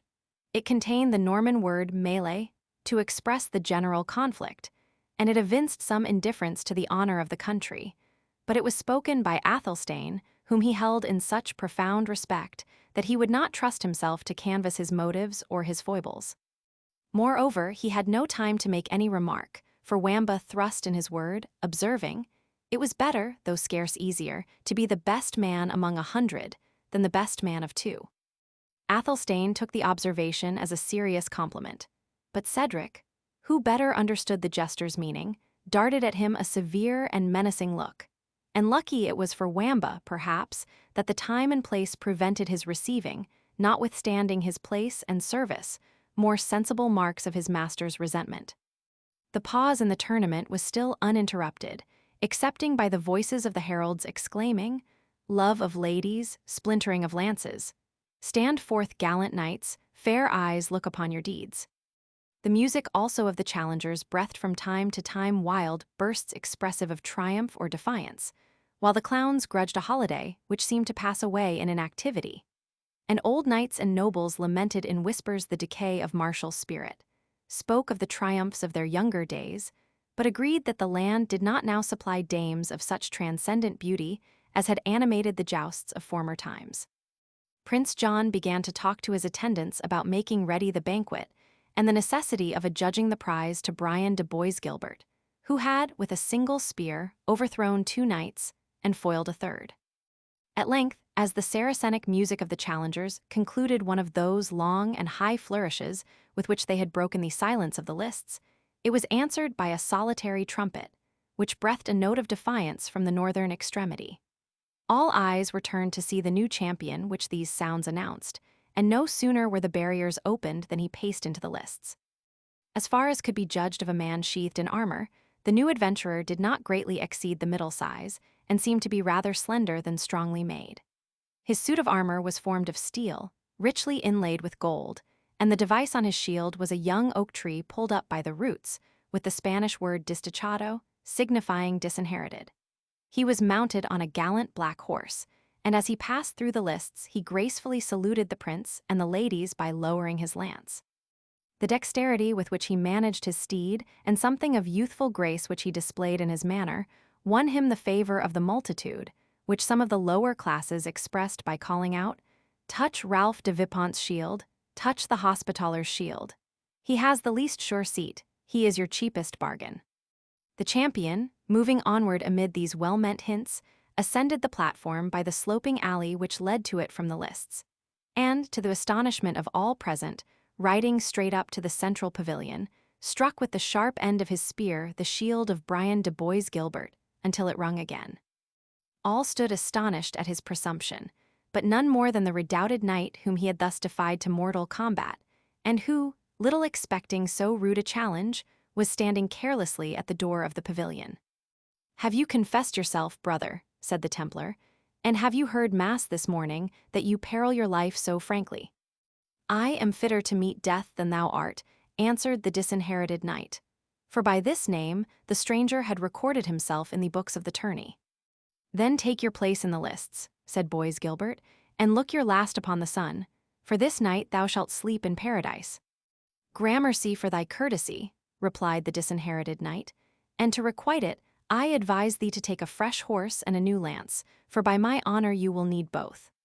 Having expressed himself thus confidently, he reined his horse backward down the slope which he had ascended, and compelled him in the same manner to move backward through the lists, till he reached the northern extremity, where he remained stationary, in expectation of his antagonist.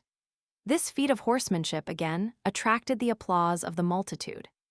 However incensed at his adversary for the precautions which he recommended, Brian de Bois-Guilbert did not neglect his advice, for his honor was too nearly concerned to permit his neglecting any means which might ensure victory over his presumptuous opponent. He changed his horse for a proved and fresh one of great strength and spirit. He chose a new and a tough spear, lest the wood of the former might have been strained in the previous encounters he had sustained.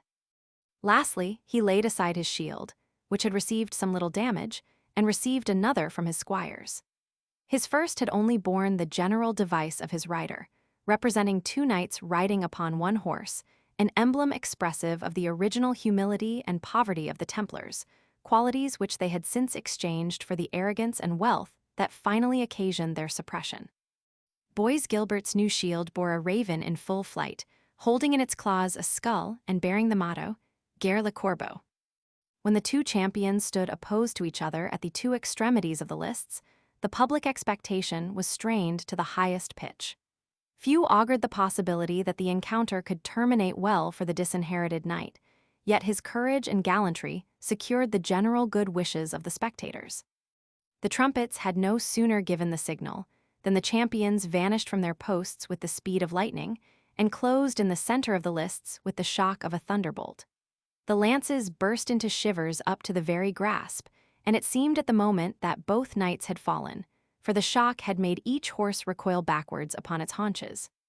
The address of the riders recovered their steeds by use of the bridle and spur, and having glared on each other for an instant with eyes which seemed to flash fire through the bars of their visors, each made a demi-vault, and, retiring to the extremity of the lists, received a fresh lance from the attendants.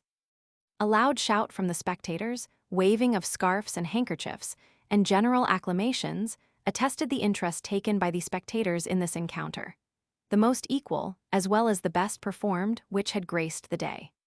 But no sooner had the knights resumed their station than the clamor of applause was hushed into a silence so deep and so dead that it seemed the multitude were afraid even to breathe.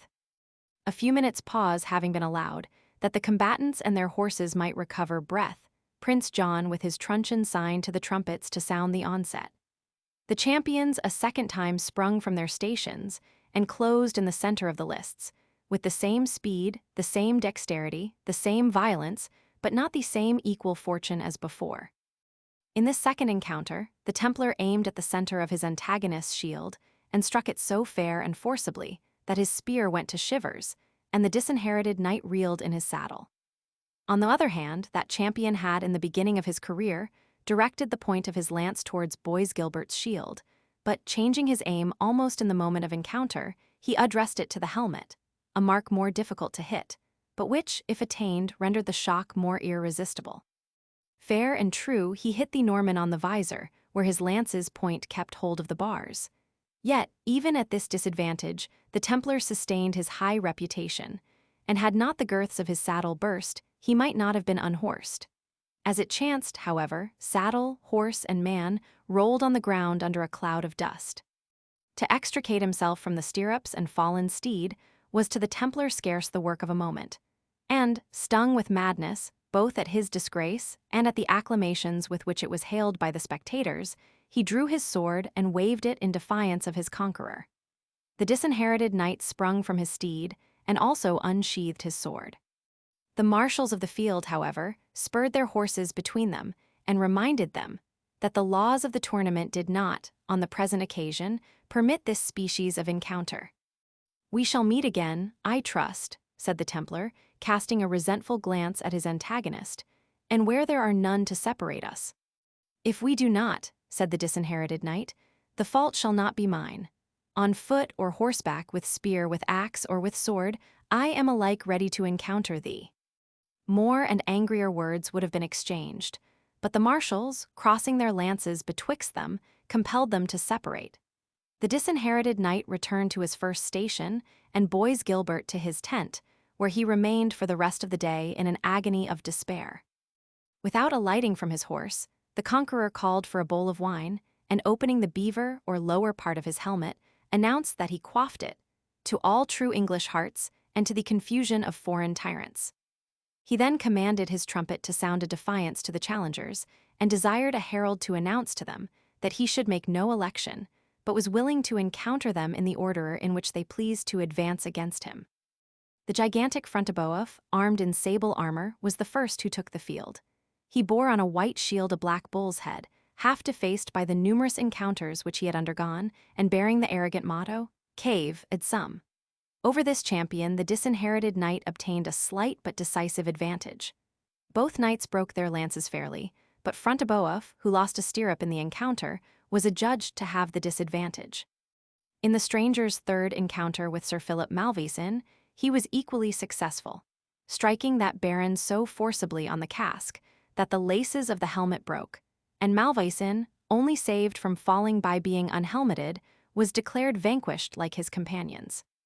In his fourth combat with de Grantmesnil, the disinherited knight showed as much courtesy as he had hitherto evinced courage and dexterity. De Grantmesnil's horse, which was young and violent, reared and plunged in the course of the career so as to disturb the rider's aim, and the stranger, declining to take the advantage which this accident afforded him, raised his lance, and passing his antagonist without touching him, wheeled his horse and rode back again to his own end of the lists, offering his antagonist, by a herald, the chance of a second encounter.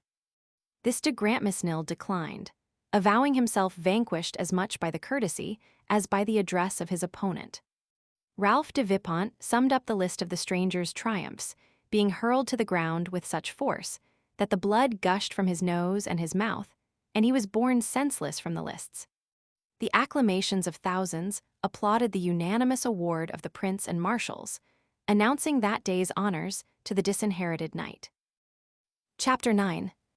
In the midst was seen a lady of a more majestic mien, by stature, and by beauty marked their sovereign queen. And as in beauty she surpassed the choir, so nobler than the rest was her attire. A crown of ruddy gold enclosed her brow, plain without pomp, and rich without a show. A branch of Agnus Castus in her hand, she bore aloft her symbol of command. The flower and the leaf. William de Wyville and Stephen de Marteville, the marshals of the field, were the first to offer their congratulations to the victor, praying him, at the same time, to suffer his helmet to be unlaced, or, at least, that he would raise his visor ere they conducted him to receive the prize of the day's tourney from the hands of Prince John. The disinherited knight, with all knightly courtesy, declined their request, alleging that he could not at this time suffer his face to be seen, for reasons which he had assigned to the heralds when he entered the lists. The marshals were perfectly satisfied by this reply, for amidst the frequent and capricious vows by which knights were accustomed to bind themselves in the days of chivalry, there were none more common than those by which they engaged to remain incognito for a certain space, or until some particular adventure was achieved. The marshals, therefore, pressed no farther into the mystery of the disinherited knight, but announcing to Prince John the Conqueror's desire to remain unknown, they requested permission to bring him before his grace, in order that he might receive the reward of his valor. John's curiosity was excited by the mystery observed by the stranger, and being already displeased with the issue of the tournament, in which the challengers whom he favored had been successively defeated by one knight, he answered haughtily to the marshals, "By the light of Our Lady's brow, this same knight hath been disinherited as well of his courtesy as of his lands, since he desires to appear before us without uncovering his face. Wot ye, my lords," he said, turning round to his train, "who this gallant can be that bears himself thus proudly?" "I cannot guess," answered de Bracy, "nor did I think there had been within the four seas that Gurth Britain a champion that could bear down these 5 knights in one day's jousting. By my faith, I shall never forget the force with which he shocked de Vipont. The poor hospitaller was hurled from his saddle like a stone from a sling." "Boast not of that," said a knight of St. John, who was present. "Your Temple champion had no better luck. I saw your brave lance, Boys Gilbert, roll thrice over, grasping his hands full of sand at every turn." De Bracy, being attached to the Templars, would have replied, but was prevented by Prince John. "Silence, sirs," he said. "What unprofitable debate have we here?" "The victor," said de Wyville, "still waits the pleasure of your highness." "It is our pleasure," answered John, That he do so wait until we learn whether there is not someone who can at least guess at his name and quality. Should he remain there till nightfall, he has had work enough to keep him warm." "Your grace," said Waldemar Fitzurse, "will do less than do honor to the victor, if you compel him to wait till we tell your highness that which we cannot know. At least I can form no guess.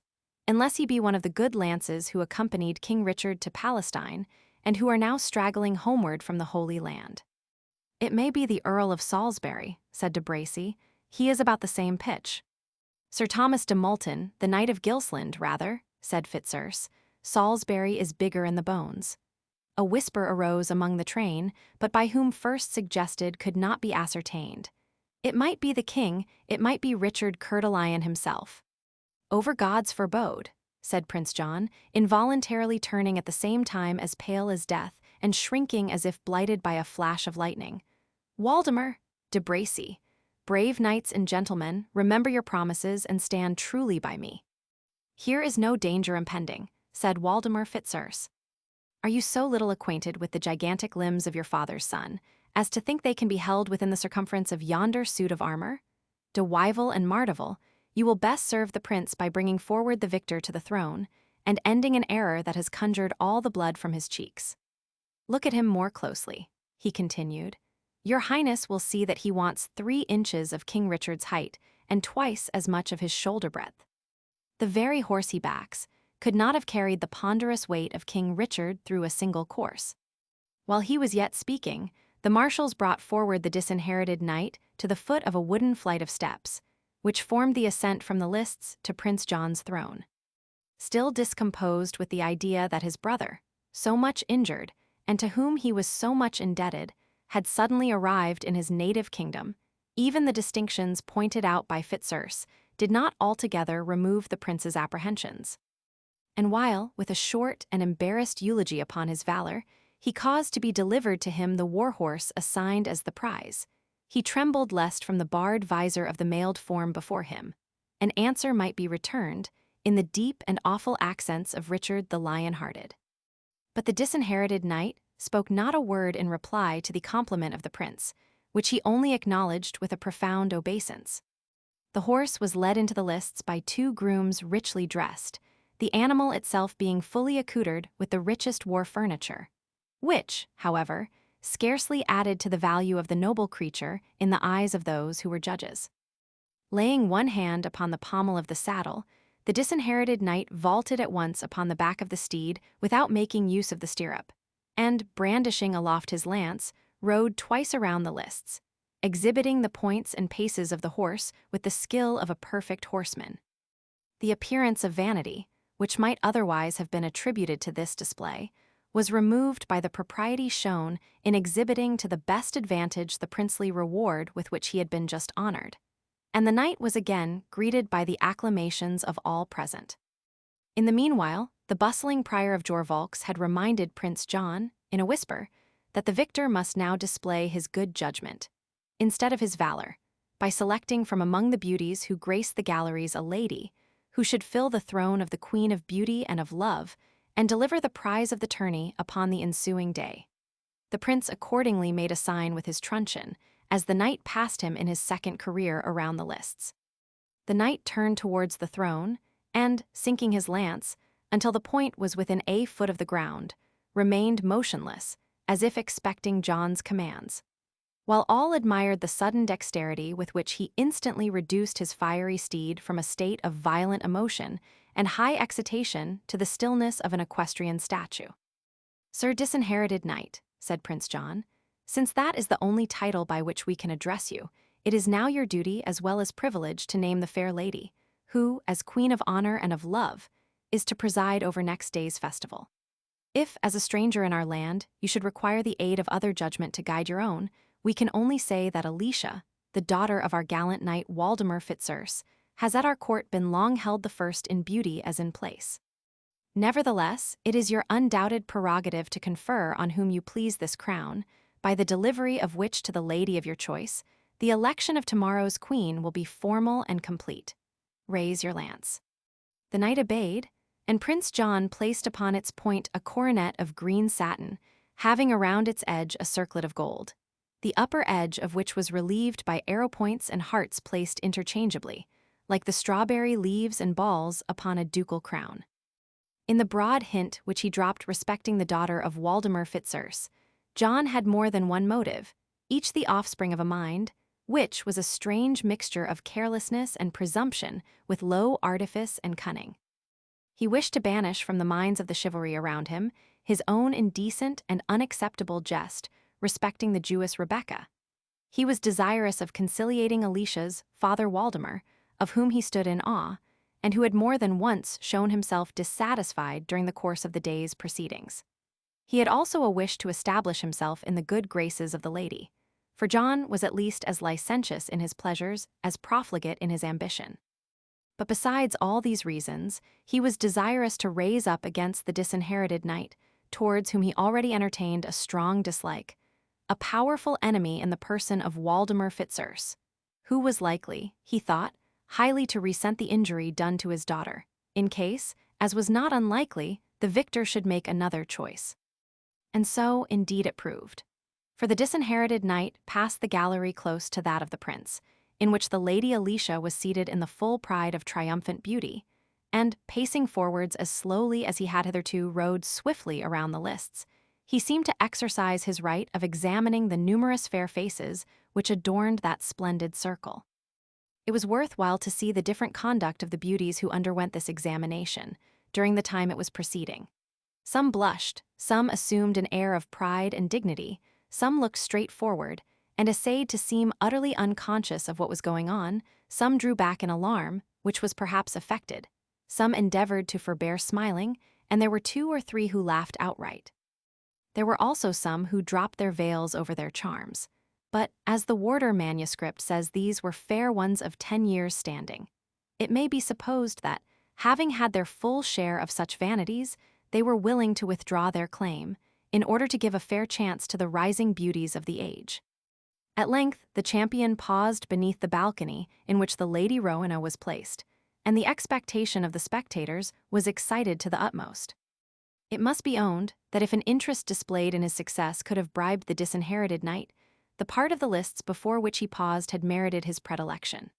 Cedric the Saxon, overjoyed at the discomfiture of the Templar, and still more so at the miscarriage of his 2 malevolent neighbors, Front-de-Bœuf and Malvoisin, had, with his body half stretched over the balcony, accompanied the victor in each course, not with his eyes only, but with his whole heart and soul.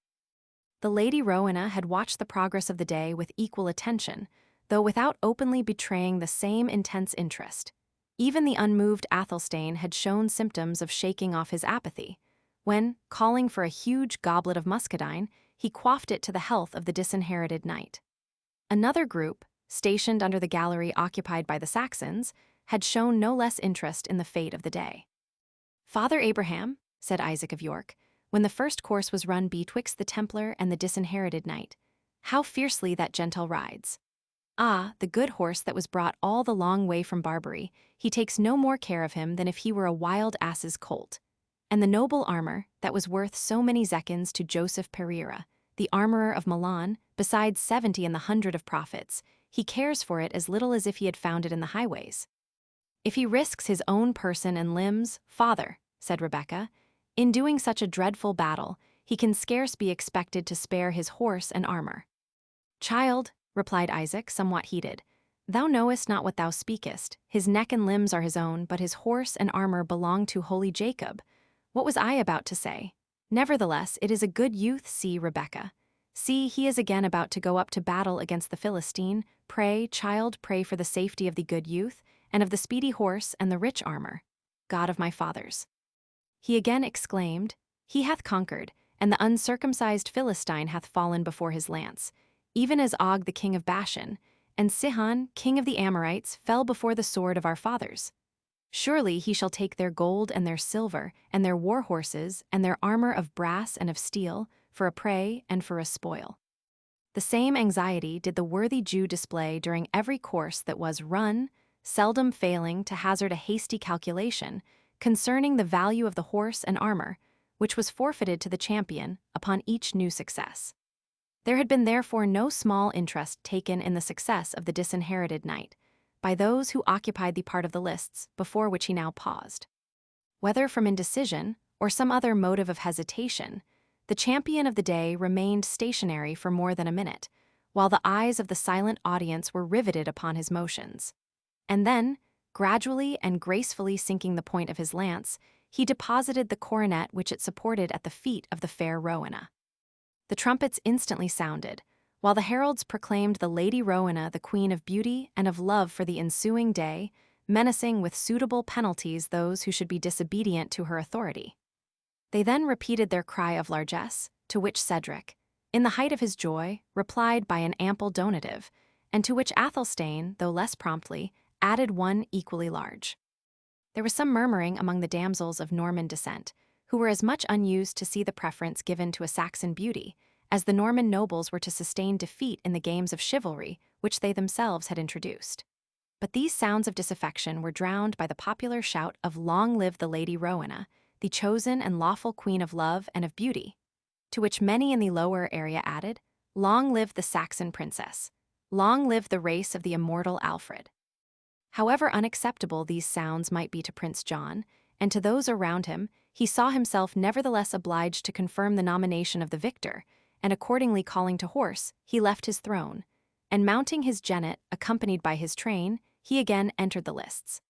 The prince paused a moment beneath the gallery of the Lady Alicia, to whom he paid his compliments, observing, at the same time, to those around him, "By my halidome, sirs, if the knight's feats in arms have shown that he hath limbs and sinews, his choice hath no less proved that his eyes are none of the clearest."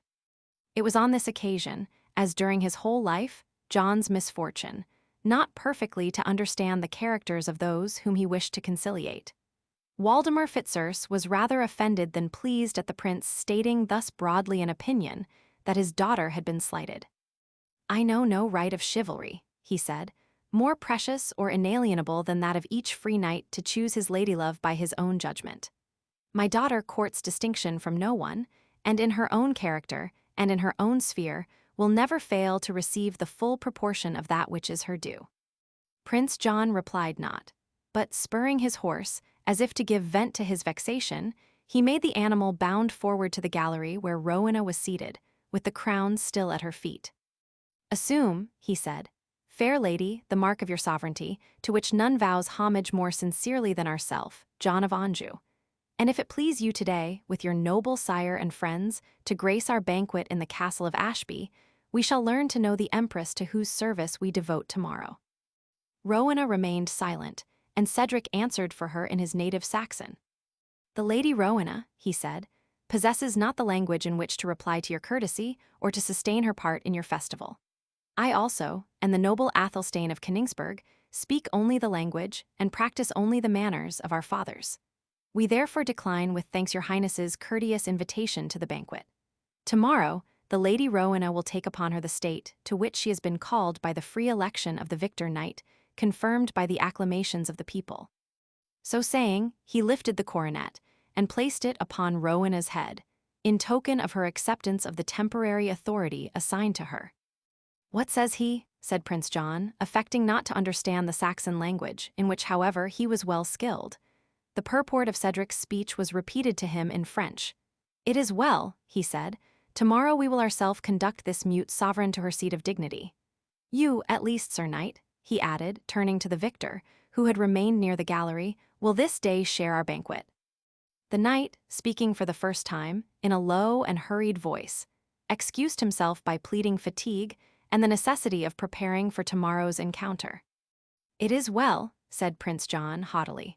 "Although unused to such refusals, we will endeavor to digest our banquet as we may, though ungraced by the most successful in arms and his elected Queen of Beauty." So saying, he prepared to leave the lists with his glittering train, and his turning his steed for that purpose was the signal for the breaking up and dispersion of the spectators.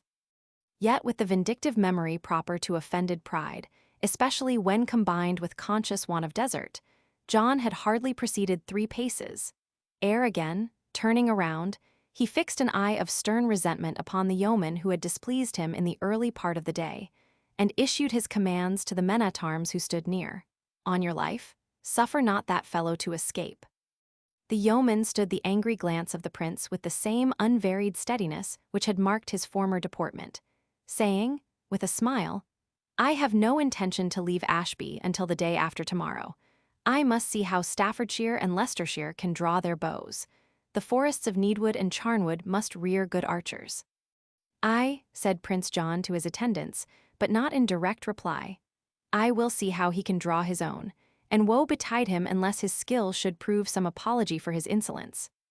"It is full time," said de Bracy, "that the outrecuitants, 19 of these peasants, should be restrained by some striking example."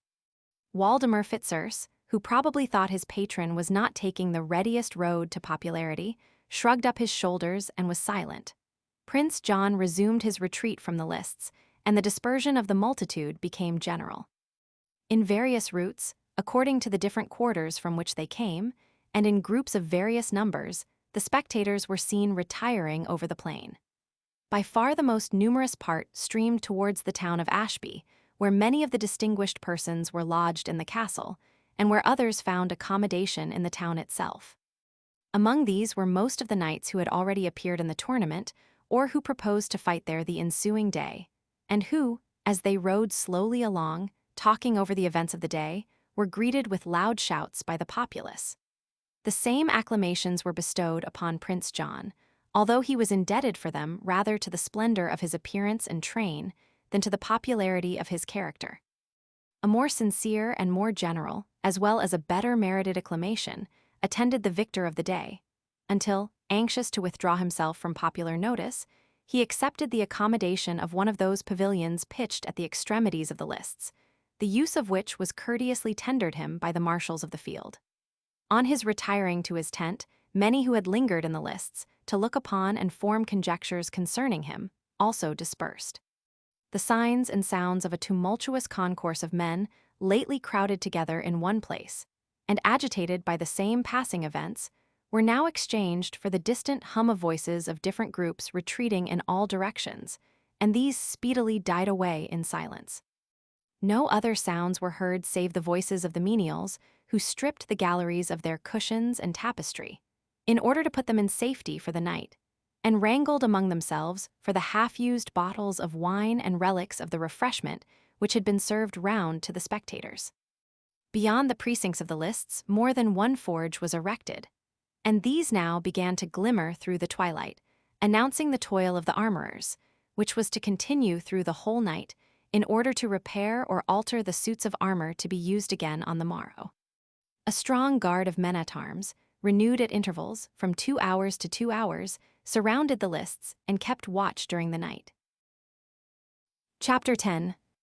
Thus, like the sad presaging raven, that tolls the sick man's passport in her hollow beak, and in the shadow of the silent night doth shake contagion from her sable wings, vexed and tormented, runs poor Barabbas, with fatal curses towards these Christians. Jew of Malta. The disinherited knight had no sooner reached his pavilion than squires and pages in abundance tendered their services to disarm him, to bring fresh attire, and to offer him the refreshment of the bath.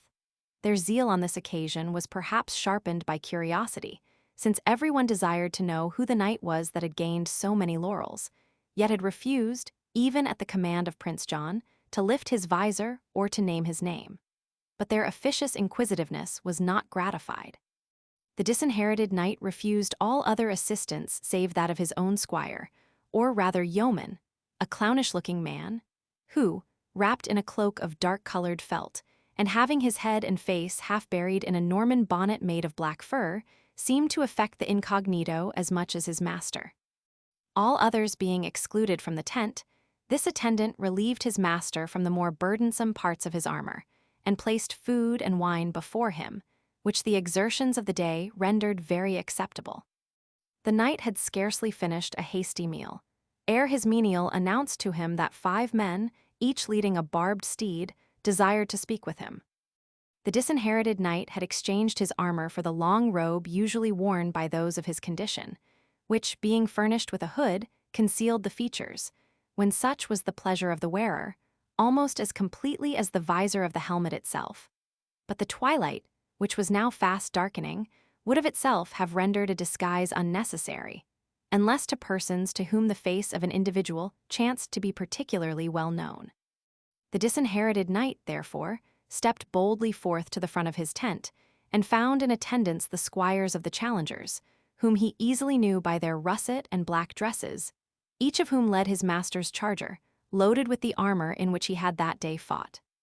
"According to the laws of chivalry," said the foremost of these men, "I, Baldwin de Oily, squire to the redoubted knight Brian de Bois Gilbert, make offer to you, styling yourself, for the present, the disinherited knight, of the horse and armor used by the said Brian de Bois Gilbert in this day's passage of arms, leaving it with your nobleness to retain or to ransom the same, according to your pleasure, for such is the law of arms."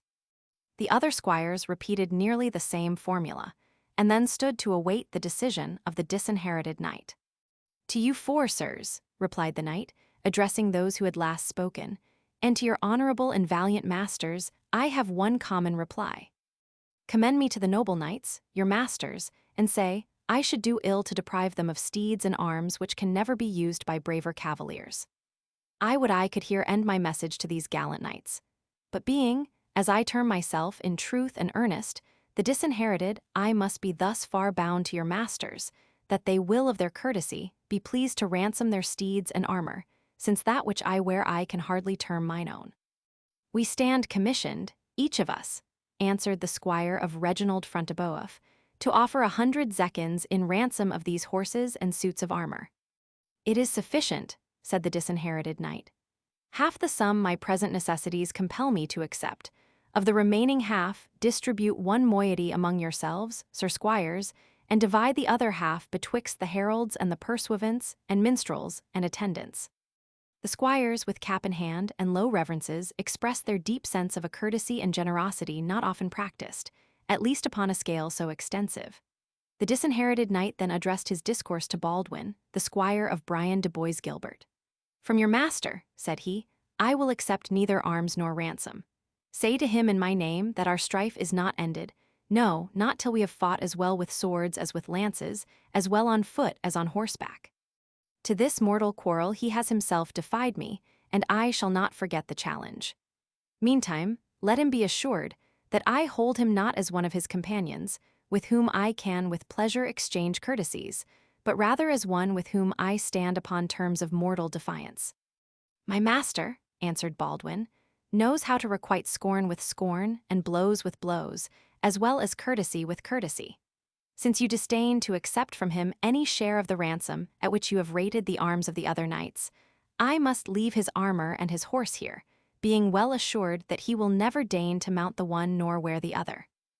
"You have spoken well, good squire," said the disinherited knight, well and boldly, as it beseemeth him to speak who answers for an absent master. "Leave not, however, the horse and armor here. Restore them to thy master, or, if he scorns to accept them, retain them, good friend, for thine own use. So far as they are mine, I bestow them upon you freely." Baldwin made a deep obeisance and retired with his companions, and the disinherited knight entered the pavilion. "Thus far, Gurth," said he, addressing his attendant, "the reputation of English chivalry hath not suffered in my hands." "And I," said Gurth, "for a Saxon swineherd, have not ill played the personage of a Norman squire-at-arms." "Yea, but," answered the disinherited knight, "thou hast ever kept me in anxiety lest thy clownish bearing should discover thee." "Tush," said Gurth, "I fear discovery from none, saving my playfellow Wamba the jester, of whom I could never discover whether he were most knave or fool. Yet I could scarce choose but laugh, when my old master passed so near to me, dreaming all the while that Gurth was keeping his porkers many a mile off, in the thickets and swamps of Rotherwood. If I am discovered." "Enough," said the disinherited knight, "thou knowest my promise." "Nay, for that matter," said Gurth, "I will never fail my friend for fear of my skin cutting. I have a tough hide, that will bear knife or scourge as well as any boar's hide in my herd." "Trust me, I will requite the risk you run for my love, Gurth," said the knight. "Meanwhile, I pray you to accept these 10 pieces of gold." "I am richer," said Gurth, putting them into his pouch, "than ever was swineherd or bondsman." "Take this bag of gold to Ashby," continued his master, "and find out Isaac the Jew of York, and let him pay himself for the horse and arms with which his credit supplied me." "Nay, by St. Dunstan," replied Gurth, "that I will not do." "How, knave," replied his master, "wilt thou not obey my commands?" "So they be honest, reasonable, and Christian commands," replied Gurth, "but this is none of these. To suffer the Jew to pay himself would be dishonest, for it would be cheating my master, and unreasonable, for it were the part of a fool, and unchristian, since it would be plundering a believer to enrich an infidel." "See him contented, however, thou stubborn varlet," said the disinherited knight. "I will do so," said Gurth, taking the bag under his cloak and leaving the apartment. "And it will go hard," he muttered, "but I content him with one half of his own asking." So saying, he departed and left the disinherited knight to his own perplexed ruminations, which, upon more accounts than it is now possible to communicate to the reader, were of a nature peculiarly agitating and painful. We must now change the scene to the village of Ashby, or rather to a country house in its vicinity belonging to a wealthy Israelite, with whom Isaac, his daughter, and retinue had taken up their quarters. The Jews, it is well known, being as liberal in exercising the duties of hospitality and charity among their own people, as they were alleged to be reluctant and churlish in extending them to those whom they termed gentles, and whose treatment of them certainly merited little hospitality at their hand. In an apartment, small indeed, but richly furnished with decorations of an oriental taste, Rebecca was seated on a heap of embroidered cushions, which, piled along a low platform that surrounded the chamber, served, like the estrada of the Spaniards, instead of chairs and stools. She was watching the motions of her father with a look of anxious and filial affection, while he paced the apartment with a dejected mien and disordered step, sometimes clasping his hands together, sometimes casting his eyes to the roof of the apartment, as one who labored under great mental tribulation. "Oh, Jacob!" he exclaimed. "Oh, all ye 12 holy fathers of our tribe! What a losing venture is this for one who hath duly kept every jot and tittle of the law of Moses. 50 zecchins wrenched from me at one clutch, and by the talons of a tyrant." "But, father," said Rebecca, "you seem to give the gold to Prince John willingly." "Willingly, the blotch of Egypt upon him? Willingly, saidst thou? Aye, as willingly as when, in the Gulf of Leon, I flung over my merchandise to lighten the ship, while she labored in the tempest, robed the seething billows in my choice silks, perfumed their briny foam with myrrh and aloes, enriched their caverns with gold and silver work. And was not that an hour of unutterable misery, though my own hands made the sacrifice? But it was a sacrifice which heaven exacted to save our lives," answered Rebecca, "and the God of our fathers has since blessed your store and your gettings." "Aye," answered Isaac, "but if the tyrant lays hold on them as he did today, and compels me to smile while he is robbing me? Oh, daughter, disinherited and wandering as we are, the worst evil which befalls our race is, that when we are wronged and plundered, all the world laughs around, and we are compelled to suppress our sense of injury, and to smile tamely when we would revenge bravely." "Think not thus of it, my father," said Rebecca. "We also have advantages. These Gentiles, cruel and oppressive as they are in some sort dependent on the dispersed children of Zion, whom they despise and persecute. Without the aid of our wealth, they could neither furnish forth their hosts in war, nor their triumphs in peace, and the gold which we lend them returns with increase to our coffers. We are like the herb which flourisheth most when it is most trampled on." Even this day's pageant had not proceeded without the consent of the despised Jew, who furnished the means. "Daughter," said Isaac, "thou hast harped upon another string of sorrow. The goodly steed and the rich armor, equal to the full profit of my adventure with our Kirjath Jearim of Leicester, there is a dead loss too, aye, a loss which swallows up the gains of a week, aye, of the space between 2 Sabbaths, and yet it may end better than I now think, for 'tis a good youth." "Assuredly," said Rebecca, "you shall not repent you of requiting the good deed received of the stranger knight." "I trust so, daughter," said Isaac, "and I trust too in the rebuilding of Zion. But as well do I hope with my own bodily eyes to see the walls and battlements of the new temple, as to see a Christian, yea, the very best of Christians, repay a debt to a Jew, unless under the awe of the judge and jailer." So saying, he resumed his discontented walk through the apartment. And Rebecca, perceiving that her attempts at consolation only served to awaken new subjects of complaint, wisely desisted from her unavailing efforts. A prudential line of conduct, and we recommend to all who set up for comforters and advisers to follow it in the like circumstances. The evening was now becoming dark, when a Jewish servant entered the apartment and placed upon the table 2 silver lamps fed with perfumed oil. The richest wines and the most delicate refreshments were at the same time displayed by another Israelitish domestic on a small ebony table, inlaid with silver. For, in the interior of their houses, the Jews refused themselves no expensive indulgences. At the same time, the servant informed Isaac that a Nazarene, so they termed Christians, while conversing among themselves, desired to speak with him. He that would live by traffic must hold himself at the disposal of every one claiming business with him. Isaac at once replaced on the table the untasted glass of Greek wine which he had just raised to his lips, and saying hastily to his daughter, "Rebecca, veil thyself," commanded the stranger to be admitted. Just as Rebecca had dropped over her fine features a screen of silver gauze which reached to her feet, the door opened, and Gurth entered, wrapped in the ample folds of his Norman mantle. His appearance was rather suspicious than prepossessing, especially as, instead of doffing his bonnet, he pulled it still deeper over his rugged brow. "Art thou Isaac the Jew of York?" said Gurth in Saxon. "I am," replied Isaac in the same language, for his traffic had rendered every tongue spoken in Britain familiar to him. "And who art thou?" "That is not to the purpose," answered Gurth. "As much as my name is to thee," replied Isaac, "for without knowing thine, how can I hold intercourse with thee?" "Easily," answered Gurth.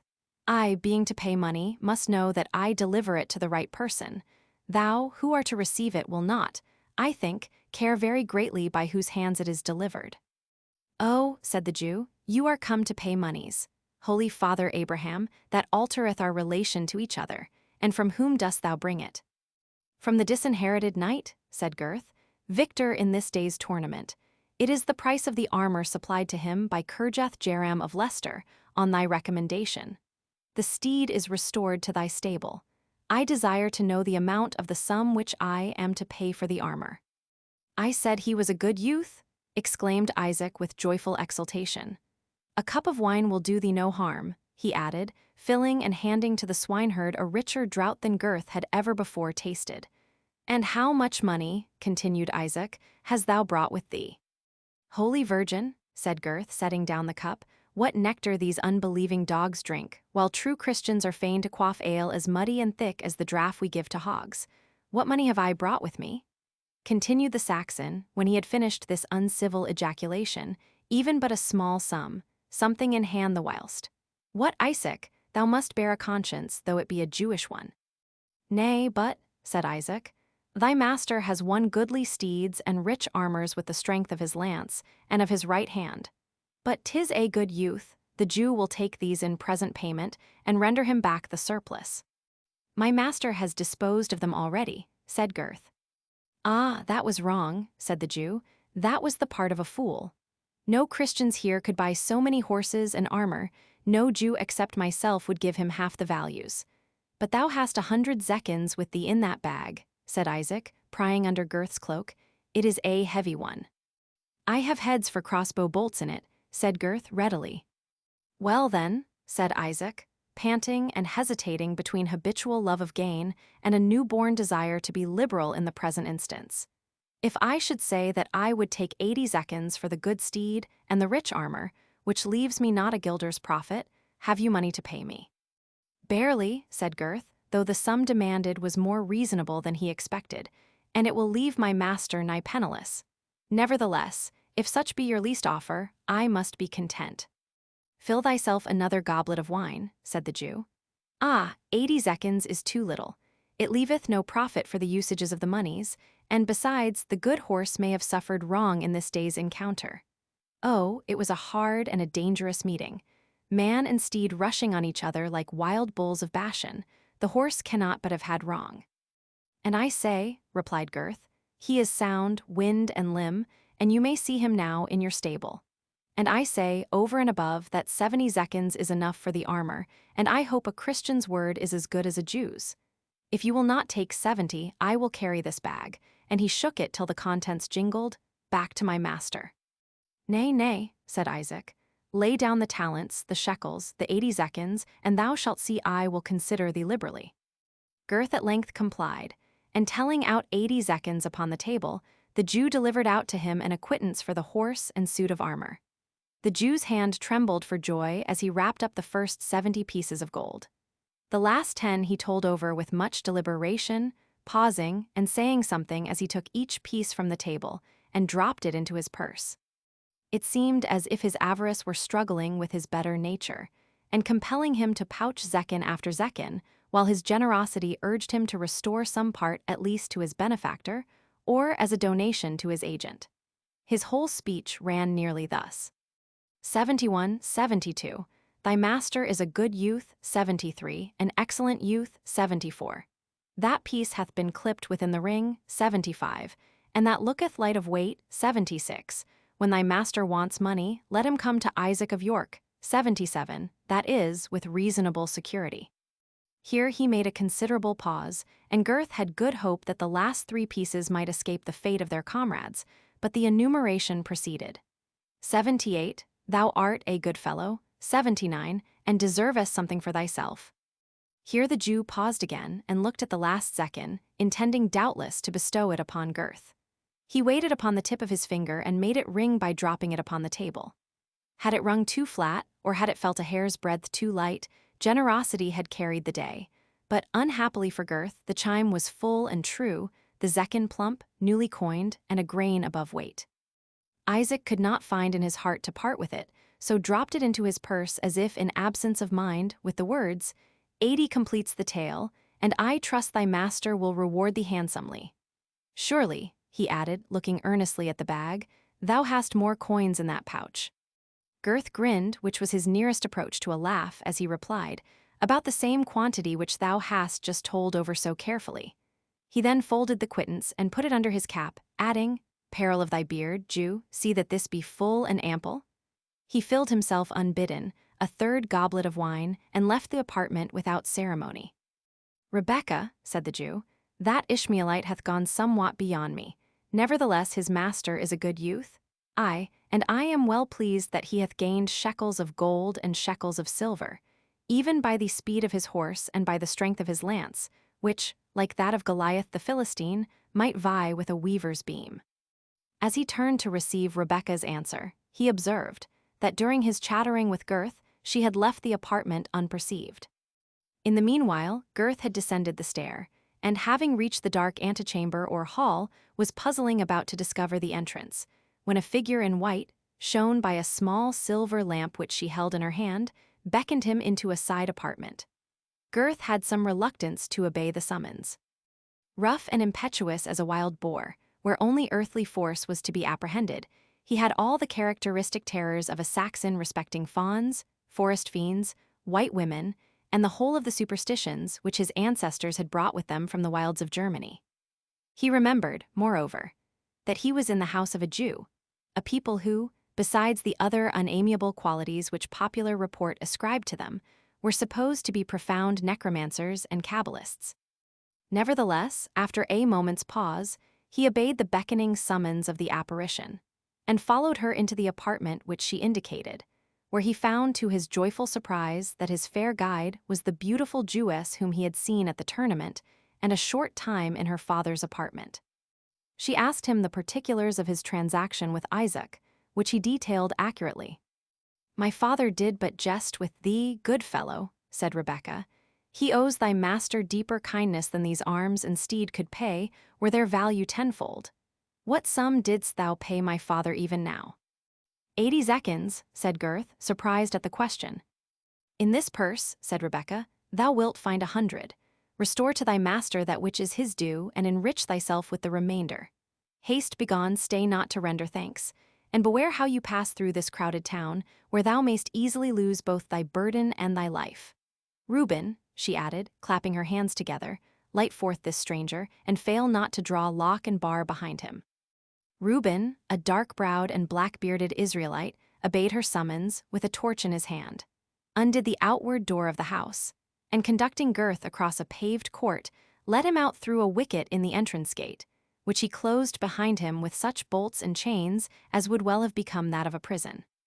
By St. Dunstan, said Gurth, as he stumbled up the dark avenue, this is no Jewess but an angel from heaven. 10 zecchins from my brave young master, 20 from this pearl of Zion, oh, happy day. Such another, Gurth, will redeem thy bondage and make thee a brother as free of thy guild as the best. And then do I lay down my swineherd's horn and staff, and take the freeman's sword and buckler, and follow my young master to the death, without hiding either my face or my name. Chapter 11. First outlaw, stand, sir, and throw us that you have about you. If not, we'll make you sit and rifle you. Speed, sir, we are undone. These are the villains that all the travelers do fear so much. Val, my friends, first out. That's not so, sir, we are your enemies. 2D out, peace. We'll hear him, 3D out. Aye, by my beard, will we, for he's a proper man. 2 Gentlemen of Verona. The nocturnal adventures of Gurth were not yet concluded. Indeed, he himself became partly of that mind, when, after passing 1 or 2 straggling houses which stood in the outskirts of the village, he found himself in a deep lane, running between 2 banks overgrown with hazel and holly, while here and there a dwarf oak flung its arms all together across the path. The lane was moreover much rutted and broken up by the carriages which had recently transported articles of various kinds to the tournament, and it was dark, for the banks and bushes intercepted the light of the harvest moon. From the village were heard the distant sounds of revelry, mixed occasionally with loud laughter, sometimes broken by screams, and sometimes by wild strains of distant music. All these sounds, intimating the disorderly state of the town, crowded with military nobles and their dissolute attendants, gave Gurth some uneasiness. The Jewess was right, he said to himself. By heaven and St. Dunstan, I would I were safe at my journey's end with all this treasure. Here are such numbers, I will not say of errant thieves, but of errant knights and errant squires, errant monks and errant minstrels, errant jugglers and errant jesters, that a man with a single merk would be in danger, much more a poor swineherd with a whole bagful of zecchins. Would I were out of the shade of these infernal bushes, that I might at least see any of St. Nicholas's clerks before they spring on my shoulders. Gurth accordingly hastened his pace, in order to gain the open common to which the lane led, but was not so fortunate as to accomplish his object. Just as he had attained the upper end of the lane, where the underwood was thickest, 4 men sprung upon him, even as his fears anticipated, 2 from each side of the road, and seized him so fast that resistance, if at first practicable, would have been now too late. Surrender your charge, said one of them. We are the deliverers of the Commonwealth, who ease every man of his burden. You should not ease me of mine so lightly, muttered Gurth, whose surly honesty could not be tamed even by the pressure of immediate violence. Had I it but in my power to give 3 strokes in its defense. We shall see that presently, said the robber, and speaking to his companions he added, Bring along the knave. I see he would have his head broken, as well as his purse cut, and so be let blood in 2 veins at once. Gurth was hurried along agreeably to this mandate, and having been dragged somewhat roughly over the bank, on the left-hand side of the lane, found himself in a straggling thicket, which lay betwixt it and the open common. He was compelled to follow his rough conductors into the very depth of this cover, where they stopped unexpectedly in an irregular open space, free in a great measure from trees, and on which, therefore, the beams of the moon fell without much interruption from boughs and leaves. Here his captors were joined by 2 other persons, apparently belonging to the gang. They had short swords by their sides and quarterstaves in their hands, and Gurth could now observe that all 6 wore visors, which rendered their occupation a matter of no question, even had their former proceedings left it in doubt. What money hast thou, churl? Said one of the thieves. 30 zecchins of my own property, answered Gurth doggedly. A forfeit, shouted the robbers. A Saxon hath 30 zecchins and returns sober from a village, an undeniable and unredeemable forfeit of all he hath about him. I hoarded it to purchase my freedom, said Gurth. Thou art an ass, replied one of the thieves. 3 quarts of double ale had rendered thee as free as thy master, aye, and freer too, if he be a Saxon like thyself. A sad truth, replied Gurth. But if these same 30 zecchins will buy my freedom from you, unloose my hands, and I will pay them to you. Hold, said one who seemed to exercise some authority over the others.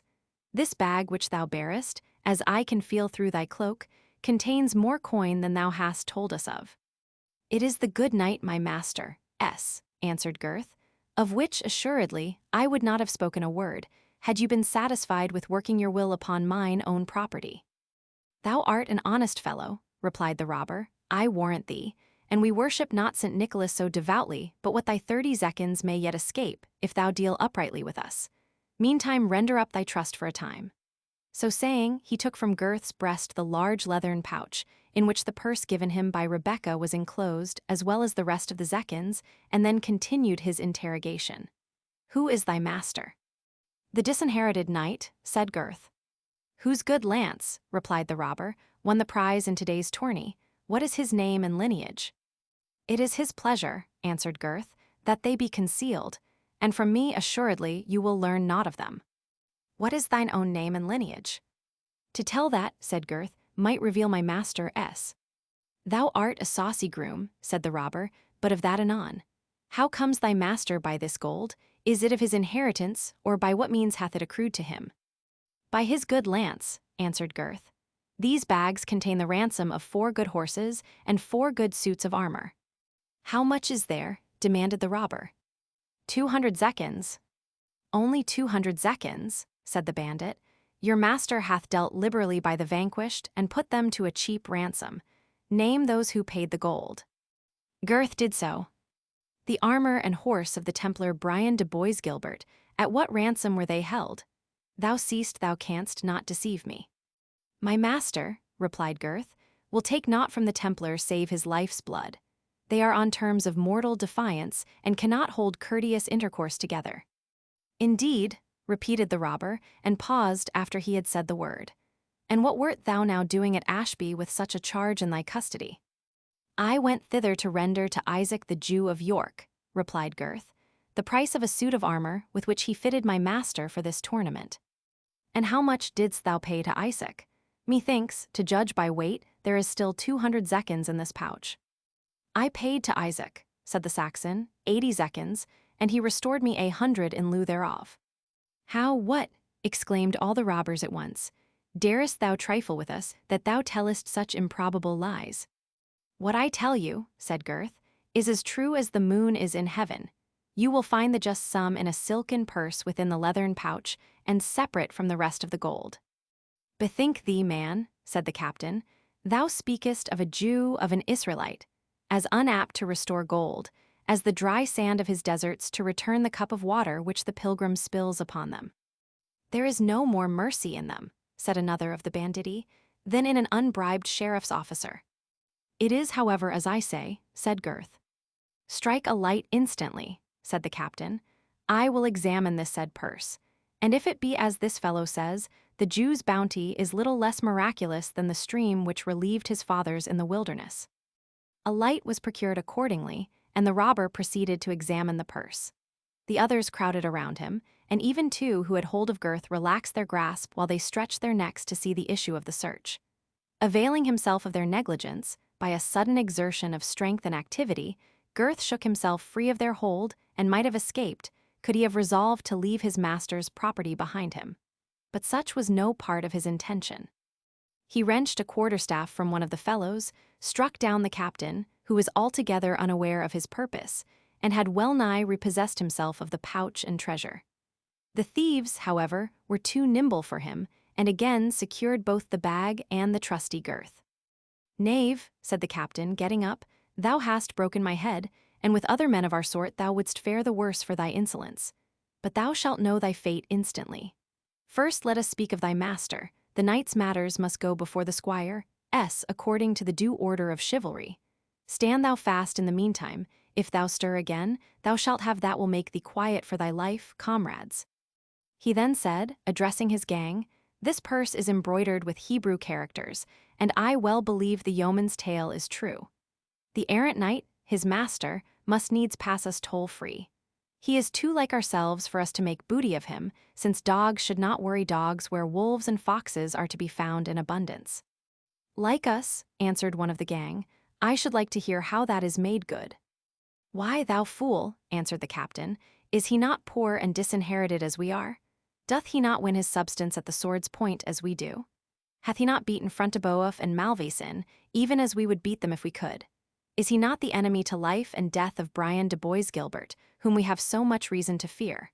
And were all this otherwise, wouldst thou have us show a worse conscience than an unbeliever, a Hebrew Jew?" "Nay, that were a shame," muttered the other fellow. "And yet, when I served in the band of stout old Gandalin, we had no such scruples of conscience. And this insolent peasant, he too, I warrant me, is to be dismissed scatheless." "Not if thou canst scathe him," replied the captain.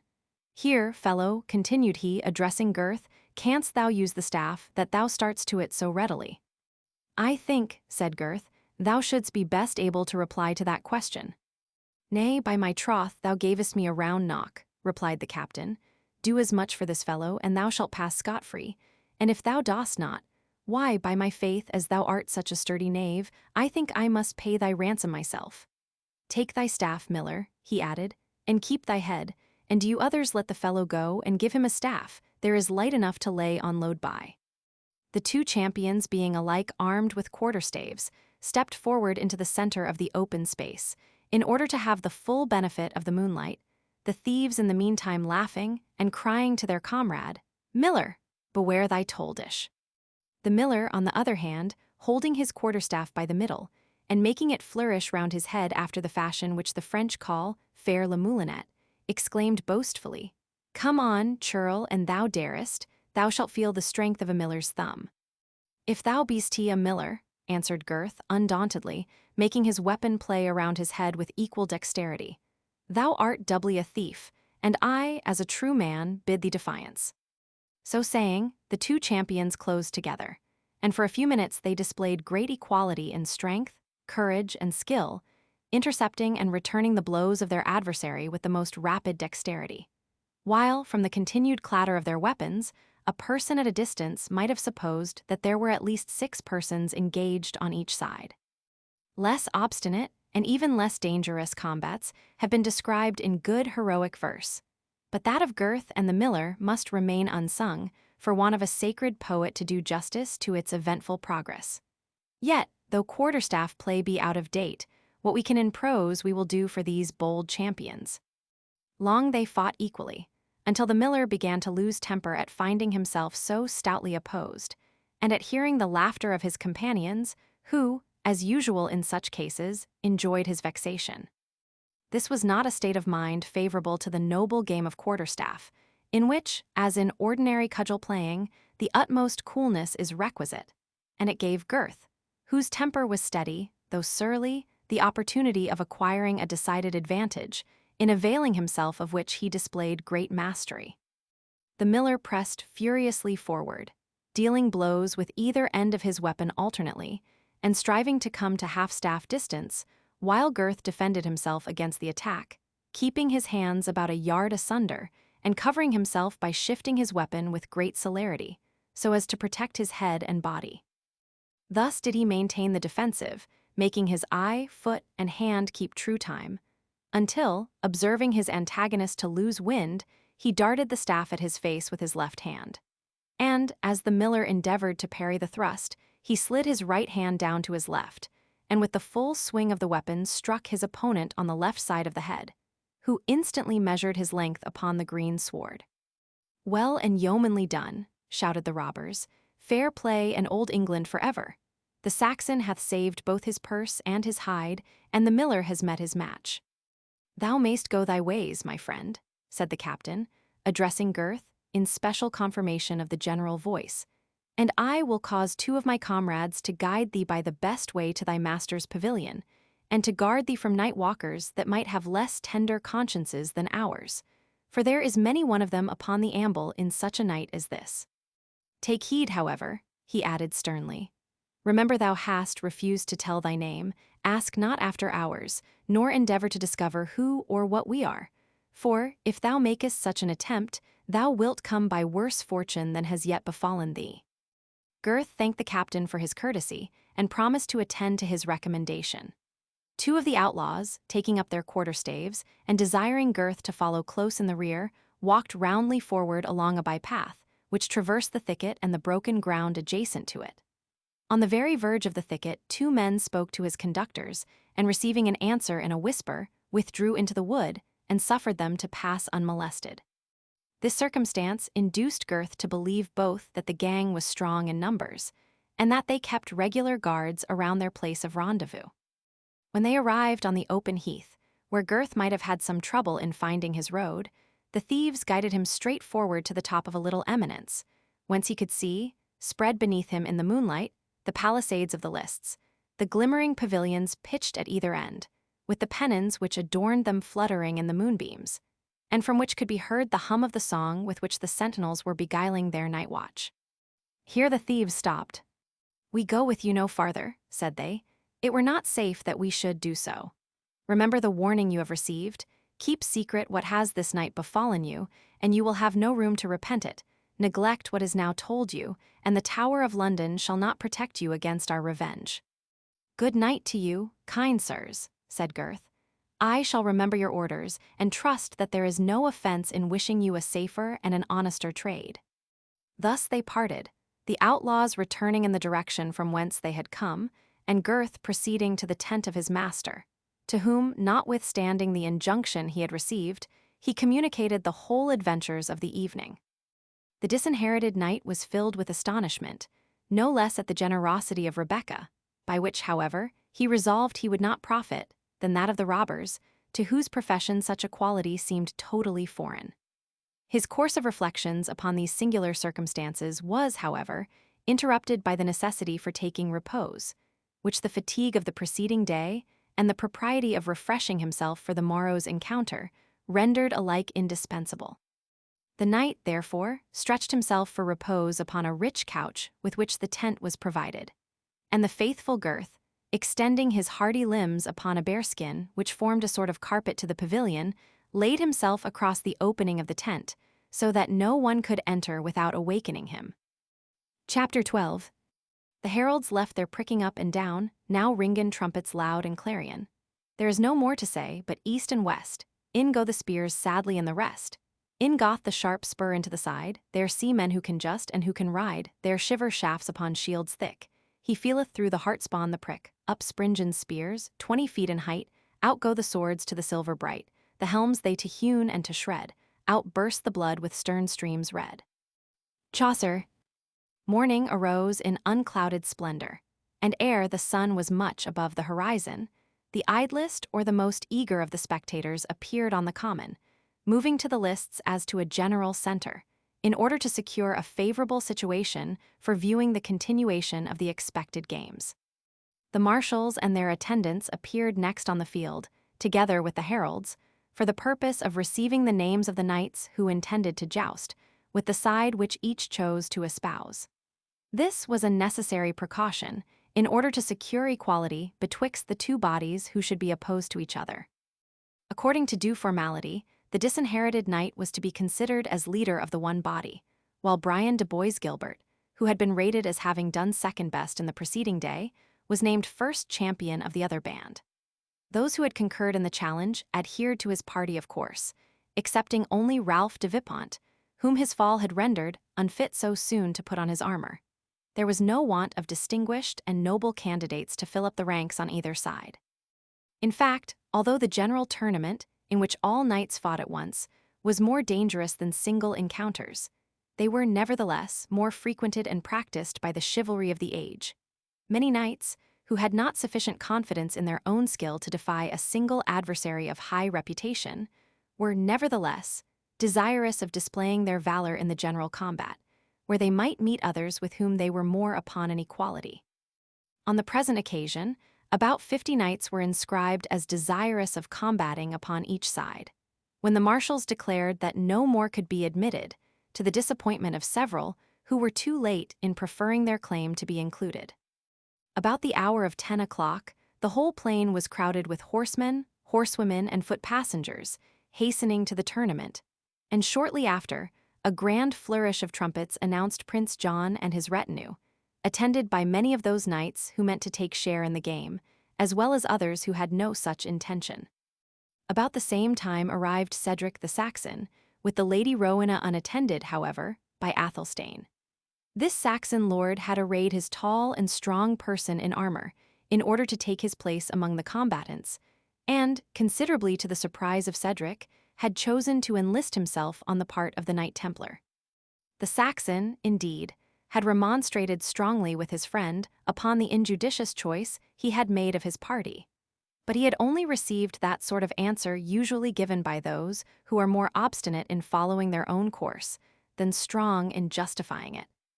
His best, if not his only reason, for adhering to the party of Brian de Bois-Guilbert, Athelstane had the prudence to keep to himself. Though his apathy of disposition prevented his taking any means to recommend himself to the Lady Rowena, he was, nevertheless, by no means insensible to her charms, and considered his union with her as a matter already fixed beyond doubt by the assent of Cedric and her other friends. It had therefore been with smothered displeasure that the proud though indolent Lord of Coningsburgh beheld the victor of the preceding day select Rowena as the object of that honor, which it became his privilege to confer. In order to punish him for a preference which seemed to interfere with his own suit, Athelstane, confident of his strength, and to whom his flatterers, at least, ascribed great skill in arms, had determined not only to deprive the disinherited knight of his powerful succor, but, if an opportunity should occur, to make him feel the weight of his battle-axe. De Bracy and other knights attached to Prince John, in obedience to a hint from him, had joined the party of the challengers, John being desirous to secure, if possible, the victory to that side. On the other hand, many other knights, both English and Norman, natives and strangers, took part against the challengers, the more readily that the opposite band was to be led by so distinguished a champion as the disinherited knight had approved himself. As soon as Prince John observed that the destined queen of the day had arrived upon the field, assuming that air of courtesy which sat well upon him when he was pleased to exhibit it, he rode forward to meet her, doffed his bonnet, and, alighting from his horse, assisted the Lady Rowena from her saddle, while his followers uncovered at the same time, and one of the most distinguished dismounted to hold her palfrey. "It is thus," said Prince John, "that we set the dutiful example of loyalty to the Queen of Love and Beauty, and are ourselves her guide to the throne which she must this day occupy. Ladies," he said, "attend your queen, as you wish in your turn to be distinguished by like honors."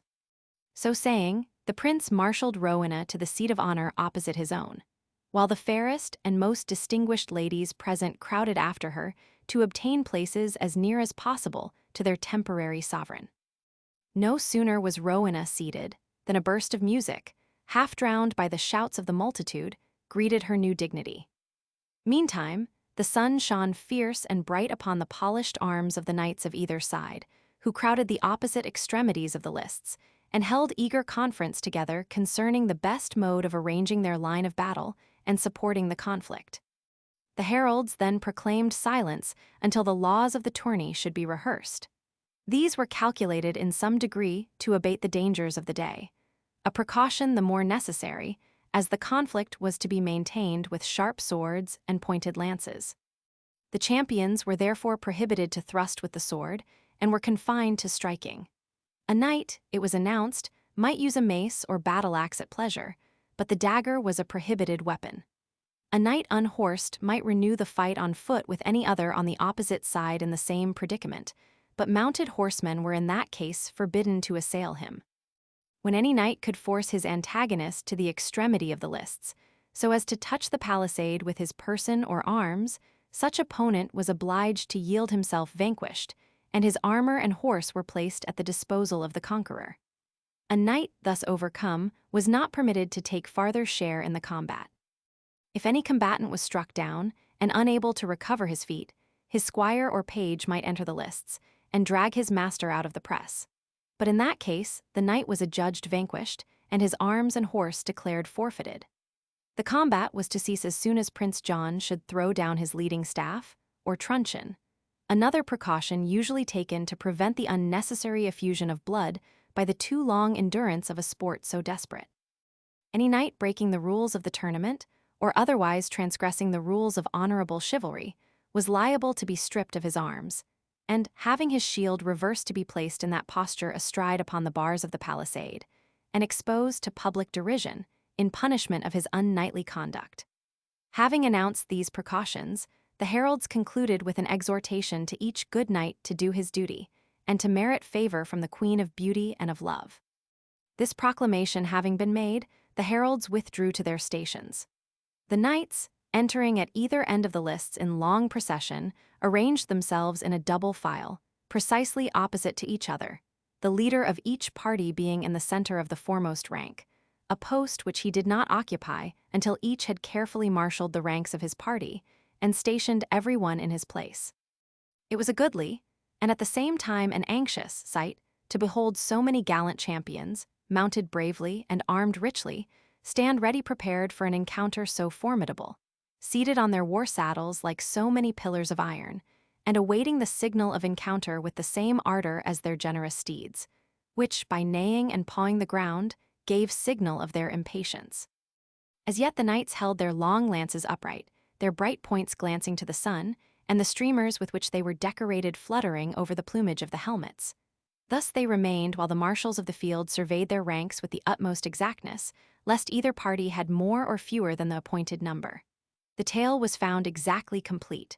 The marshals then withdrew from the lists, and William de Wyvil, with a voice of thunder, pronounced the signal words, "Laces aller." The trumpets sounded as he spoke. The spears of the champions were at once lowered and placed in the rests. The spurs were dashed into the flanks of the horses, and the two foremost ranks of either party rushed upon each other in full gallop, and met in the middle of the lists with a shock, the sound of which was heard at a mile's distance. The rear rank of each party advanced at a slower pace to sustain the defeated and follow up the success of the victors of their party.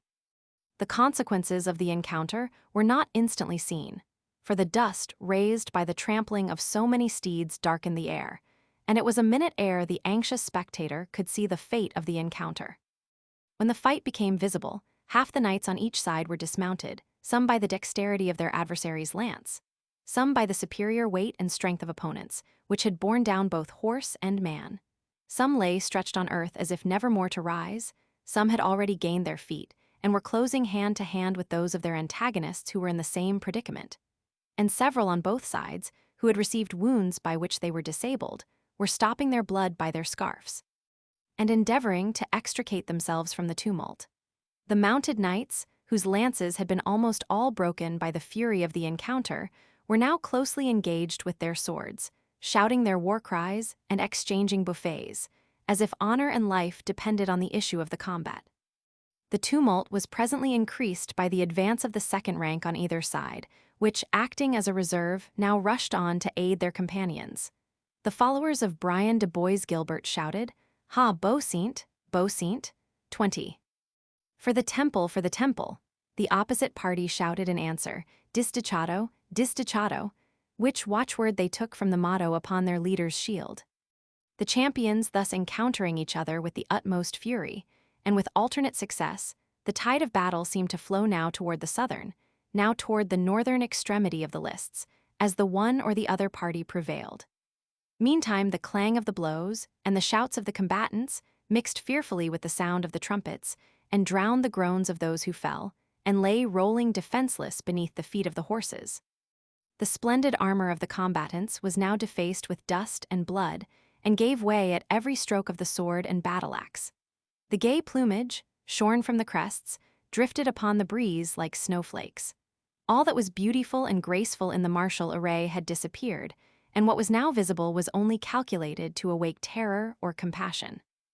Yet such is the force of habit that not only the vulgar spectators, who are naturally attracted by sights of horror, but even the ladies of distinction who crowded the galleries, saw the conflict with a thrilling interest certainly, but without a wish to withdraw their eyes from a sight so terrible. Here and there, indeed, a fair cheek might turn pale, or a faint scream might be heard, as a lover, a brother, or a husband was struck from his horse.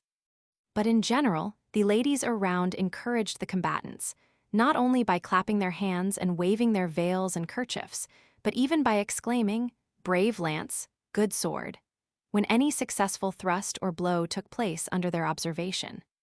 Such being the interest taken by the fair sex in this bloody game, that of the men is the more easily understood. It showed itself in loud acclamations upon every change of fortune, while all eyes were so riveted on the lists, that the spectators seemed as if they themselves had dealt and received the blows which were there so freely bestowed.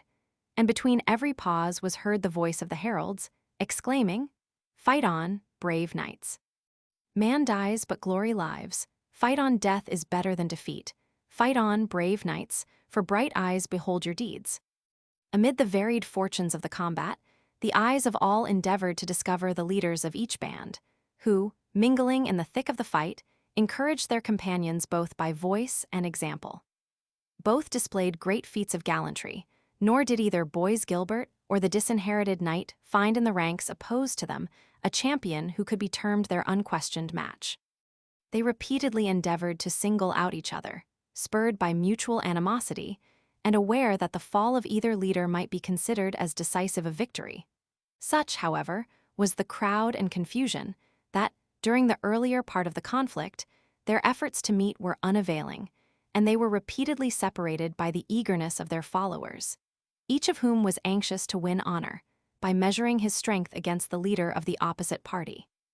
But when the field became thin by the numbers on either side who had yielded themselves vanquished, had been compelled to the extremity of the lists, or been otherwise rendered incapable of continuing the strife, the Templar and the disinherited knight at length encountered hand to hand, with all the fury that mortal animosity, joined to rivalry of honor, could inspire. Such was the address of each in parrying and striking, that the spectators broke forth into a unanimous and involuntary shout, expressive of their delight and admiration. But at this moment, the party of the disinherited knight had the worst, the gigantic arm of Fronteboeuf on the one flank, and the ponderous strength of Athelstane on the other, bearing down and dispersing those immediately exposed to them.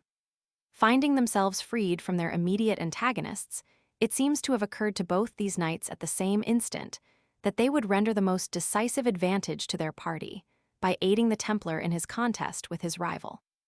Turning their horses, therefore, at the same moment, the Normans spurred against the disinherited knight on the one side and the Saxon on the other. It was utterly impossible that the object of this unequal and unexpected assault could have sustained it, had he not been warned by a general cry from the spectators, who could not but take interest in one exposed to such disadvantage. "Beware, beware, Sir Disinherited!" was shouted so universally that the knight became aware of his danger, and striking a full blow at the Templar, he reined back his steed in the same moment, so as to escape the charge of Athelstane and Fronteboeuf. These knights, therefore, their aim being thus eluded, rushed from opposite sides betwixt the object of their attack and the Templar, almost running their horses against each other ere they could stop their career. Recovering their horses, however, and wheeling them round, the whole three pursued their united purpose of bearing to the earth the disinherited knight. Nothing could have saved him, except the remarkable strength and activity of the noble horse which he had won on the preceding day. This stood him in the more stead, as the horse of Boys Gilbert was wounded, and those of Fronteboeuf and Athelstane were both tired with the weight of their gigantic masters, clad in complete armor and with the preceding exertions of the day. The masterly horsemanship of the disinherited knight and the activity of the noble animal which he mounted enabled him for a few minutes to keep at sword's point his three antagonists, turning and wheeling with the agility of a hawk upon the wing, keeping his enemies as far separate as he could, and rushing now against the one, now against the other, dealing sweeping blows with his sword, without waiting to receive those which were aimed at him in return. But although the lists rang with the applauses of his dexterity, it was evident that he must at last be overpowered, and the nobles around Prince John implored him with one voice to throw down his warder, and to save so brave a knight from the disgrace of being overcome by odds. "Not I, by the light of heaven," answered Prince John. "This same Springald, who conceals his name and despises our proffered hospitality, hath already gained one prize, and may now afford to let others have their turn." As he spoke thus, an unexpected incident changed the fortune of the day. There was among the ranks of the disinherited knight a champion in black armor, mounted on a black horse, large of size, tall, and to all appearance powerful and strong, like the rider by whom he was mounted. This knight, who bore on his shield no device of any kind, had hitherto evinced very little interest in the event of the fight, beating off with seeming ease those combatants who attacked him, but neither pursuing his advantages, nor himself assailing anyone. In short, he had hitherto acted the part rather of a spectator than of a party in the tournament, a circumstance which procured him among the spectators the name of Le Noir Faineant, or the Black Sluggard. At once this knight seemed to throw aside his apathy when he discovered the leader of his party so hard bestead. For, setting spurs to his horse, which was quite fresh, he came to his assistance like a thunderbolt, exclaiming, in a voice like a trumpet call, "Dedicatory to the rescue!" It was high time, for, while the disinherited knight was pressing upon the Templar, Frontebeuf had got nigh to him with his uplifted sword. But ere the blow could descend, the sable knight dealt a stroke on his head, which, glancing from the polished helmet, lighted with violence scarcely abated on the chamfron of the steed, and Frontebeuf rolled on the ground, both horse and man equally stunned by the fury of the blow. Le Noir Faineant then turned his horse upon Athelstane of Koningsberg, and his own sword having been broken in his encounter with Frontebeuf, he wrenched from the hand of the bulky Saxon the battle-axe which he wielded, and, like one familiar with the use of the weapon, bestowed him such a blow upon the crest, that Athelstane also lay senseless on the field. Having achieved this double feat, for which he was the more highly applauded that it was totally unexpected from him, the knight seemed to resume the sluggishness of his character, returning calmly to the northern extremity of the lists, leaving his leader to cope as he best could with Brian de Bois Gilbert. This was no longer matter of so much difficulty as formerly. The Templar's horse had bled much, and gave way under the shock of the disinherited knight's charge. Brian de Bois Gilbert rolled on the field, encumbered with the stirrup, from which he was unable to draw his foot. His antagonist sprung from horseback, waved his fatal sword over the head of his adversary, and commanded him to yield himself. When Prince John, more moved by the Templar's dangerous situation than he had been by that of his rival, saved him the mortification of confessing himself vanquished by casting down his warder and putting an end to the conflict. It was, indeed, only the relics and embers of the fight which continued to burn. For of the few knights who still continued in the lists, the greater part had, by tacit consent, forborne the conflict for some time, leaving it to be determined by the strife of the leaders. The squires, who had found it a matter of danger and difficulty to attend their masters during the engagement, now thronged into the lists to pay their dutiful attendance to the wounded, who were removed with the utmost care and attention to the neighboring pavilions, or to the quarters prepared for them in the adjoining village. Thus ended the memorable field of Ashby de la Zouch, one of the most gallantly contested tournaments of that age, for although only 4 knights, including one who was smothered by the heat of his armor, had died upon the field, yet upwards of 30 were desperately wounded, 4 or 5 of whom never recovered. Several more were disabled for life, and those who escaped best carried the marks of the conflict to the grave with them. Hence it is always mentioned in the old records as the gentle and joyous passage of arms of Ashby. It being now the duty of Prince John to name the knight who had done best, he determined that the honor of the day remained with the knight whom the popular voice had termed Le Noir Faineant. It was pointed out to the prince, in impeachment of this decree, that the victory had been in fact won by the disinherited knight, who, in the course of the day, had overcome 6 champions with his own hand, and who had finally unhorsed and struck down the leader of the opposite party.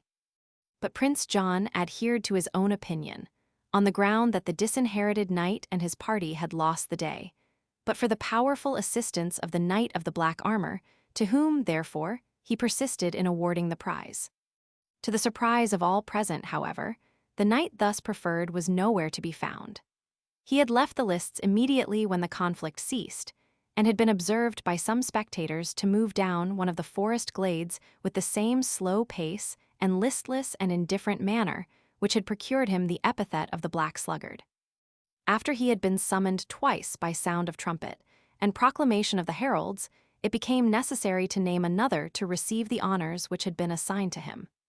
Prince John had now no further excuse for resisting the claim of the disinherited knight, whom, therefore, he named the champion of the day. Through a field slippery with blood, and encumbered with broken armor and the bodies of slain and wounded horses, the marshals of the lists again conducted the victor to the foot of Prince John's throne. "Disinherited knight," said Prince John, "since by that title only you will consent to be known to us, we a second time award to you the honors of this tournament, and announce to you your right to claim and receive from the hands of the Queen of Love and Beauty the chaplet of honor which your valor has justly deserved." The knight bowed low and gracefully, but returned no answer. While the trumpets sounded, while the heralds strained their voices in proclaiming honor to the brave and glory to the victor, while ladies waved their silken kerchiefs and embroidered veils, and while all ranks joined in a clamorous shout of exultation, the marshals conducted the disinherited knight across the lists to the foot of that throne of honor which was occupied by the Lady Rowena. On the lower step of this throne, the champion was made to kneel down.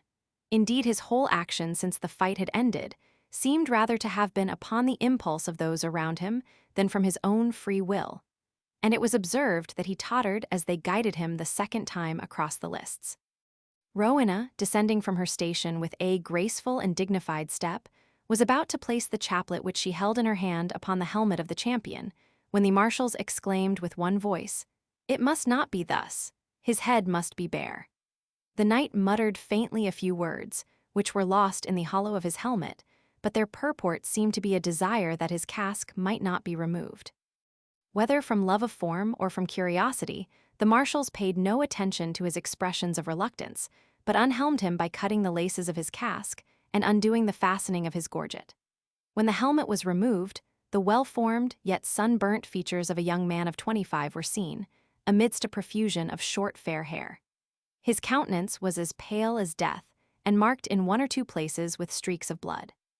Rowena had no sooner beheld him than she uttered a faint shriek, but at once summoning up the energy of her disposition, and compelling herself, as it were, to proceed, while her frame yet trembled with the violence of sudden emotion, she placed upon the drooping head of the victor the splendid chaplet which was the destined reward of the day, and pronounced, in a clear and distinct tone, these words: "I bestow on thee this chaplet, Sir Knight, as the meed of valor assigned to this day's victor." Here she paused a moment, and then firmly added, "And upon brows more worthy could a wreath of chivalry never be placed."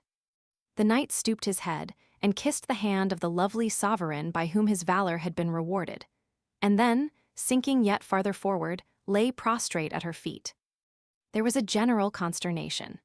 Cedric, who had been struck mute by the sudden appearance of his banished son, now rushed forward, as if to separate him from Rowena.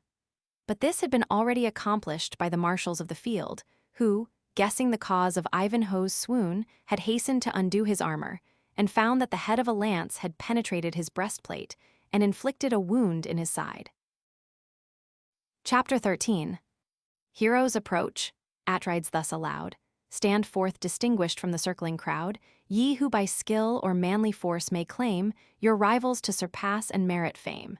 This cow, worth 20 oxen, is decreed for him who farthest sends the winged reed. Iliad. The name of Ivanhoe was no sooner pronounced than it flew from mouth to mouth, with all the celerity with which eagerness could convey and curiosity receive it. It was not long ere it reached the circle of the prince, whose brow darkened as he heard the news. Looking around him, however, with an air of scorn, "My lords," said he, "and especially you, Sir Prior, what think ye of the doctrine the learned tell us, concerning innate attractions and antipathies? Methinks that I felt the presence of my brother's minion, even when I least guessed whom yonder suit of armor enclosed. Front-de-Bœuf must prepare to restore his fief of Ivanhoe," said de Bracy, who, having discharged his part honorably in the tournament, had laid his shield and helmet aside, and again mingled with the prince's retinue.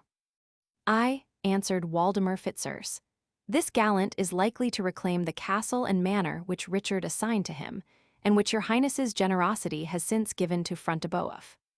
"Front-de-Bœuf," replied John, "is a man more willing to swallow 3 manors such as Ivanhoe than to disgorge one of them. For the rest, sirs, I hope none here will deny my right to confer the fiefs of the crown upon the faithful followers who are around me, and ready to perform the usual military service in the room of those who have wandered to foreign countries, and can neither render homage nor service when called upon." The audience were too much interested in the question not to pronounce the prince's assumed right altogether indubitable.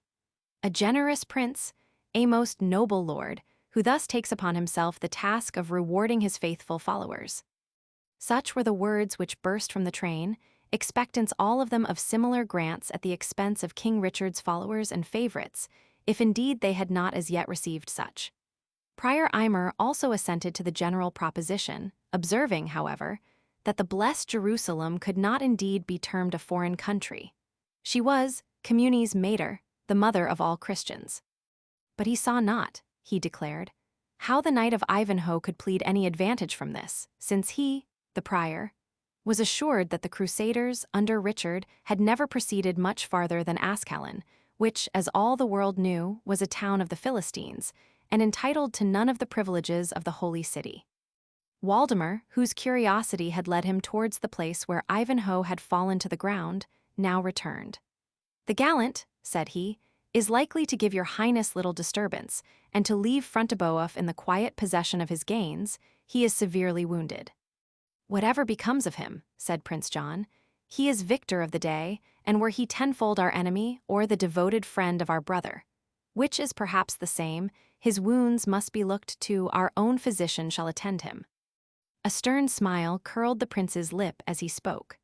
Waldemar Fitzurse hastened to reply that Ivanhoe was already removed from the lists and in the custody of his friends.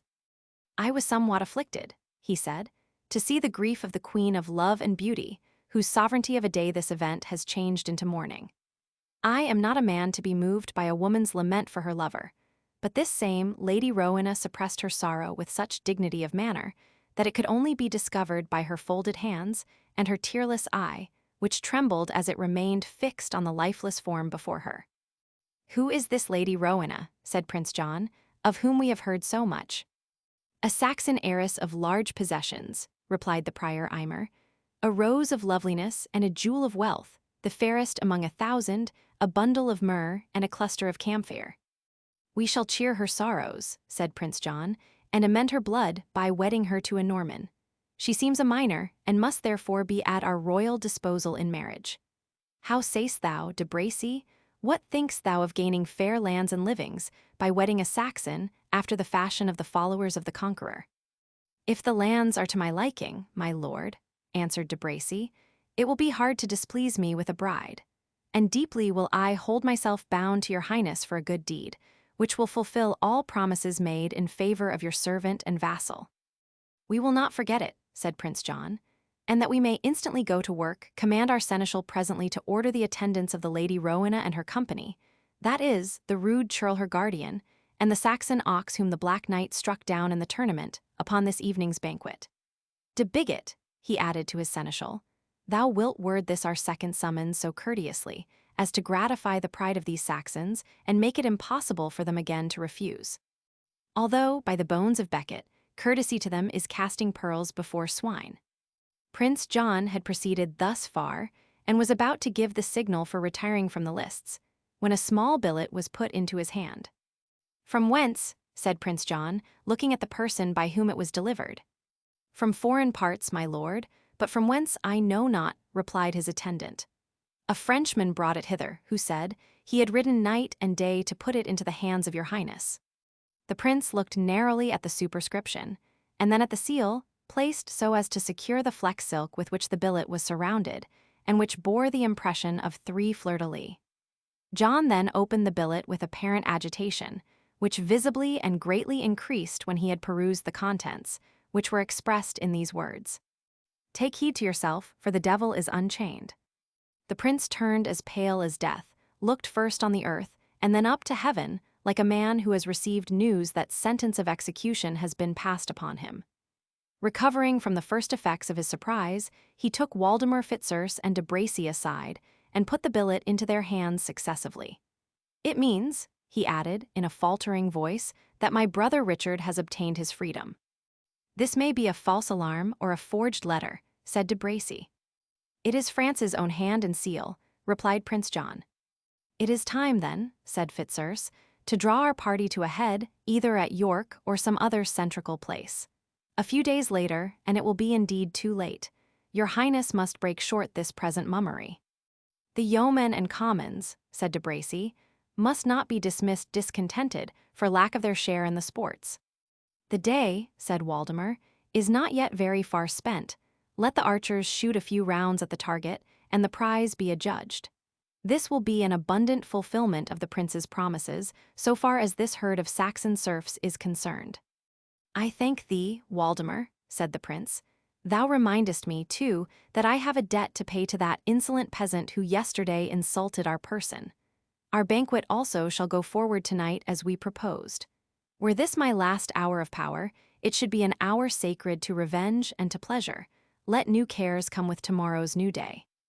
The sound of the trumpets soon recalled those spectators who had already begun to leave the field, and proclamation was made that Prince John, suddenly called by high and peremptory public duties, held himself obliged to discontinue the entertainments of tomorrow's festival.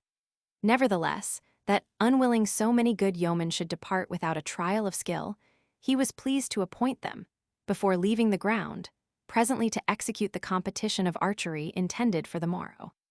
To the best archer a prize was to be awarded, being a bugle horn, mounted with silver, and a silken baldric richly ornamented with a medallion of St. Hubert, the patron of sylvan sport. More than 30 yeomen at first presented themselves as competitors, several of whom were rangers and underkeepers in the royal forests of Needwood and Charnwood. When, however, the archers understood with whom they were to be matched, upwards of 20 withdrew themselves from the contest, unwilling to encounter the dishonor of almost certain defeat. For in those days the skill of each celebrated marksman was as well known for many miles round him, as the qualities of a horse trained at Newmarket are familiar to those who frequent that well-known meeting. The diminished list of competitors for sylvan fame still amounted to 8. Prince John stepped from his royal seat to view more nearly the persons of these chosen yeomen, several of whom wore the royal livery. Having satisfied his curiosity by this investigation, he looked for the object of his resentment, whom he observed standing on the same spot, and with the same composed countenance which he had exhibited upon the preceding day. "Fellow," said Prince John, "I guessed by thy insolent babble that thou wert no true lover of the longbow, and I see thou darest not adventure thy skill among such merry men as stand yonder." "Under favour, sir," replied the yeoman, "I have another reason for refraining to shoot, besides the fearing discomfiture and disgrace." "And what is thy other reason?" said Prince John, who, for some cause which perhaps he could not himself have explained, felt a painful curiosity respecting this individual. "Because," replied the woodsman, "I know not if these yeomen and I are used to shoot at the same marks, and because, moreover, I know not how your grace might relish the winning of a third prize by one who has unwittingly fallen under your displeasure." Prince John colored as he put the question, "What is thy name, yeoman?" "Locksley," answered the yeoman. "Then, Locksley," said Prince John, "thou shalt shoot in thy turn when these yeomen have displayed their skill. If thou carriest the prize, I will add to it 20 nobles, but if thou losest it, thou shalt be stripped of thy Lincoln green and scourged out of the lists with bowstrings for a wordy and insolent braggart." "And how if I refuse to shoot on such a wager?" said the yeoman.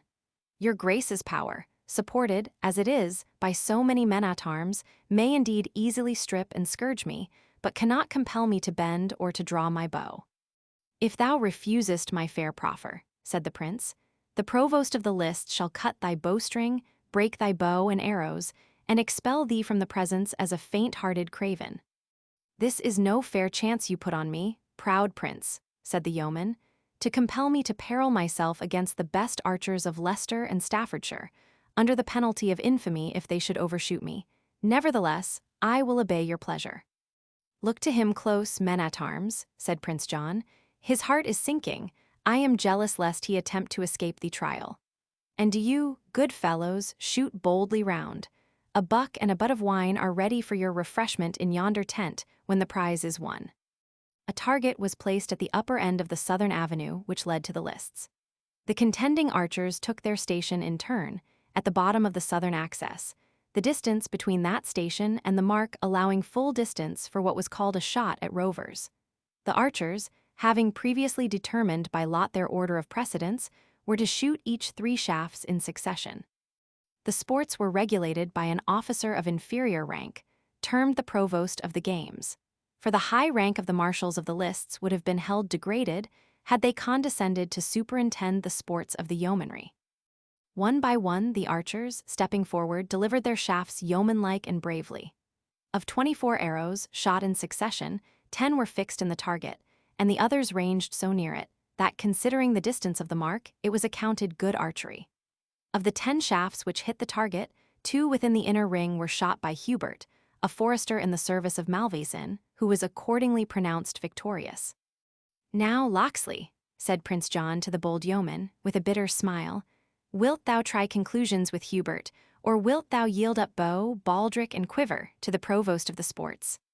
Sith it be no better, said Locksley, I am content to try my fortune on condition that, when I have shot 2 shafts at yonder mark of Hubert's, he shall be bound to shoot one at that which I shall propose. That is but fair, answered Prince John, and it shall not be refused thee. If thou dost beat this braggart Hubert, I will fill the bugle with silver pennies for thee.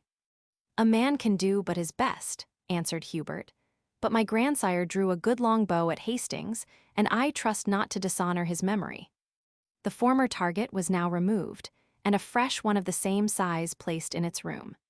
Hubert, who, as victor in the first trial of skill, had the right to shoot first, took his aim with great deliberation, long measuring the distance with his eye, while he held in his hand his bended bow, with the arrow placed on the string.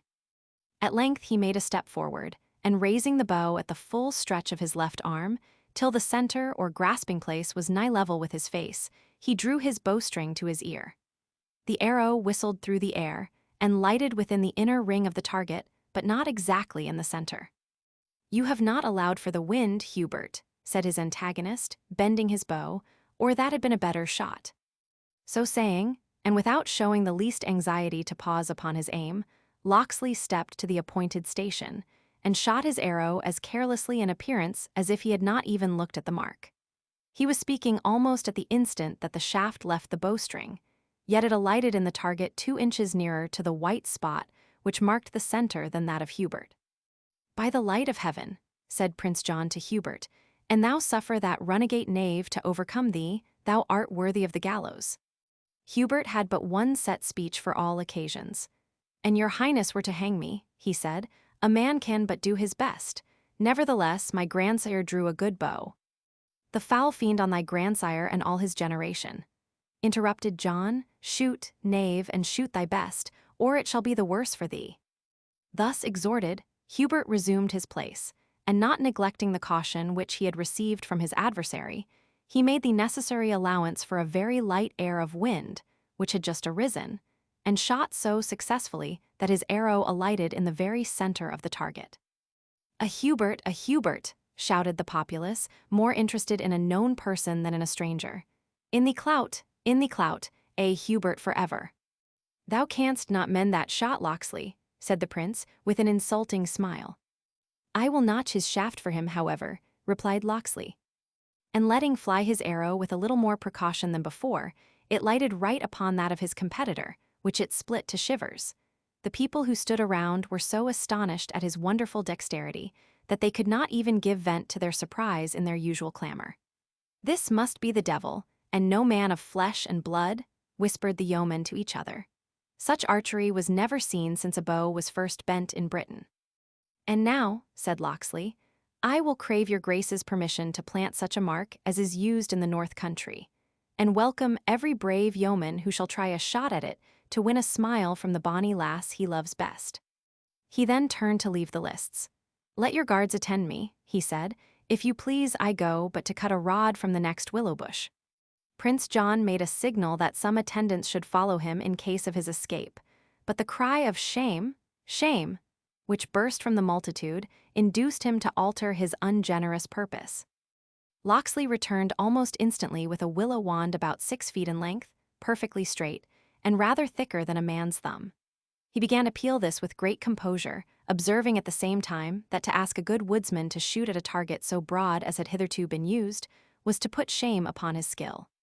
For his own part, he said, and in the land where he was bred, men would as soon take for their mark King Arthur's Round Table, which held 60 knights around it. A child of 7 years old, he said, might hit yonder target with a headless shaft, but, added he, walking deliberately to the other end of the lists and sticking the willow wand upright in the ground, he that hits that rod at 50 yards, I call him an archer fit to bear both bow and quiver before a king, and it were the stout King Richard himself. My grandsire, said Hubert, drew a good bow at the Battle of Hastings, and never shot at such a mark in his life, and neither will I. If this yeoman can cleave that rod, I give him the bucklers, or rather, I yield to the devil that is in his jerkin, and not to any human skill. A man can but do his best, and I will not shoot where I am sure to miss. I might as well shoot at the edge of our parson's whittle, or at a wheat straw, or at a sunbeam, as at a twinkling white streak which eye can hardly see. Cowardly dog, said Prince John. Sirrah Locksley, do thou shoot, but if thou hittest such a mark, I will say thou art the first man ever did so. However it be, thou shalt not crow over us with a mere show of superior skill. I will do my best, as Hubert says, answered Locksley. No man can do more.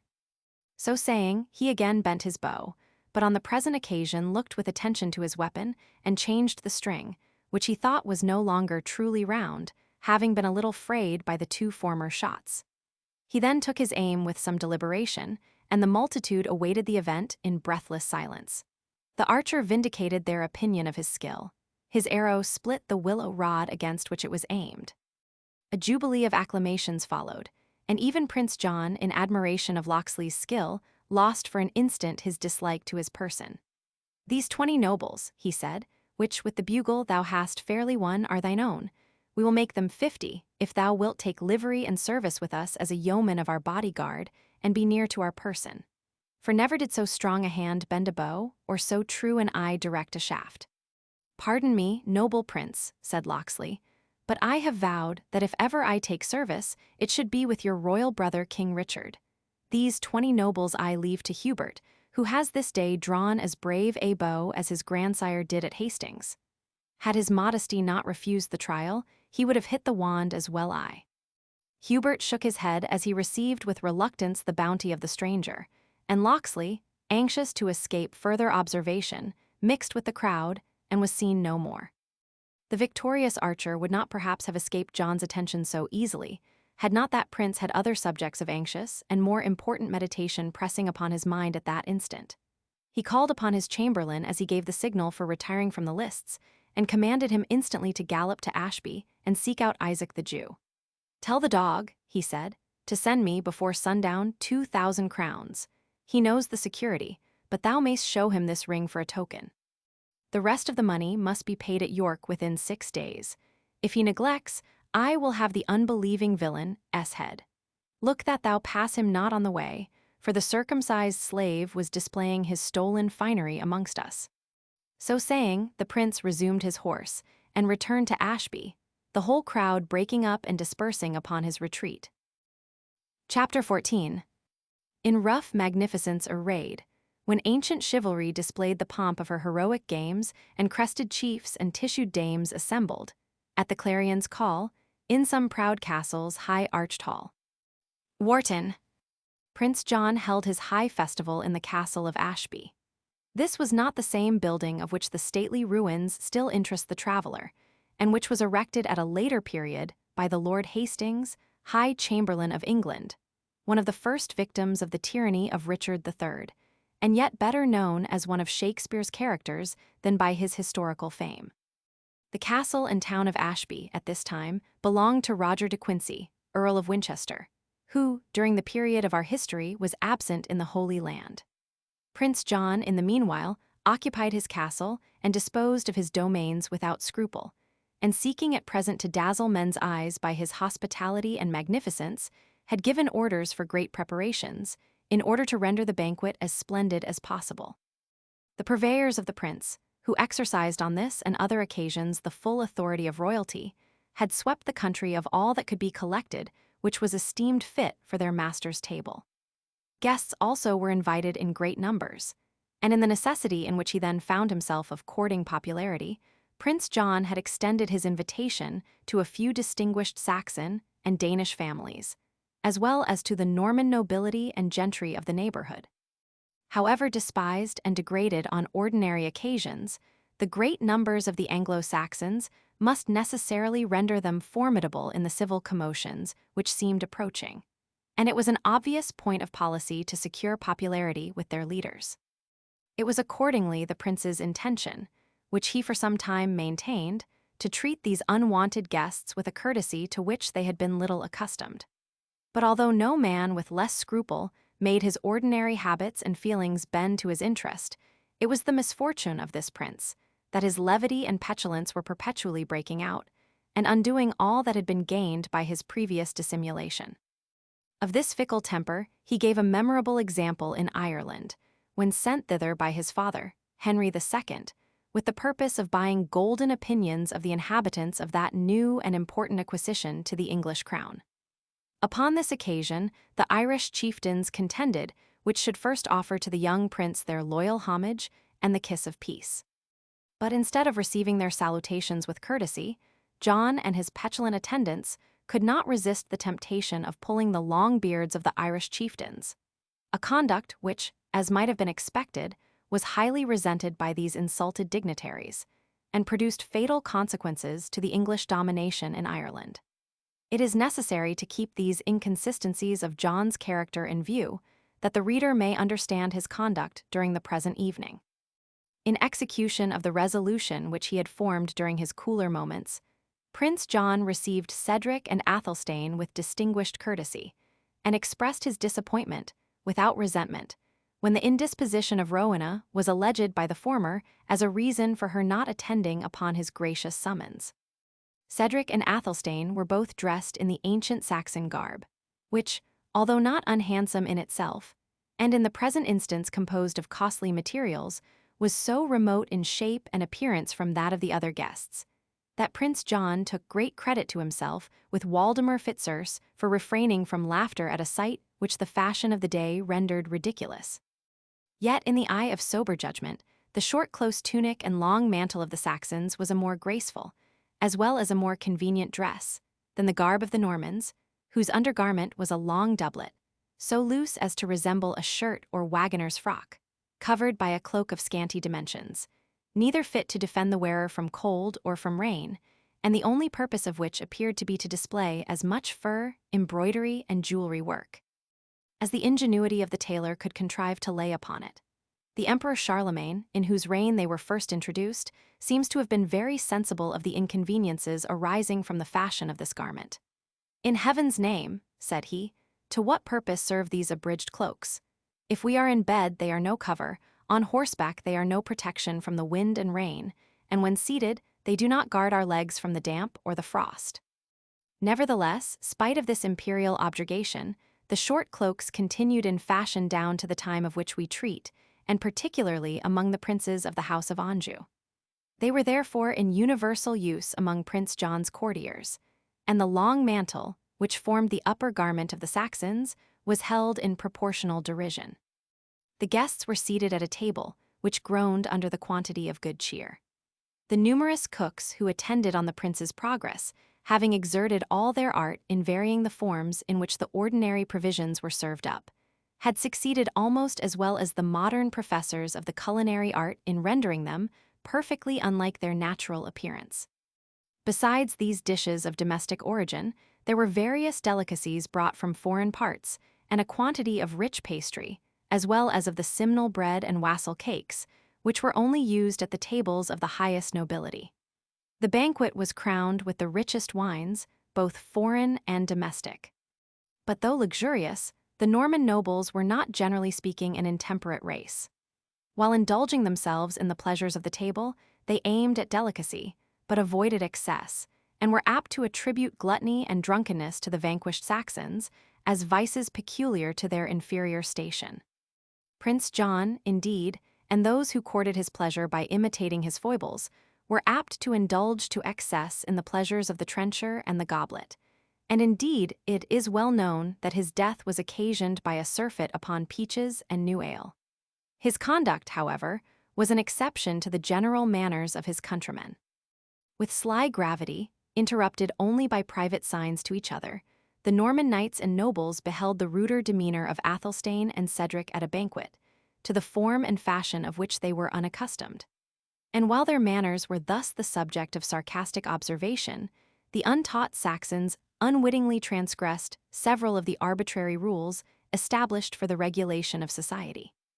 Now it is well known that a man may with more impunity be guilty of an actual breach either of real good breeding or of good morals, than appear ignorant of the most minute point of fashionable etiquette. Thus Cedric, who dried his hands with a towel, instead of suffering the moisture to exhale by waving them gracefully in the air, incurred more ridicule than his companion Athelstane, when he swallowed to his own single share the whole of a large pasty composed of the most exquisite foreign delicacies, and termed at that time a carum pie. When, however, it was discovered, by a serious cross-examination, that the Thane of Königsberg, or Franklin, as the Normans termed him, had no idea what he had been devouring, and that he had taken the contents of the carum pie for larks and pigeons, whereas they were in fact becaficos and nightingales, his ignorance brought him in for an ample share of the ridicule which would have been more justly bestowed on his gluttony. The long feast had at length its end, and, while the goblets circulated freely, men talked of the feats of the preceding tournament, of the unknown victor in the archery games, of the Black Knight, whose self-denial had induced him to withdraw from the honors he had won, and of the gallant Ivanhoe, who had so dearly bought the honors of the day. The topics were treated with military frankness, and the jest and laugh went round the hall. The brow of Prince John alone was overclouded during these discussions. Some overpowering care seemed agitating his mind, and it was only when he received occasional hints from his attendants that he seemed to take interest in what was passing around him. On such occasions, he would start up, quaff a cup of wine as if to raise his spirits, and then mingle in the conversation by some observation made abruptly or at random. "We drink this beaker," said he, "to the health of Wilfred of Ivanhoe, champion of this passage of arms, and grieve that his wound renders him absent from our board. Let all fill to the pledge, and especially Cedric of Rotherwood, the worthy father of a son so promising." "No, my lord," replied Cedric, standing up and placing on the table his untasted cup, "I yield not the name of son to the disobedient youth, who at once despises my commands and relinquishes the manners and customs of his fathers." "'Tis impossible," cried Prince John, with well-feigned astonishment, "that so gallant a knight should be an unworthy or disobedient son." "Yet, my lord," answered Cedric, "so it is with this Wilfred. He left my homely dwelling to mingle with the gay nobility of your brother's court, where he learned to do those tricks of horsemanship which you prize so highly. He left it contrary to my wish and command, and in the days of Alfred that would have been termed disobedience, aye, and a crime severely punishable." "Alas," replied Prince John, with a deep sigh of affected sympathy, "since your son was a follower of my unhappy brother, it need not be inquired where or from whom he learned the lesson of filial disobedience." Thus spake Prince John, wilfully forgetting that of all the sons of Henry II, though no one was free from the charge, he himself had been most distinguished for rebellion and ingratitude to his father. "I think," said he, after a moment's pause, "that my brother proposed to confer upon his favorite the rich manor of Ivanhoe." "He did endow him with it," answered Cedric. "Nor is it my least quarrel with my son that he stooped to hold, as a feudal vassal, the very domains which his fathers possessed in free and independent right." "We shall then have your willing sanction, good Cedric," said Prince John, "to confer this fief upon a person whose dignity will not be diminished by holding land of the British crown. Sir Reginald Front-de-Bœuf," he said, turning towards that baron, "I trust you will so keep the goodly barony of Ivanhoe, that Sir Wilfred shall not incur his father's farther displeasure by again entering upon that fief." "By St. Anthony," answered the black-browed giant, "I will consent that your highness shall hold me a Saxon, if either Cedric or Wilfred, or the best that ever bore English blood, shall wrench from me the gift with which your highness has graced me." "Whoever shall call thee Saxon, Sir Baron," replied Cedric, offended at a mode of expression by which the Normans frequently expressed their habitual contempt of the English, "will do thee an honor as great as it is undeserved." Front-de-Bœuf would have replied, but Prince John's petulance and levity got the start. "Assuredly," said B, "my lords, the noble Cedric speaks truth, and his race may claim precedence over us as much in the length of their pedigrees as in the longitude of their cloaks." "They go before us indeed in the field, as deer before dogs," said Malvoisin. "And with good right may they go before us. Forget not," said the prior Aymer, "the superior decency and decorum of their manners." "Their singular abstemiousness and temperance," said de Bracy, forgetting the plan which promised him a Saxon bride. "Together with the courage and conduct," said Brian de Bois-Gilbert, "by which they distinguished themselves at Hastings and elsewhere." While with smooth and smiling cheek, the courtiers, each in turn, followed their prince's example, and aimed a shaft of ridicule at Cedric, the face of the Saxon became inflamed with passion, and he glanced his eyes fiercely from one to another, as if the quick succession of so many injuries had prevented his replying to them in turn. Or, like a baited bull, who, surrounded by his tormentors, is at a loss to choose from among them the immediate object of his revenge. At length he spoke, in a voice half-choked with passion, and addressing himself to Prince John as the head and front of the offense which he had received. "Whatever," he said, "have been the follies and vices of our race, a Saxon would have been held nidering." 21. The most emphatic term for abject worthlessness. Who should in his own hall, and while his own wine-cup passed, have treated, or suffered to be treated, an unoffending guest as your highness has this day beheld me used. And whatever was the misfortune of our fathers on the field of Hastings, those may at least be silent. Here he looked at Fronteboeuf and the Templar, who have within these few hours once and again lost saddle and stirrup before the lance of a Saxon. "By my faith, a biting jest," said Prince John. "How like you it, sirs? Our Saxon subjects rise in spirit and courage, become shrewd in wit and bold in bearing in these unsettled times. What say ye, my lords? By this good light, I hold it best to take our galleys and return to Normandy in time." "For fear of the Saxons," said de Bracy, laughing, "we should need no weapon but our hunting spears to bring these boars to bay."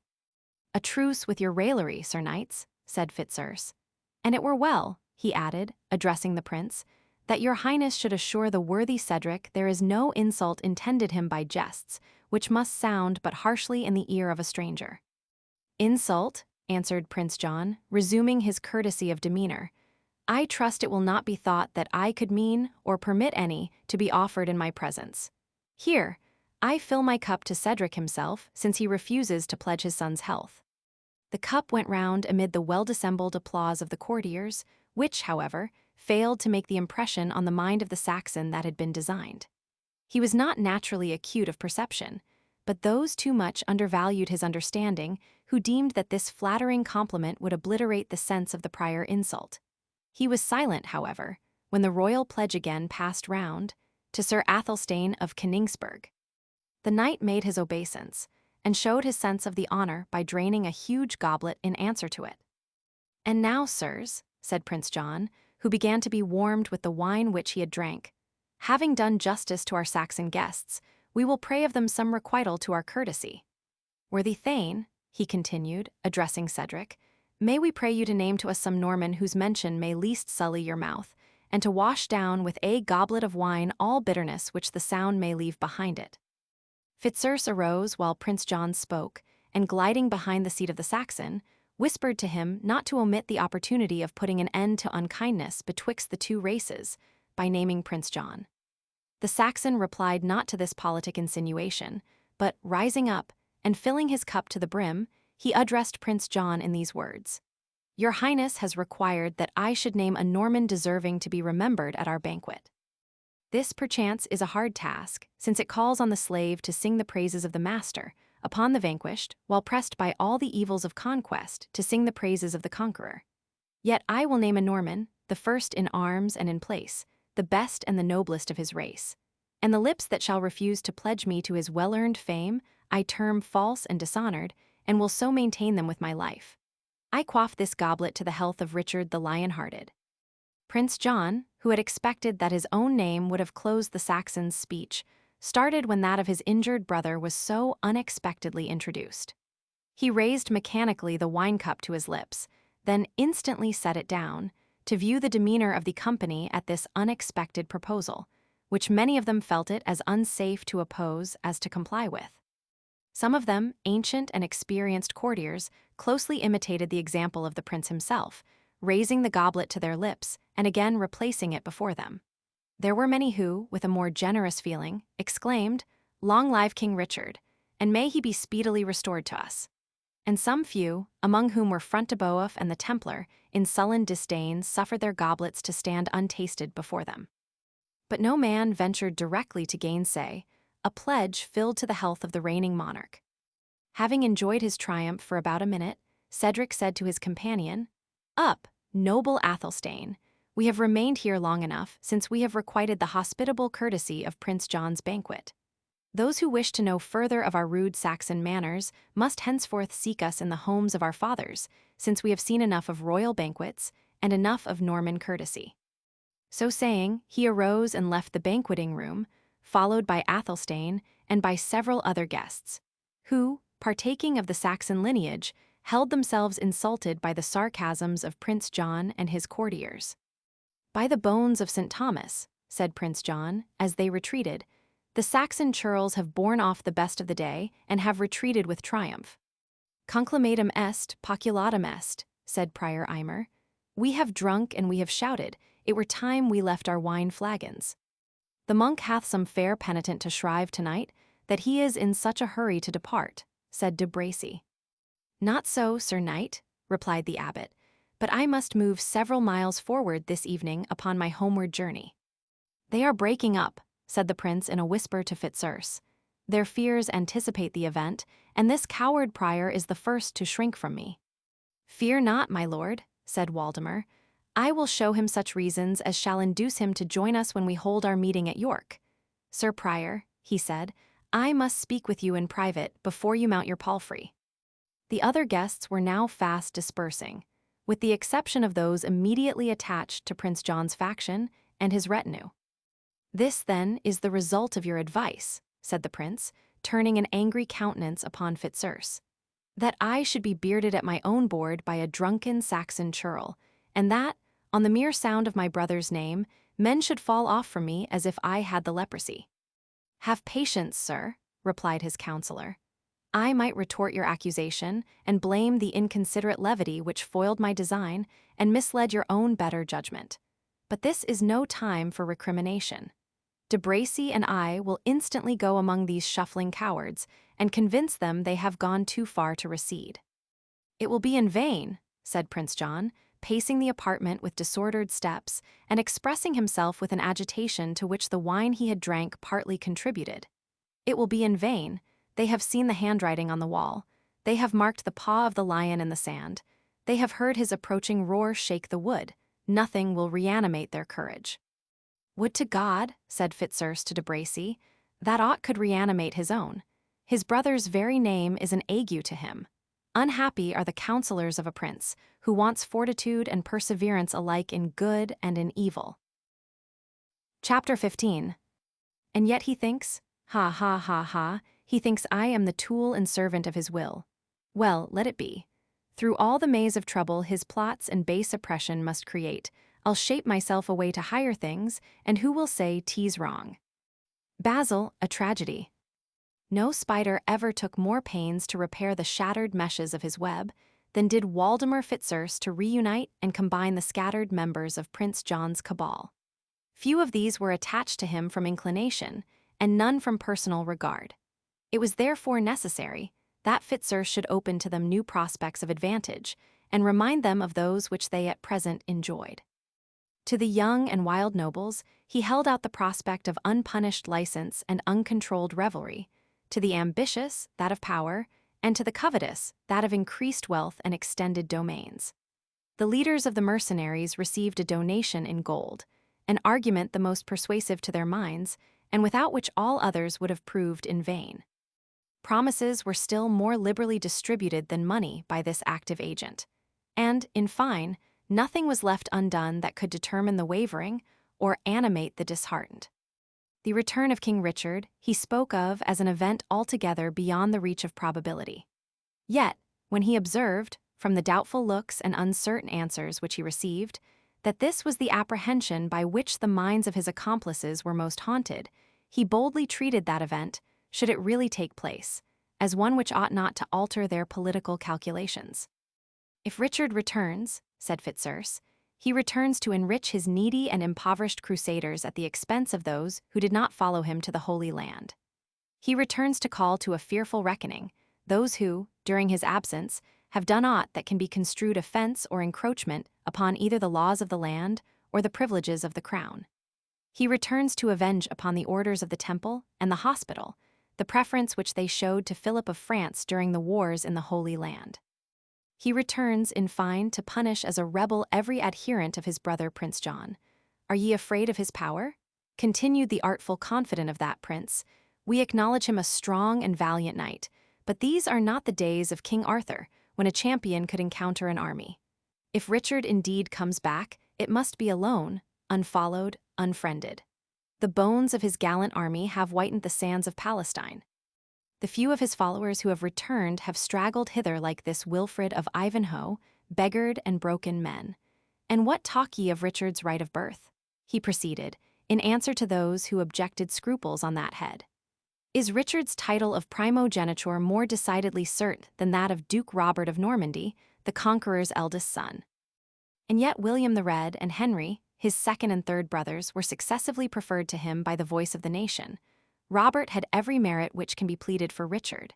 He was a bold knight, a good leader, generous to his friends and to the church, and to crown the whole, a crusader and a conqueror of the Holy Sepulchre. And yet he died a blind and miserable prisoner in the castle of Cardiff, because he opposed himself to the will of the people, who chose that he should not rule over them. It is our right, he said, to choose from the blood royal the prince who is best qualified to hold the supreme power. That is, said he, correcting himself, him whose election will best promote the interests of the nobility. In personal qualifications, he added, it was possible that Prince John might be inferior to his brother Richard, but when it was considered that the latter returned with the sword of vengeance in his hand, while the former held out rewards, immunities, privileges, wealth, and honors, it could not be doubted which was the king whom in wisdom the nobility were called on to support. These, and many more arguments, some adapted to the peculiar circumstances of those whom he addressed, had the expected weight with the nobles of Prince John's faction. Most of them consented to attend the proposed meeting at York, for the purpose of making general arrangements for placing the crown upon the head of Prince John.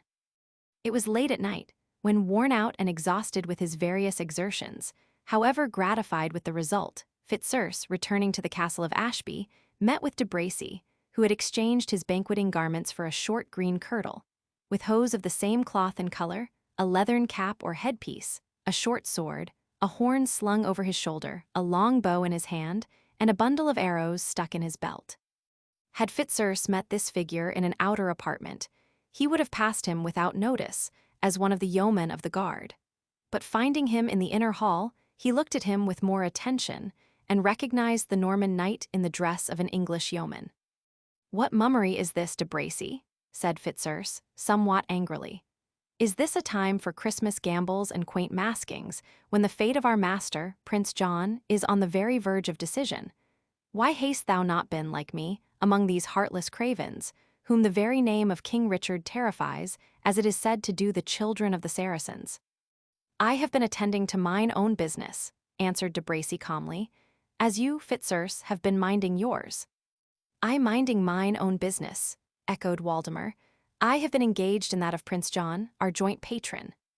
"As if thou hadst any other reason for that, Waldemar," said de Bracy, "than the promotion of thine own individual interest. Come, Fitzurse, we know each other. Ambition is thy pursuit, pleasure is mine, and they become our different ages. Of Prince John thou thinkest as I do, that he is too weak to be a determined monarch, too tyrannical to be an easy monarch, too insolent and presumptuous to be a popular monarch, and too fickle and timid to be long a monarch of any kind. But he is a monarch by whom Fitzurse and de Bracy hope to rise and thrive, and therefore you aid him with your policy, and I with the lances of my free companions." "A hopeful auxiliary," said Fitzurse impatiently, "playing the fool in the very moment of utter necessity. What on earth dost thou purpose by this absurd disguise at a moment so urgent?" "To get me a wife," answered de Bracy coolly, "after the manner of the tribe of Benjamin." "The tribe of Benjamin," said Fitzurse, "I comprehend thee not." "Wert thou not in presence yester, even," said de Bracy, "when we heard the prior Aymer tell us a tale in reply to the romance which was sung by the minstrel? He told how, long since in Palestine, a deadly feud arose between the tribe of Benjamin and the rest of the Israelitish nation, and how they cut to pieces well-nigh all the chivalry of that tribe, and how they swore by our blessed Lady that they would not permit those who remained to marry in their lineage, and how they became grieved for their vow, and sent to consult His Holiness the Pope how they might be absolved from it, and how, by the advice of the Holy Father, the youth of the tribe of Benjamin carried off from a superb tournament all the ladies who were there present, and thus won them wives without the consent either of their brides or their brides' families. "I have heard the story," said Fitzurse, though either the prior or thou has made some singular alterations in date and circumstances. I tell thee, said de Bracy, that I mean to purvey me a wife after the fashion of the tribe of Benjamin, which is as much as to say that in this same equipment I will fall upon that herd of Saxon bullocks, who have this night left the castle, and carry off from them the lovely Rowena. Art thou mad, de Bracy? Said Fitzurse. Bethink thee that, though the men be Saxons, they are rich and powerful, and regarded with the more respect by their countrymen, that wealth and honor are but the lot of few of Saxon descent.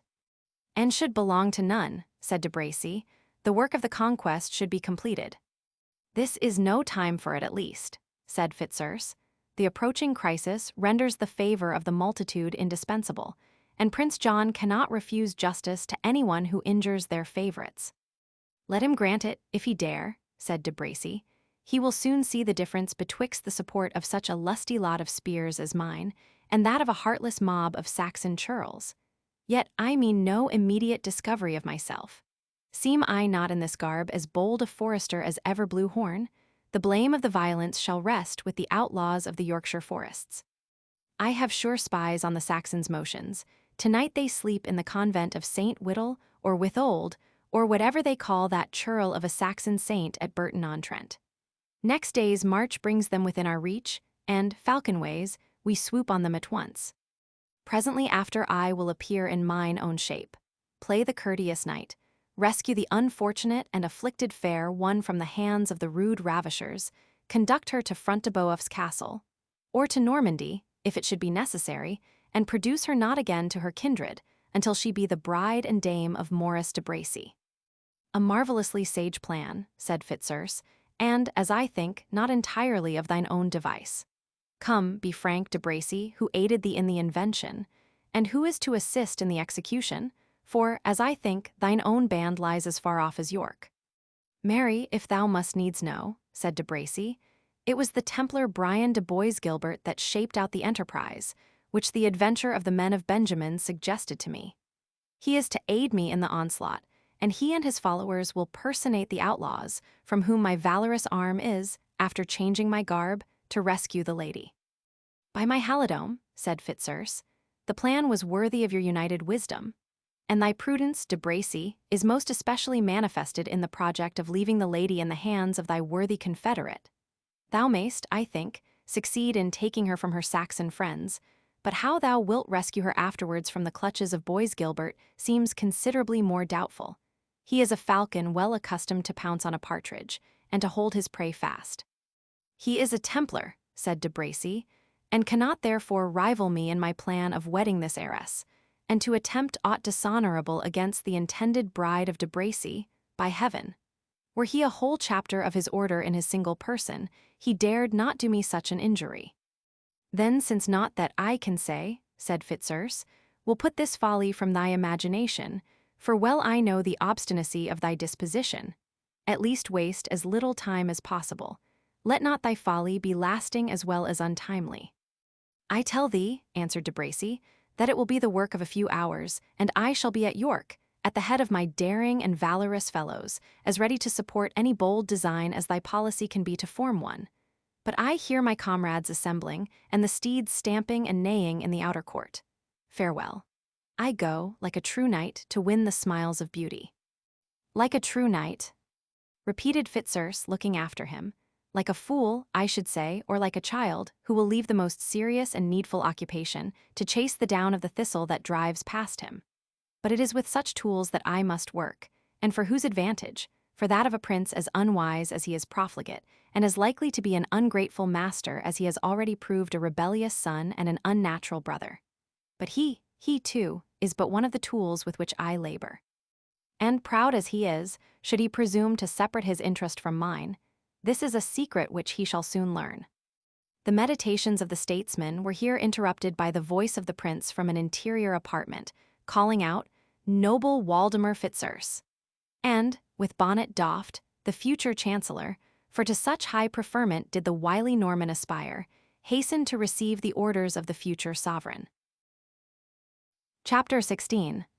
Far in a wild, unknown to public view, from youth to age a reverend hermit grew, the moss his bed, the cave his humble cell, his food the fruits, his drink the crystal well remote from man. With God he passed his days, prayer all his business, all his pleasure praise. Parnell. The reader cannot have forgotten that the event of the tournament was decided by the exertions of an unknown knight, whom, on account of the passive and indifferent conduct which he had manifested on the former part of the day, the spectators had entitled Le Noir Faineant. This knight had left the field abruptly when the victory was achieved, and when he was called upon to receive the reward of his valor, he was nowhere to be found. In the meantime, while summoned by heralds and by trumpets, the knight was holding his course northward, avoiding all frequented paths, and taking the shortest road through the woodlands. He paused for the night at a small hostelry lying out of the ordinary route, where, however, he obtained from a wandering minstrel news of the event of the tourney. On the next morning the knight departed early, with the intention of making a long journey. The condition of his horse, which he had carefully spared during the preceding morning, being such as enabled him to travel far without the necessity of much repose.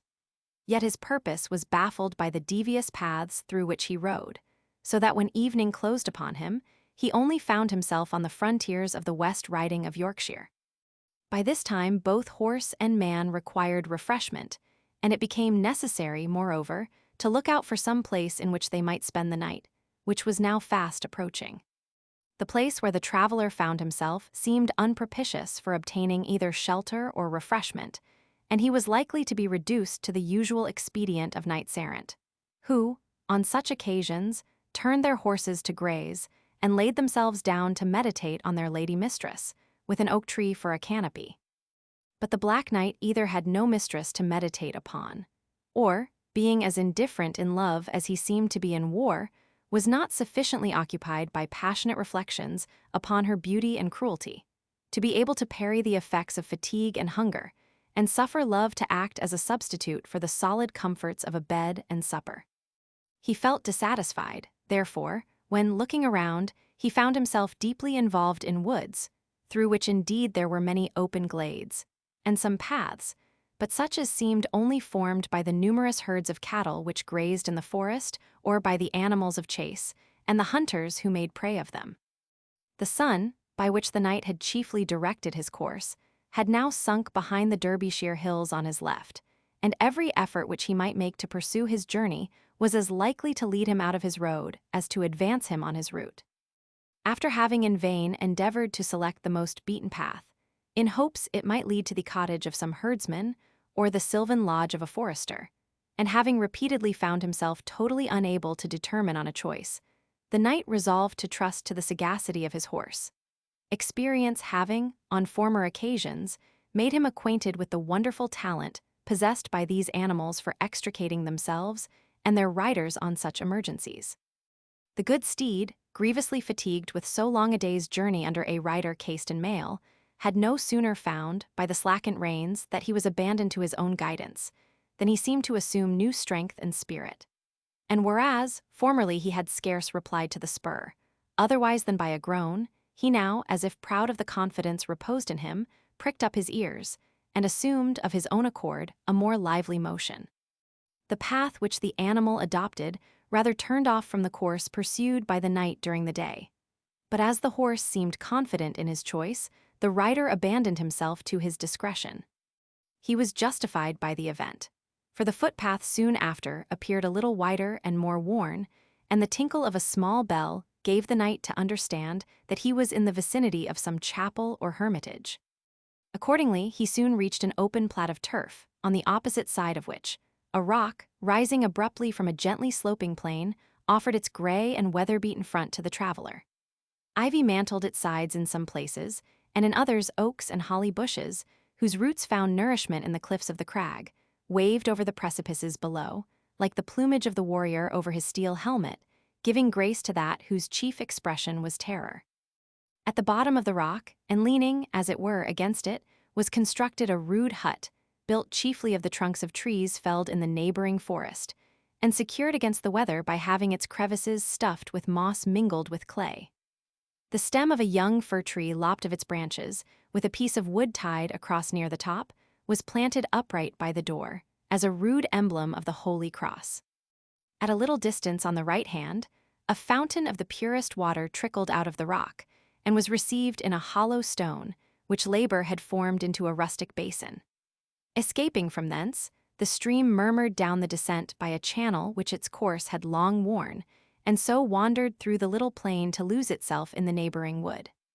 Beside this fountain were the ruins of a very small chapel, of which the roof had partly fallen in. The building, when entire, had never been above 16 feet long by 12 feet in breadth, and the roof, low in proportion, rested upon 4 concentric arches which sprung from the 4 corners of the building, each supported upon a short and heavy pillar. The ribs of 2 of these arches remained, though the roof had fallen down betwixt them. Over the others it remained entire. The entrance to this ancient place of devotion was under a very low round arch, ornamented by several courses of that zigzag molding, resembling shark's teeth, which appears so often in the more ancient Saxon architecture. A belfry rose above the porch on 4 small pillars, within which hung the green and weather-beaten bell, the feeble sounds of which had been some time before heard by the Black Knight. The whole peaceful and quiet scene lay glimmering in twilight before the eyes of the traveler, giving him good assurance of lodging for the night, since it was a special duty of those hermits who dwelt in the woods to exercise hospitality towards benighted or bewildered passengers. Accordingly, the knight took no time to consider minutely the particulars which we have detailed, but thanking Saint Julian, the patron of travelers, who had sent him good harborage, he leaped from his horse and assailed the door of the hermitage with the butt of his lance, in order to arouse attention and gain admittance. It was some time before he obtained any answer, and the reply, when made, was unpropitious. "Pass on, whosoever thou art," was the answer given by a deep hoarse voice from within the hut, "and disturb not the servant of God and St. Dunstan in his evening devotions." "Worthy father," answered the knight, "here is a poor wanderer bewildered in these woods, who gives thee the opportunity of exercising thy charity and hospitality." "Good brother," replied the inhabitant of the hermitage, "it has pleased Our Lady and St. Dunstan to destine me for the object of those virtues, instead of the exercise thereof. I have no provisions here which even a dog would share with me, and a horse of any tenderness of nurture would despise my couch. Pass therefore on thy way, and God speed thee."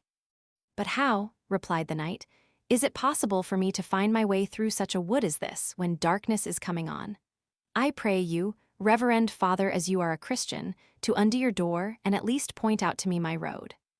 "And I pray you, good Christian brother," replied the anchorite, "to disturb me no more.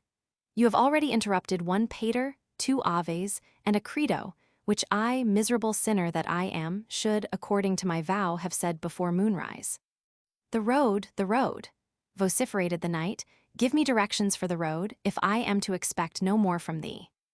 "The road," replied the hermit, "is easy to hit. The path from the wood leads to a morass, and from thence to a ford which, as the rains have abated, may now be passable. When thou hast crossed the ford, thou wilt take care of thy footing up the left bank, as it is somewhat precipitous, and the path which hangs over the river has lately, as I learn, for I seldom leave the duties of my chapel, given way in sundry places. Thou wilt then keep straight forward."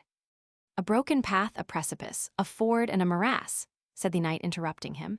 "Sir hermit, if you are the holiest that ever wore beard or told bead, you shall scarce prevail on me to hold this road tonight. I tell thee that thou, who livest by the charity of the country, ill-deserved, as I doubt it is, hast no right to refuse shelter to the wayfarer when in distress. Either open the door quickly, or, by the rood, I will beat it down and make entry for myself." "Friend wayfarer," replied the hermit, "be not importunate. If thou puttest me to use the carnal weapon in mine own defense, it will be the worse for you."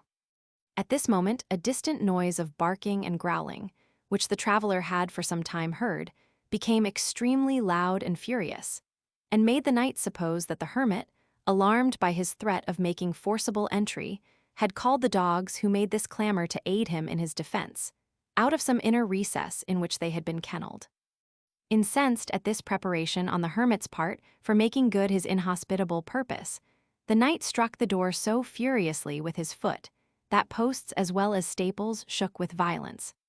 The anchorite, not caring again to expose his door to a similar shock, now called out aloud, "Patience, patience, spare thy strength, Good traveller, and I will presently undo the door, though, it may be, my doing so will be little to thy pleasure.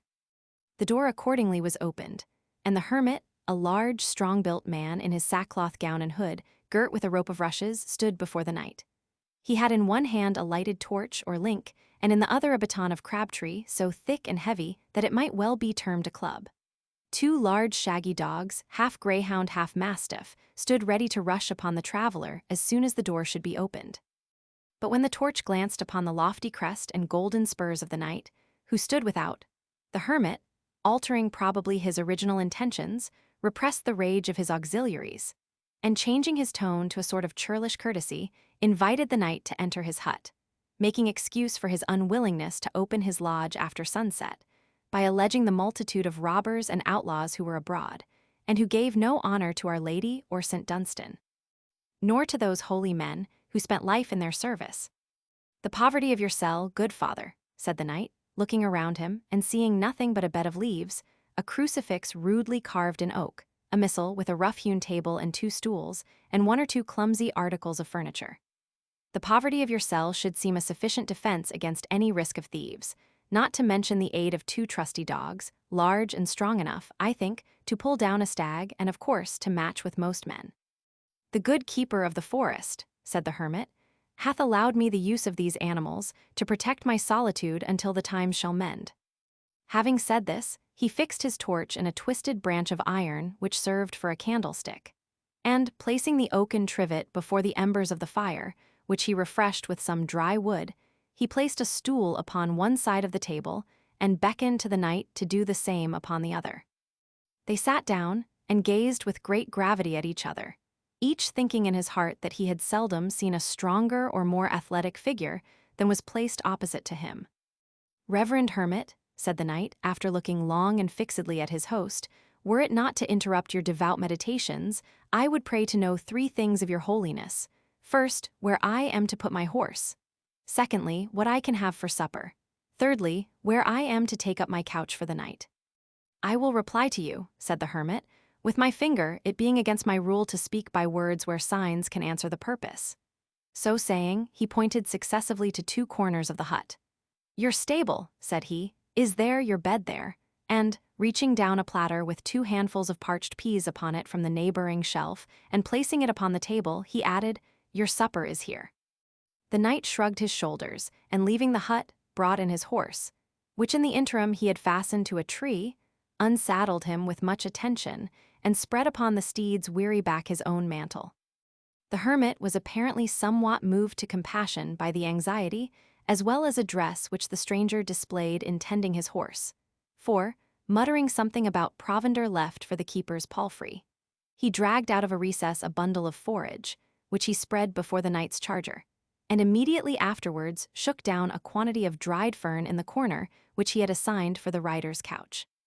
The knight returned him thanks for his courtesy, and, this duty done, both resumed their seats by the table, whereon stood the trencher of peas placed between them.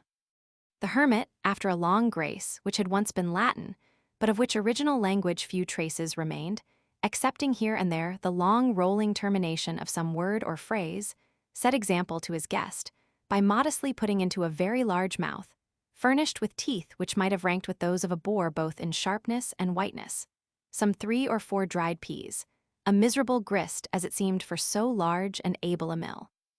The knight, in order to follow so laudable an example, laid aside his helmet, his corslet, and the greater part of his armor, and showed to the hermit a head thick-curled with yellow hair, high features, blue eyes, remarkably bright and sparkling, a mouth well formed, having an upper lip clothed with mustachios darker than his hair, and bearing altogether the look of a bold, daring, and enterprising man, with which his strong form well corresponded. The hermit, as if wishing to answer to the confidence of his guest, threw back his cowl, and showed a round bullet head belonging to a man in the prime of life. His close-shaven crown, surrounded by a circle of stiff curled black hair, had something the appearance of a parish pinfold begirt by its high hedge. The features expressed nothing of monastic austerity or of ascetic privations. On the contrary, it was a bold, bluff countenance, with broad black eyebrows, a well-turned forehead, and cheeks as round and vermilion as those of a trumpeter, from which descended a long and curly black beard. Such a visage, joined to the brawny form of the holy man, spoke rather of sirloins and haunches than of peas and pulse. This incongruity did not escape the guest. After he had with great difficulty accomplished the mastication of a mouthful of the dried peas, he found it absolutely necessary to request his pious entertainer to furnish him with some liquor, who replied to his request by placing before him a large can of the purest water from the fountain. "It is from the well of St. Dunstan," said he, "in which, betwixt sun and sun, he baptized 500 heathen Danes and Britons, blessed be his name." And applying his black beard to the pitcher, he took a draught much more moderate in quantity than his encomium seemed to warrant. "It seems to me, reverend father," said the knight, "that the small morsels which you eat together with this holy, but somewhat thin beverage, have thriven with you marvelously. You appear a man more fit to win the ram at a wrestling match, or the ring at a bout at quarterstaff, or the bucklers at a sword play, than to linger out your time in this desolate wilderness, saying masses and living upon parched peas and cold water." "Sir Knight," answered the hermit, "your thoughts, like those of the ignorant laity, are according to the flesh. It has pleased Our Lady and my patron saint to bless the pittance to which I restrain myself, even as the pulse and water was blessed to the children Shadrach, Meshech, and Abednego, who drank the same rather than defile themselves with the wine and meats which were appointed them by the king of the Saracens." "Holy father," said the knight, "upon whose countenance it hath pleased heaven to work such a miracle, permit a sinful layman to crave thy name." "Thou mayst call me," answered the hermit, "the clerk of Copmanhurst, for so I am termed in these parts. They add, it is true, the epithet holy, but I stand not upon that, as being unworthy of such addition. And now, valiant knight, may I pray ye for the name of my honorable guest?" "Truly," said the knight, "holy clerk of Copmanhurst, men call me in these parts the Black Knight. Many, sir, add to it the epithet of sluggard, whereby I am no way ambitious to be distinguished." The hermit could scarcely forbear from smiling at his guest's reply. "I see," said he, "Sir Sluggish Knight, that thou art a man of prudence and of counsel. And moreover, I see that my poor monastic fare likes thee not, accustomed, perhaps, as thou hast been, to the license of courts and of camps and the luxuries of cities. And now I bethink me, Sir Sluggard, that when the charitable keeper of this forest walk left those dogs for my protection, and also those bundles of forage, he left me also some food, which, being unfit for my use, the very recollection of it had escaped me amid my more weighty meditations." "I dare be sworn he did so," said the knight. "I was convinced that there was better food in the cell, holy clerk, since you first doffed your cowl. Your keeper is ever a jovial fellow, and none who beheld thy grinders contending with these peas, and thy throat flooded with this ungenial element, could see thee doomed to such horse provender and horse beverage," pointing to the provisions upon the table, "and refrain from mending thy cheer. Let us see the keeper's bounty, therefore, without delay." The hermit cast a wistful look upon the knight, in which there was a sort of comic expression of hesitation, as if uncertain how far he should act prudently in trusting his guest. There was, however, as much of bold frankness in the knight's countenance as was possible to be expressed by features. His smile, too, had something in it irresistibly comic, and gave an assurance of faith and loyalty with which his host could not refrain from sympathizing. After exchanging a mute glance or two, the hermit went to the further side of the hut and opened a hutch, which was concealed with great care and some ingenuity. Out of the recesses of a dark closet, into which this aperture gave admittance, he brought a large pasty, baked in a pewter platter of unusual dimensions. This mighty dish he placed before his guest, who, using his poniard to cut it open, lost no time in making himself acquainted with its contents. "How long is it since the good keeper has been here?" said the knight to his host, after having swallowed several hasty morsels of this reinforcement to the hermit's good cheer. "About 2 months," answered the father hastily. "By the true Lord," answered the knight, "everything in your hermitage is miraculous, holy clerk. For I would have been sworn that the fat buck which furnished this venison had been running on foot within the week." The hermit was somewhat discountenanced by this observation, and moreover, he made but a poor figure while gazing on the diminution of the pasty, on which his guest was making desperate inroads, a warfare in which his previous profession of abstinence left him no pretext for joining.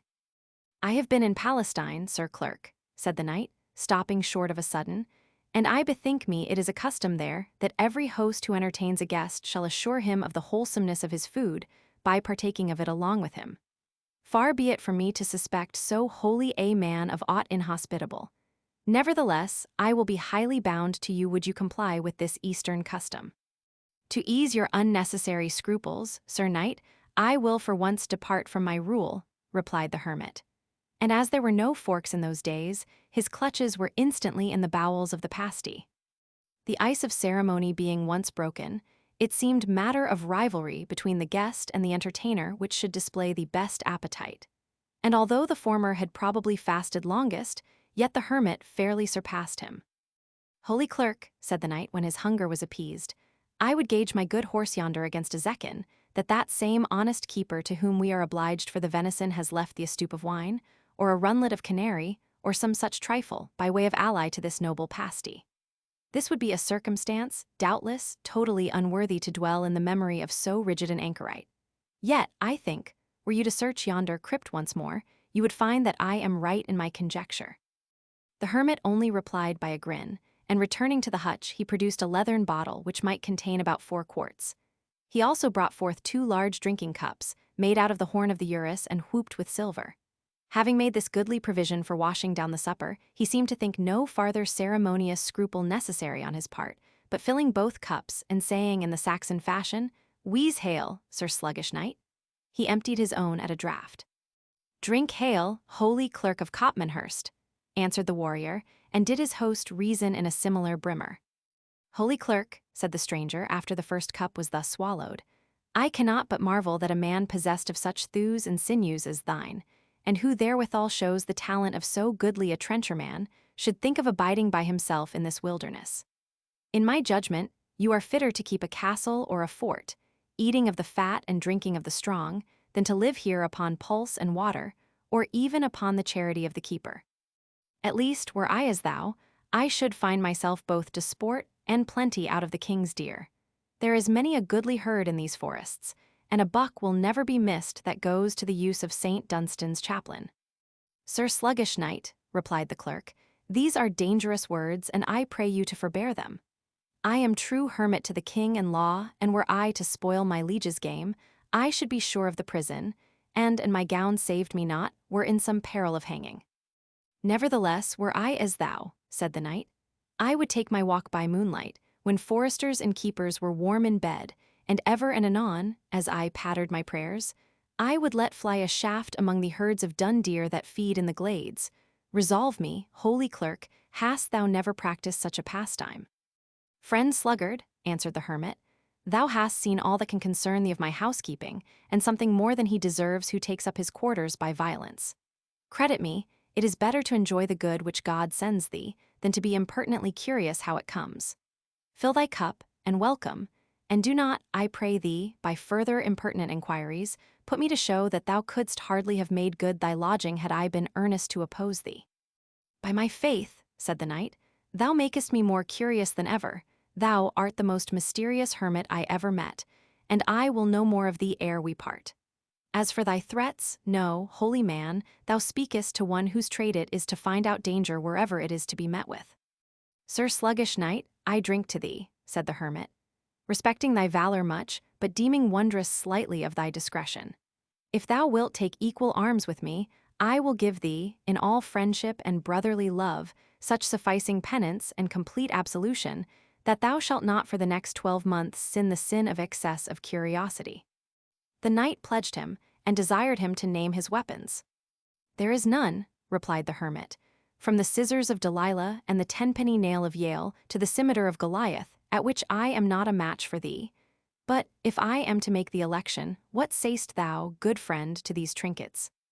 Thus speaking, he opened another hutch, and took out from it a couple of broadswords and bucklers, such as were used by the yeomanry of the period. The knight, who watched his motions, observed that this second place of concealment was furnished with 2 or 3 good longbows, a crossbow, a bundle of bolts for the latter, and 6 sheaves of arrows for the former. A harp, and other matters of a very uncanonical appearance, were also visible when this dark recess was opened. "I promise thee, brother clerk," said he, "I will ask thee no more offensive questions. The contents of that cupboard are an answer to all my inquiries, and I see a weapon there." Here he stooped and took out the harp, "on which I would more gladly prove my skill with thee than at the sword and buckler." "I hope, Sir Knight," said the hermit, "thou hast given no good reason for thy surname of the sluggard. I do promise thee I suspect thee grievously. Nevertheless, thou art my guest, and I will not put thy manhood to the proof without thine own free will. Sit thee down, then, and fill thy cup. Let us drink, sing, and be merry. If thou knowest ever a good lay, thou shalt be welcome to a nook of pasty at Copmanhurst so long as I serve the chapel of St. Dunstan, which, please God, shall be till I change my grey covering for one of green turf. But come, fill a flagon, for it will crave some time to tune the harp, and not pitches the voice and sharpens the ear like a cup of wine. For my part, I love to feel the grape at my very finger ends before they make the harp strings tinkle." 22. Chapter 17. At eve, within yon studious nook, I ope my brass-embossed book, portrayed with many a holy deed of martyrs crowned with heavenly meed. Then, as my taper waxes dim, chant, ere I sleep, my measured hymn. Who but would cast his pomp away, to take my staff and amice grey, and to the world's tumultuous stage prefer the peaceful hermitage? Wharton. Notwithstanding the prescription of the genial hermit, with which his guest willingly complied, he found it no easy matter to bring the harp to harmony. "Methinks, holy father," said he, "the instrument wants one string, and the rest have been somewhat misused." "Aye, mark'st thou that?" replied the hermit. "That shows thee a master of the craft. Wine and wassail," he added, gravely casting up his eyes, "all the fault of wine and wassail. I told Alanadale, the northern minstrel, that he would damage the harp if he touched it after the 7th cup, but he would not be controlled. Friend, I drink to thy successful performance." So saying, he took off his cup with much gravity, at the same time shaking his head at the intemperance of the Scottish harper. The knight in the meantime had brought the strings into some order, and after a short prelude, asked his host whether he would choose a servant in the language of Ock, or a lie in the language of we, or a virelai, or a ballad in the vulgar English. 23. A ballad, said the hermit, against all the Ocks and wees of France. Downright English am I, Sir Knight, and downright English was my patron St. Dunstan, and scorned Ock and we, as he would have scorned the parings of the devil's hoof. Downright English alone shall be sung in this cell. "I will assay then," said the knight, "a ballad composed by a Saxon gleeman, whom I knew in Holy Land." It speedily appeared that if the knight was not a complete master of the minstrel art, his taste for it had at least been cultivated under the best instructors. Art had taught him to soften the faults of a voice which had little compass, and was naturally rough rather than mellow, and, in short, had done all that culture can do in supplying natural deficiencies. His performance, therefore, might have been termed very respectable by abler judges than the hermit, especially as the knight threw into the notes now a degree of spirit, and now of plaintive enthusiasm, which gave force and energy to the verses which he sung. The Crusaders' return. 1. High deeds achieved of knightly fame, from Palestine the champion came, the cross upon his shoulders borne, battle and blast had dimmed and torn. Each dint upon his battered shield was token of a foughten field, and thus, beneath his lady's bower, he sung as fell the twilight hour. 2. Joy to the fair. Thy knight behold, returned from yonder land of gold. No wealth he brings, nor wealth can need, save his good arms and battle-steed his spurs, to dash against a foe, his lance and sword to lay him low, such all the trophies of his toil. Such, and the hope of Tecla's smile. 3. Joy to the fair, whose constant knight her favour fired to feats of might unnoted shall she not remain, where meet the bright and noble train, minstrel shall sing and herald tell.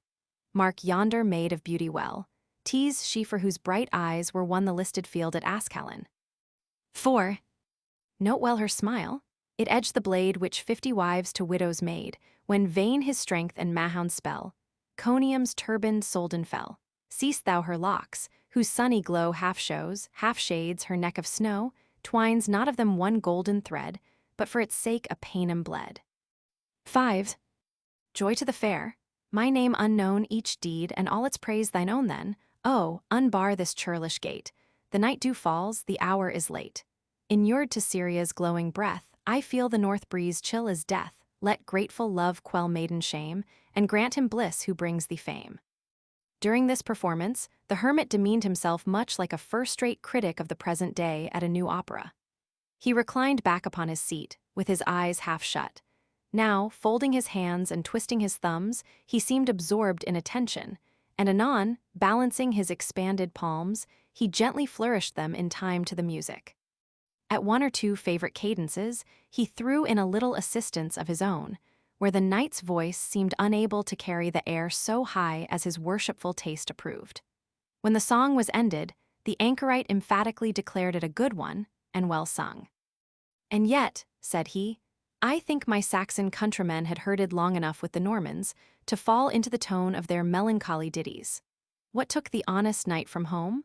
Or what could he expect but to find his mistress agreeably engaged with a rival on his return, and his serenade, as they call it, as little regarded as the caterwauling of a cat in the gutter?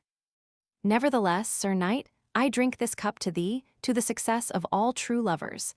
I fear you are none," he added, on observing that the knight, whose brain began to be heated with these repeated draughts, qualified his flagon from the water pitcher. "Why," said the knight, "did you not tell me that this water was from the well of your blessed patron, St. Dunstan?" "Aye, truly," said the hermit, "and many a hundred of pagans did he baptize there, but I never heard that he drank any of it. Everything should be put to its proper use in this world. St. Dunstan knew, as well as anyone, the prerogatives of a jovial friar." And so saying, he reached the harp, and entertained his guest with the following characteristic song, to a sort of derry-down chorus, appropriate to an old English ditty. 24. The Barefooted Friar. 1. I'll give thee, good fellow, a 12-month or twain to search Europe through, from Byzantium to Spain, but ne'er shall you find, should you search till you tire, so happy a man as the barefooted friar. 2. Your knight for his lady pricks forth in career, and is brought home at evensong pricked through with a spear. I confess him in haste, for his lady desires no comfort on earth save the barefooted friar. 3. Your monarch, Pshaw. Many a prince has been known to barter his robes for our cowl and our gown, but which of us e'er felt the idle desire to exchange for a crown the grey hood of a friar? 4. The friar has walked out, and where'er he has gone, the land and its fatness is marked for his own. He can roam where he lists, he can stop when he tires, for every man's house is the barefooted friar. 5. He's expected at noon, and no wight till he comes may profane the great chair, or the porridge of plums for the best of the cheer, and the seat by the fire is the undenied right of the barefooted friar. 6. He's expected at night, and the pasties made hot, they broach the brown ale, and they fill the black pot, and the good wife would wish the goodman in the mire, ere he lacked a soft pillow, the barefooted friar. 7. Long flourish the sandal, the cord, and the cope, the dread of the devil and trust of the pope, for to gather life's roses, unscathed by the briar, is granted alone to the barefooted friar. By my troth, said the knight, thou hast sung well and lustily, and in high praise of thine order. And, talking of the devil, holy clerk, are you not afraid that he may pay you a visit during some of your uncanonical pastimes? I uncanonical, answered the hermit. I scorn the charge, I scorn it with my heels.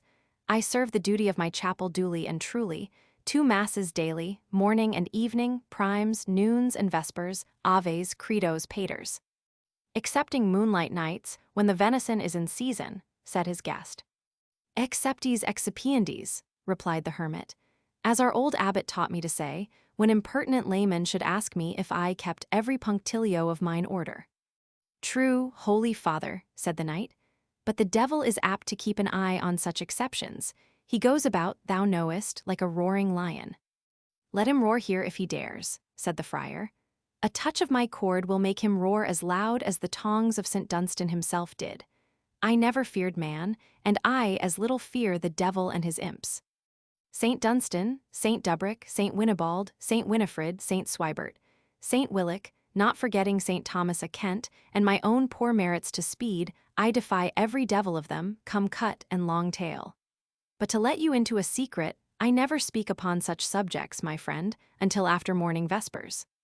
He changed the conversation. Fast and furious grew the mirth of the parties, and many a song was exchanged betwixt them, when their revels were interrupted by a loud knocking at the door of the hermitage. The occasion of this interruption we can only explain by resuming the adventures of another set of our characters. For, like old Ariosto, we do not pique ourselves upon continuing uniformly to keep company with any one personage of our drama. Chapter 18. Away, our journey lies through dell and dingle, where the blithe fawn trips by its timid mother, where the broad oak, with intercepting boughs, checkers the sunbeam in the greensward alley, up and away. For lovely paths are these to tread, when the glad sun is on his throne less pleasant, and less safe when Cynthia's lamp with doubtful glimmer lights the dreary forest. Ettrick Forest. When Cedric the Saxon saw his son drop down senseless in the lists at Ashby, his first impulse was to order him into the custody and care of his own attendants, but the words choked in his throat. He could not bring himself to acknowledge, in presence of such an assembly, the son whom he had renounced and disinherited. He ordered, however, Oswald to keep an eye upon him, and directed that officer, with 2 of his serfs, to convey Ivanhoe to Ashby as soon as the crowd had dispersed. Oswald, however, was anticipated in this good office. The crowd dispersed, indeed, but the knight was nowhere to be seen. It was in vain that Cedric's cupbearer looked around for his young master. He saw the bloody spot on which he had lately sunk down, but himself he saw no longer. It seemed as if the fairies had conveyed him from the spot. Perhaps Oswald, for the Saxons were very superstitious, might have adopted some such hypothesis to account for Ivanhoe's disappearance had he not suddenly cast his eye upon a person attired like a squire, in whom he recognized the features of his fellow-servant Gurth. Anxious concerning his master's fate, and in despair at his sudden disappearance, the translated swineherd was searching for him everywhere, and had neglected, in doing so, the concealment on which his own safety depended. Oswald deemed it his duty to secure Gurth, as a fugitive of whose fate his master was to judge. Renewing his inquiries concerning the fate of Ivanhoe, the only information which the cupbearer could collect from the bystanders was that the knight had been raised with care by certain well-attired grooms, and placed in a litter belonging to a lady among the spectators, which had immediately transported him out of the press. Oswald, on receiving this intelligence, resolved to return to his master for farther instructions, carrying along with him Gurth, whom he considered in some sort as a deserter from the service of Cedric. The Saxon had been under very intense and agonizing apprehensions concerning his son, for nature had asserted her rights, in spite of the patriotic stoicism which labored to disown her. But no sooner was he informed that Ivanhoe was in careful, and probably in friendly hands, than the paternal anxiety which had been excited by the dubiety of his fate gave way anew to the feeling of injured pride and resentment at what he termed Wilfred's filial disobedience. "Let him wander his way," said he. "Let those leech his wounds for whose sake he encountered them. He is fitter to do the juggling tricks of the Norman chivalry than to maintain the fame and honor of his English ancestry with the glaive and brownbill, the good old weapons of his country." "If to maintain the honor of ancestry," said Rowena, who was present, "it is sufficient to be wise in counsel and brave in execution, to be boldest among the bold, and gentlest among the gentle, I know no voice, save his father's. Be silent, Lady Rowena. On this subject only I hear you not. Prepare yourself for the prince's festival. We have been summoned thither with unwonted circumstance of honor and of courtesy, such as the haughty Normans have rarely used to our race since the fatal day of Hastings. Thither will I go, were it only to show these proud Normans how little the fate of a son, who could defeat their bravest, can affect a Saxon." "Thither," said Rowena, "do I not go, and I pray you to beware lest what you mean for courage and constancy shall be accounted hardness of heart." "Remain at home, then, ungrateful lady," answered Cedric. "Thine is the hard heart, which can sacrifice the weal of an oppressed people to an idle and unauthorized attachment. I seek the noble Athelstane, and with him attend the banquet of John of Anjou." He went accordingly to the banquet, of which we have already mentioned the principal events. Immediately upon retiring from the castle, the Saxon thanes, with their attendants, took horse, and it was during the bustle which attended their doing so, that Cedric, for the first time, cast his eyes upon the deserter Gurth. The noble Saxon had returned from the banquet, as we have seen, in no very placid humor, and wanted but a pretext for wreaking his anger upon someone. "The gyves," he said, "the gyves, Oswald Hundibert, dogs and villains, why leave ye the knave unfettered?" Without daring to remonstrate, the companions of Gurth bound him with a halter as the readiest cord which occurred. He submitted to the operation without remonstrance, except that, darting a reproachful look at his master, he said, "This comes of loving your flesh and blood better than mine own." "To horse and forward," said Cedric. "It is indeed full time," said the noble Athelstane. "For, if we ride not the faster, the worthy Abbot Waltheof's preparations for a reresupper 25 will be altogether spoiled." The travellers, however, used such speed as to reach the convent of St. Withold's before the apprehended evil took place.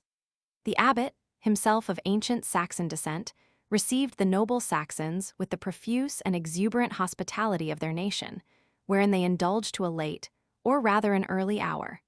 Nor did they take leave of their reverend host the next morning until they had shared with him a sumptuous refection.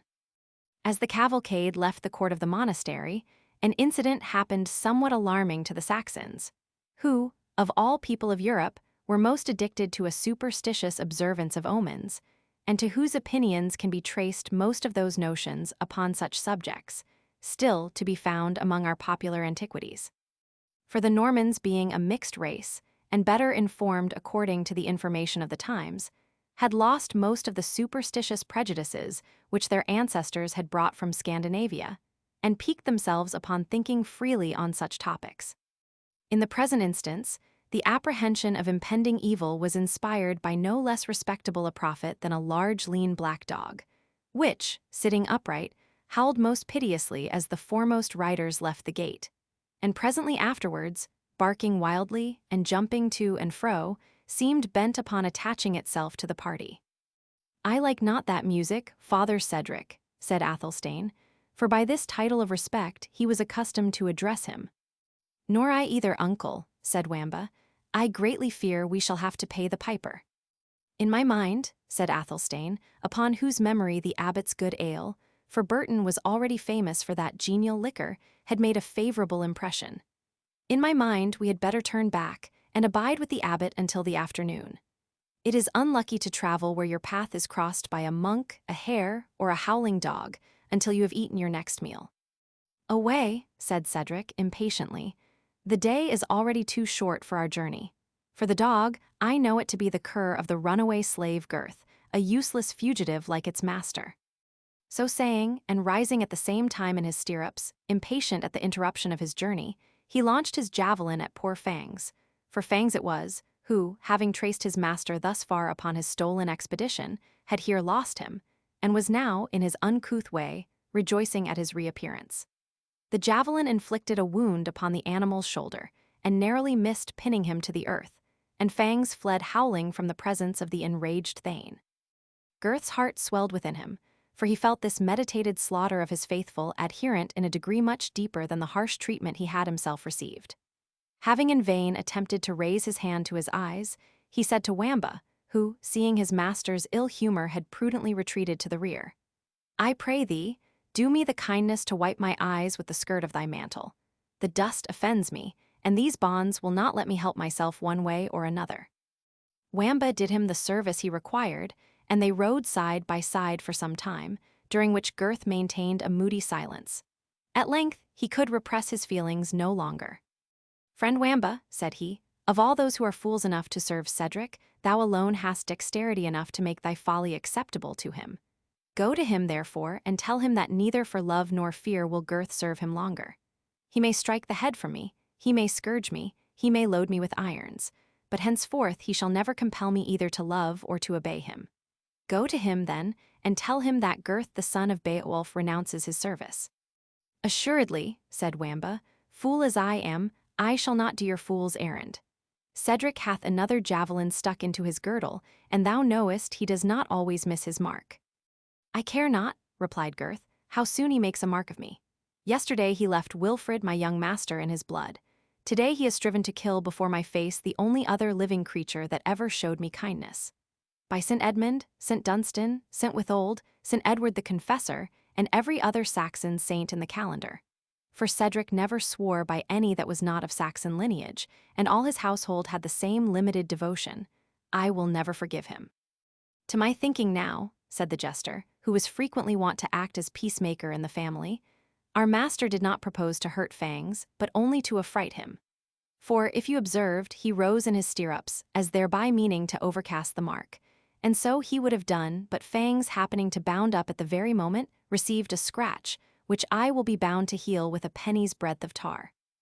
If I thought so, said Gurth, if I could but think so. But no, I saw the javelin was well aimed. I heard it whiz through the air with all the wrathful malevolence of him who cast it, and it quivered after it had pitched in the ground, as if with regret for having missed its mark.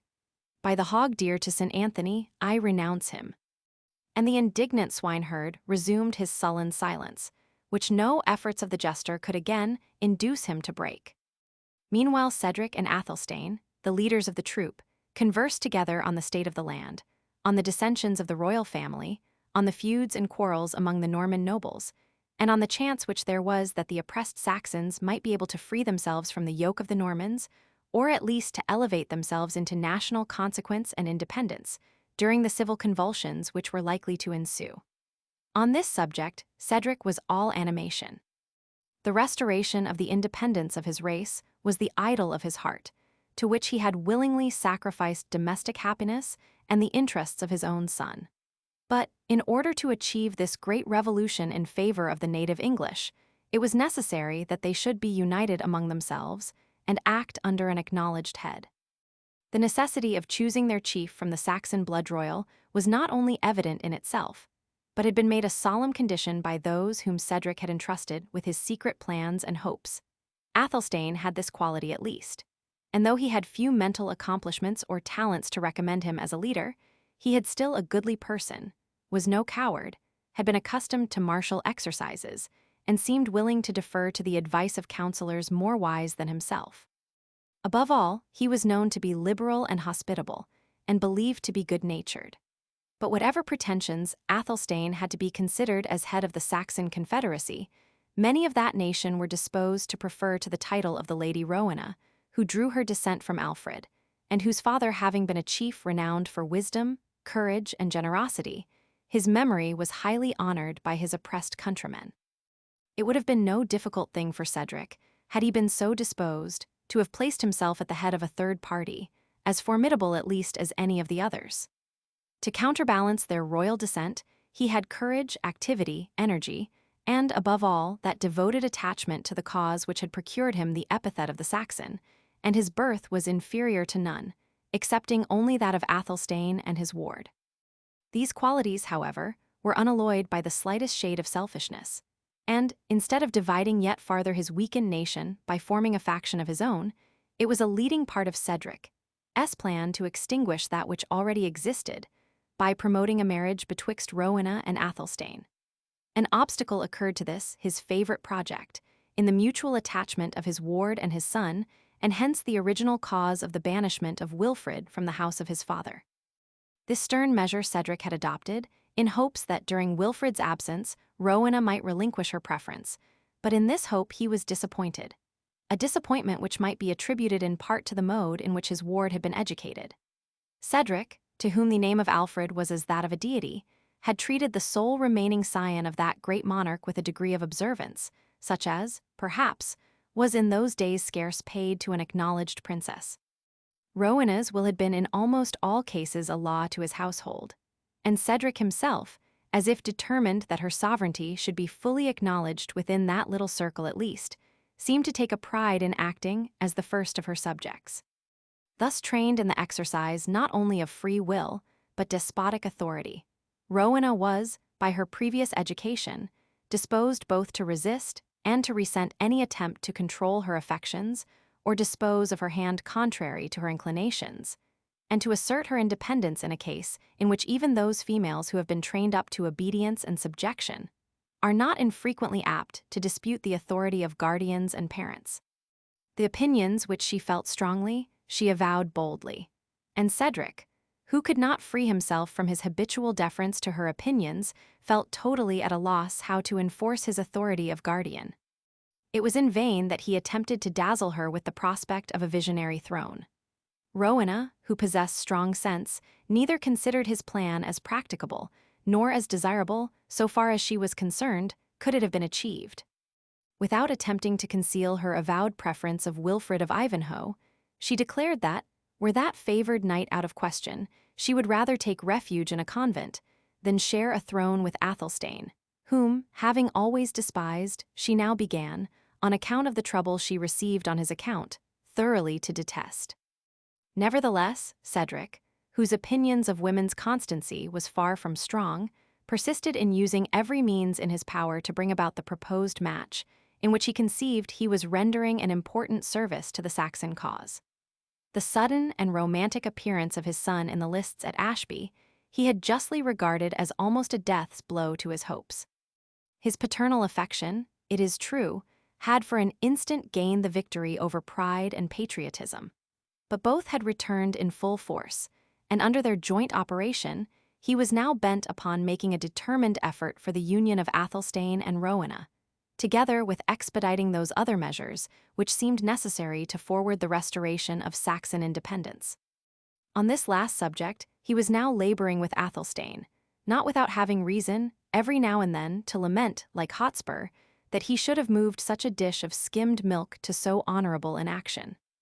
Athelstane, it is true, was vain enough, and loved to have his ears tickled with tales of his high descent, and of his right by inheritance to homage and sovereignty. But his petty vanity was sufficiently gratified by receiving this homage at the hands of his immediate attendants, and of the Saxons who approached him. If he had the courage to encounter danger, he at least hated the trouble of going to seek it. And while he agreed in the general principles laid down by Cedric concerning the claim of the Saxons to independence, and was still more easily convinced of his own title to reign over them when that independence should be attained, yet when the means of asserting these rights came to be discussed, he was still Athelstane the unready, slow, irresolute, procrastinating, and unenterprising. The warm and impassioned exhortations of Cedric had as little effect upon his impassive temper as red-hot balls alighting in the water, which produce a little sound and smoke, and are instantly extinguished. If, leaving this task, which might be compared to spurring a tired jade, or to hammering upon cold iron, Cedric fell back to his ward Rowena, he received little more satisfaction from conferring with her. For, as his presence interrupted the discourse between the lady and her favorite attendant upon the gallantry and fate of Wilfred, Elgitha failed not to revenge both her mistress and herself, by recurring to the overthrow of Athelstane in the lists, the most disagreeable subject which could greet the ears of Cedric. To this sturdy Saxon, therefore, the day's journey was fraught with all manner of displeasure and discomfort, so that he more than once internally cursed the tournament, and him who had proclaimed it, together with his own folly in ever thinking of going thither. At noon, upon the motion of Athelstane, the travelers paused in a woodland shade by a fountain, to repose their horses and partake of some provisions, with which the hospitable abbot had loaded a sumpter mule. Their repast was a pretty long one, and these several interruptions rendered it impossible for them to hope to reach Rotherwood without traveling all night, a conviction which induced them to proceed on their way at a more hasty pace than they had hitherto used. Chapter 19. A train of armed men, some noble dame escorting, so their scattered words discovered, as unperceived eye hung upon their rear, are close at hand, and mean to pass the night within the castle. Ora, a tragedy. The travelers had now reached the verge of the wooded country, and were about to plunge into its recesses, held dangerous at that time from the number of outlaws whom oppression and poverty had driven to despair, and who occupied the forests in such large bands as could easily bid defiance to the feeble police of the period. From these rovers, however, notwithstanding the lateness of the hour, Cedric and Athelstane accounted themselves secure, as they had in attendance 10 servants, besides Wamba and Gurth, whose aid could not be counted upon, the one being a jester and the other a captive. It may be added that in traveling thus late through the forest, Cedric and Athelstane relied on their descent and character, as well as their courage. The outlaws, whom the severity of the forest laws had reduced to this roving and desperate mode of life, were chiefly peasants and yeomen of Saxon descent, and were generally supposed to respect the persons and property of their countrymen. As the travelers journeyed on their way, they were alarmed by repeated cries for assistance, and when they rode up to the place from whence they came, they were surprised to find a horse litter placed upon the ground, beside which sat a young woman, richly dressed in the Jewish fashion, while an old man, whose yellow cap proclaimed him to belong to the same nation, walked up and down with gestures expressive of the deepest despair, and wrung his hands as if affected by some strange disaster.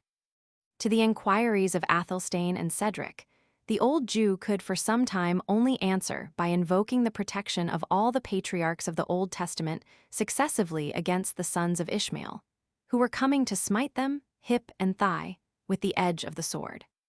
When he began to come to himself out of this agony of terror, Isaac of York, for it was our old friend, was at length able to explain that he had hired a bodyguard of 6 men at Ashby, together with mules for carrying the litter of a sick friend.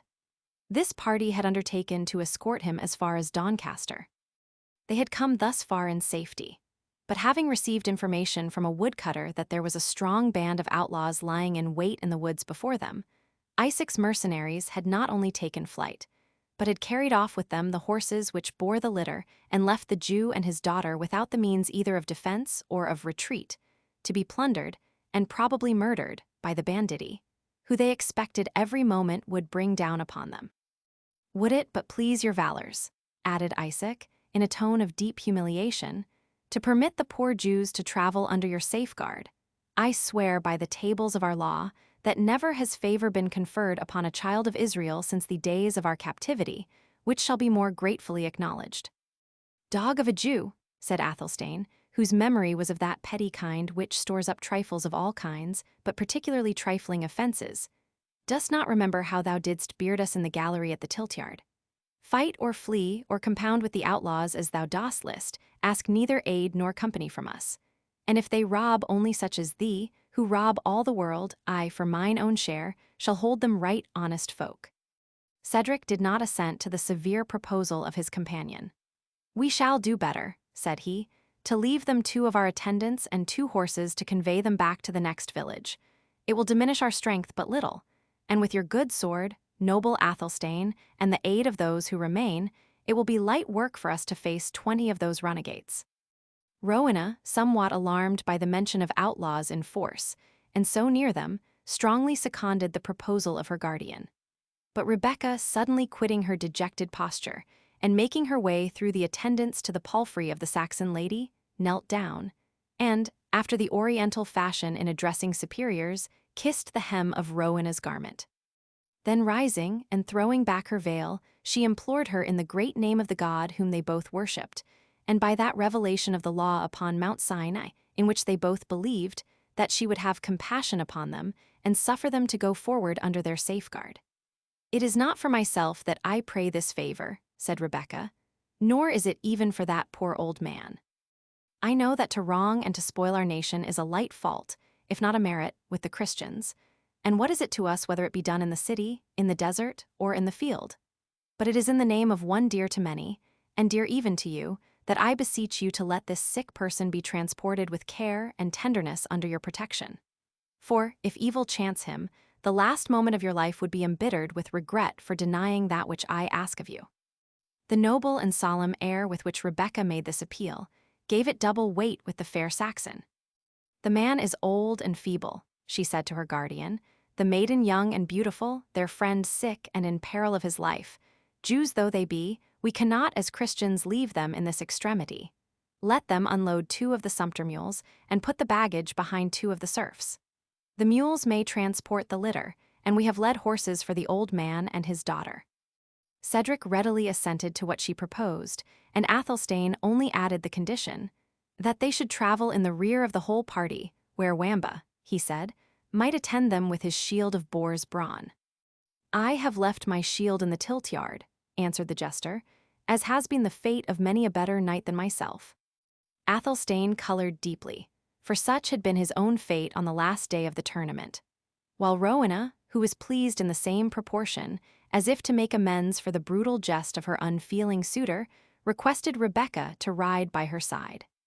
"It were not fit I should do so," answered Rebecca, with proud humility, "where my society might be held a disgrace to my protectress." By this time, the change of baggage was hastily achieved, for the single word outlaws rendered everyone sufficiently alert, and the approach of twilight made the sound yet more impressive. Amid the bustle, Gurth was taken from horseback, in the course of which removal he prevailed upon the jester to slack the cord with which his arms were bound. It was so negligently refastened, perhaps intentionally on the part of Wamba, that Gurth found no difficulty in freeing his arms altogether from bondage, and then, gliding into the thicket, he made his escape from the party. The bustle had been considerable, and it was some time before Gurth was missed, for, as he was to be placed for the rest of the journey behind a servant, everyone supposed that some other of his companions had him under his custody, and when it began to be whispered among them that Gurth had actually disappeared, they were under such immediate expectation of an attack from the outlaws that it was not held convenient to pay much attention to the circumstance. The path upon which the party traveled was now so narrow as not to admit, with any sort of convenience, above 2 riders abreast, and began to descend into a dingle, traversed by a brook whose banks were broken, swampy, and overgrown with dwarf willows.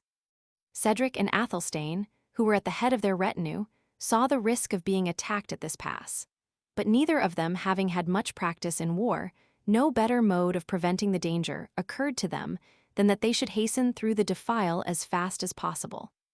Advancing, therefore, without much order, they had just crossed the brook with a part of their followers, when they were assailed in front, flank, and rear at once, with an impetuosity to which, in their confused and ill-prepared condition, it was impossible to offer effectual resistance. The shout of a white dragon, St. George for Merry England. War cries adopted by the assailants, as belonging to their assumed character of Saxon outlaws, was heard on every side. And on every side, enemies appeared with a rapidity of advance and attack which seemed to multiply their numbers. Both the Saxon chiefs were made prisoners at the same moment, and each under circumstances expressive of his character. Cedric, the instant that an enemy appeared, launched at him his remaining javelin, which, taking better effect than that which he had hurled at Fangs, nailed the man against an oak tree that happened to be close behind him. Thus far successful, Cedric spurred his horse against a second, drawing his sword at the same time and striking with such inconsiderate fury that his weapon encountered a thick branch which hung over him, and he was disarmed by the violence of his own blow. He was instantly made prisoner, and pulled from his horse by 2 or 3 of the banditti who crowded around him. Athelstane shared his captivity, his bridle having been seized, and he himself forcibly dismounted, long before he could draw his weapon or assume any posture of effectual defense. The attendants, embarrassed with baggage, surprised and terrified at the fate of their masters, fell an easy prey to the assailants, while the Lady Rowena, in the center of the cavalcade, and the Jew and his daughter in the rear, experienced the same misfortune. Of all the train none escaped except Wamba, who showed upon the occasion much more courage than those who pretended to greater sense. He possessed himself of a sword belonging to one of the domestics, who was just drawing it with a tardy and irresolute hand, laid it about him like a lion, drove back several who approached him, and made a brave though ineffectual attempt to succor his master. Finding himself overpowered, the jester at length threw himself from his horse, plunged into the thicket, and, favored by the general confusion, escaped from the scene of action. Yet the valiant jester, as soon as he found himself safe, hesitated more than once whether he should not turn back and share the captivity of a master to whom he was sincerely attached. "I have heard men talk of the blessings of freedom," he said to himself, "but I wish any wise man would teach me what use to make of it now that I have it." As he pronounced these words aloud, a voice very near him called out in a low and cautious tone, "Wamba," and at the same time a dog, which he recognized to be Fangs, jumped up and fawned upon him. "Gurth," answered Wamba with the same caution, and the swineherd immediately stood before him. "What is the matter?" said he eagerly. "What mean these cries and that clashing of swords?" "Only a trick of the times," said Wamba. "They are all prisoners." "Who are prisoners?" exclaimed Gurth impatiently. "My lord, and my lady, and Athelstane, and Hundebert, and Oswald." "In the name of God," said Gurth, "how came they prisoners, and to whom?" "Our master was too ready to fight," said the jester, "and Athelstane was not ready enough, and no other person was ready at all. And they are prisoners to green cassocks and black visors. And they lie all tumbled about on the green, like the crab-apples that you shake down to your swine. And I would laugh at it," said the honest jester, "if I could for weeping." And he shed tears of unfeigned sorrow. Gurth's countenance kindled. "Wamba," he said, "thou hast a weapon, and thy heart was ever stronger than thy brain. We are only two, but a sudden attack from men of resolution will do much. Follow me." "Whither, and for what purpose?" said the jester. "To rescue Cedric." "But you have renounced his service but now," said Wamba. "That," said Gurth, "was but while he was fortunate. Follow me." As the jester was about to obey, a third person suddenly made his appearance, and commanded them both to halt. From his dress and arms, Wamba would have conjectured him to be one of those outlaws who had just assailed his master.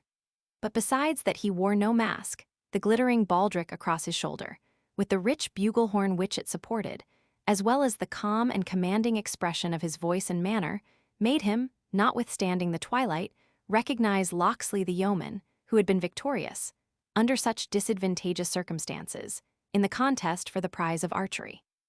"What is the meaning of all this?" said he, "or who is it that rifle and ransom and make prisoners in these forests?" "You may look at their cassocks close by," said Wamba, "and see whether they be thy children's coats or no, for they are as like thine own, as one green peacod is to another." "I will learn that presently," answered Locksley, "and I charge ye, on peril of your lives, not to stir from the place where ye stand, until I have returned. Obey me, and it shall be the better for you and your masters. Yet stay, I must render myself as like these men as possible." So saying, he unbuckled his baldric with the bugle, took a feather from his cap, and gave them to Wamba, then drew a vizard from his pouch, and, repeating his charges to them to stand fast, went to execute his purposes of reconnoitring. "Shall we stand fast, Gurth?" said Wamba, "or shall we e'en give him leg bail? In my foolish mind, he had all the equipage of a thief too much in readiness to be himself a true man." "Let him be the devil," said Gurth, "and he will. We can be no worse of waiting his return. If he belonged to that party, he must already have given them the alarm, and it will avail nothing either to fight or fly. Besides, I have late experience that errant thieves are not the worst men in the world to have to deal with." The yeoman returned in the course of a few minutes. "Friend Gurth," he said, "I have mingled among yon men, and have learnt to whom they belong and whither they are bound. There is, I think, no chance that they will proceed to any actual violence against their prisoners. For 3 men to attempt them at this moment were little else than madness, for they are good men of war, and have, as such, placed sentinels to give the alarm when anyone approaches. But I trust soon to gather such a force as may act in defiance of all their precautions. You are both servants, and, as I think, faithful servants of Cedric the Saxon, the friend of the rights of Englishmen. He shall not want English hands to help him in this extremity. Come then with me, until I gather more aid." So saying, he walked through the wood at a great pace, followed by the jester and the swineherd. It was not consistent with Wamba's humor to travel long in silence. "I think," said he, looking at the baldric and bugle which he still carried, "that I saw the arrow shot which won this gay prize, and that not so long since as Christmas.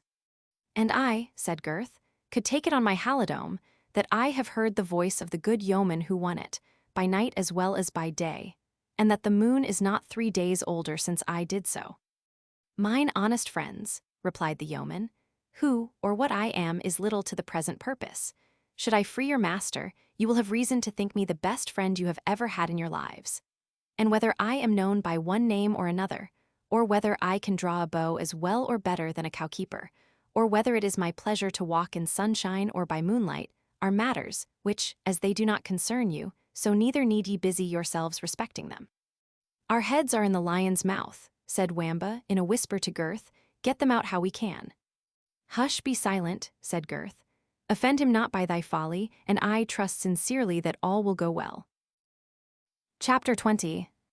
When autumn nights were long and drear, and forest walks were dark and dim, how sweetly on the pilgrim's ear was wont to steal the hermit's hymn. Devotion borrows music's tone, and music took devotion's wing and, Like the bird that hails the sun, they soar to heaven and soaring sing. The hermit of St. Clement's Well. It was after 3 hours, good walking, that the servants of Cedric, with their mysterious guide, arrived at a small opening in the forest, in the center of which grew an oak tree of enormous magnitude, throwing its twisted branches in every direction.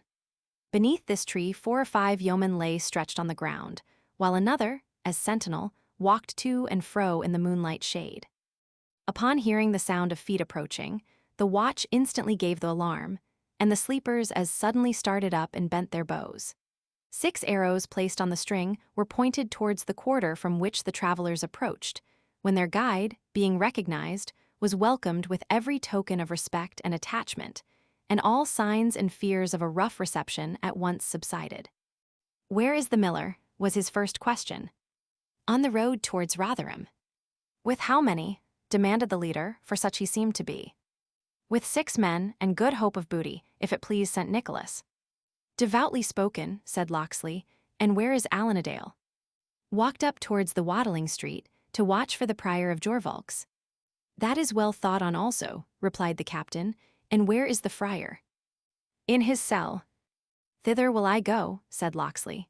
"Disperse and seek your companions. Collect what force you can, for there's game afoot that must be hunted hard and will turn to bay. Meet me here by daybreak. And stay," he added, "I have forgotten what is most necessary of the whole. 2 of you take the road quickly towards Torquilstone, the castle of Frontaboef. A set of gallants who have been masquerading in such guise as our own are carrying a band of prisoners thither. Watch them closely, for even if they reach the castle before we collect our force, our honor is concerned to punish them, and we will find means to do so. Keep a close watch on them, therefore, and dispatch one of your comrades, the lightest of foot, to bring the news of the yeomen thereabout." They promised implicit obedience, and departed with alacrity on their different errands. In the meanwhile, their leader and his 2 companions, who now looked upon him with great respect, as well as some fear, pursued their way to the chapel of Copmanhurst. When they had reached the little moonlight glade, having in front the reverend, though ruinous chapel and the rude hermitage so well suited to ascetic devotion, Wamba whispered to Gurth, "If this be the habitation of a thief, it makes good the old proverb, the nearer the church the farther from God. And by my coxcomb," he added, "I think it be even so. Hearken but to the black sanctus which they are singing in the hermitage." In fact, the anchorite and his guest were performing, at the full extent of their very powerful lungs, an old drinking song, of which this was the burden. "Come, troll the brown bowl to me, bully boy, come, troll the brown bowl to me.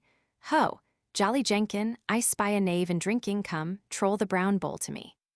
"Now, that is not ill sung," said Wamba, who had thrown in a few of his own flourishes to help out the chorus. "But who, in the saint's name, ever expected to have heard such a jolly chant come from out a hermit's cell at midnight?" "Marry, that should I," said Gurth, "for the jolly clerk of Copmanhurst is a known man, and kills half the deer that are stolen in this walk. Men say that the keeper has complained to his official, and that he will be stripped of his cowl and cope altogether, if he keeps not better order."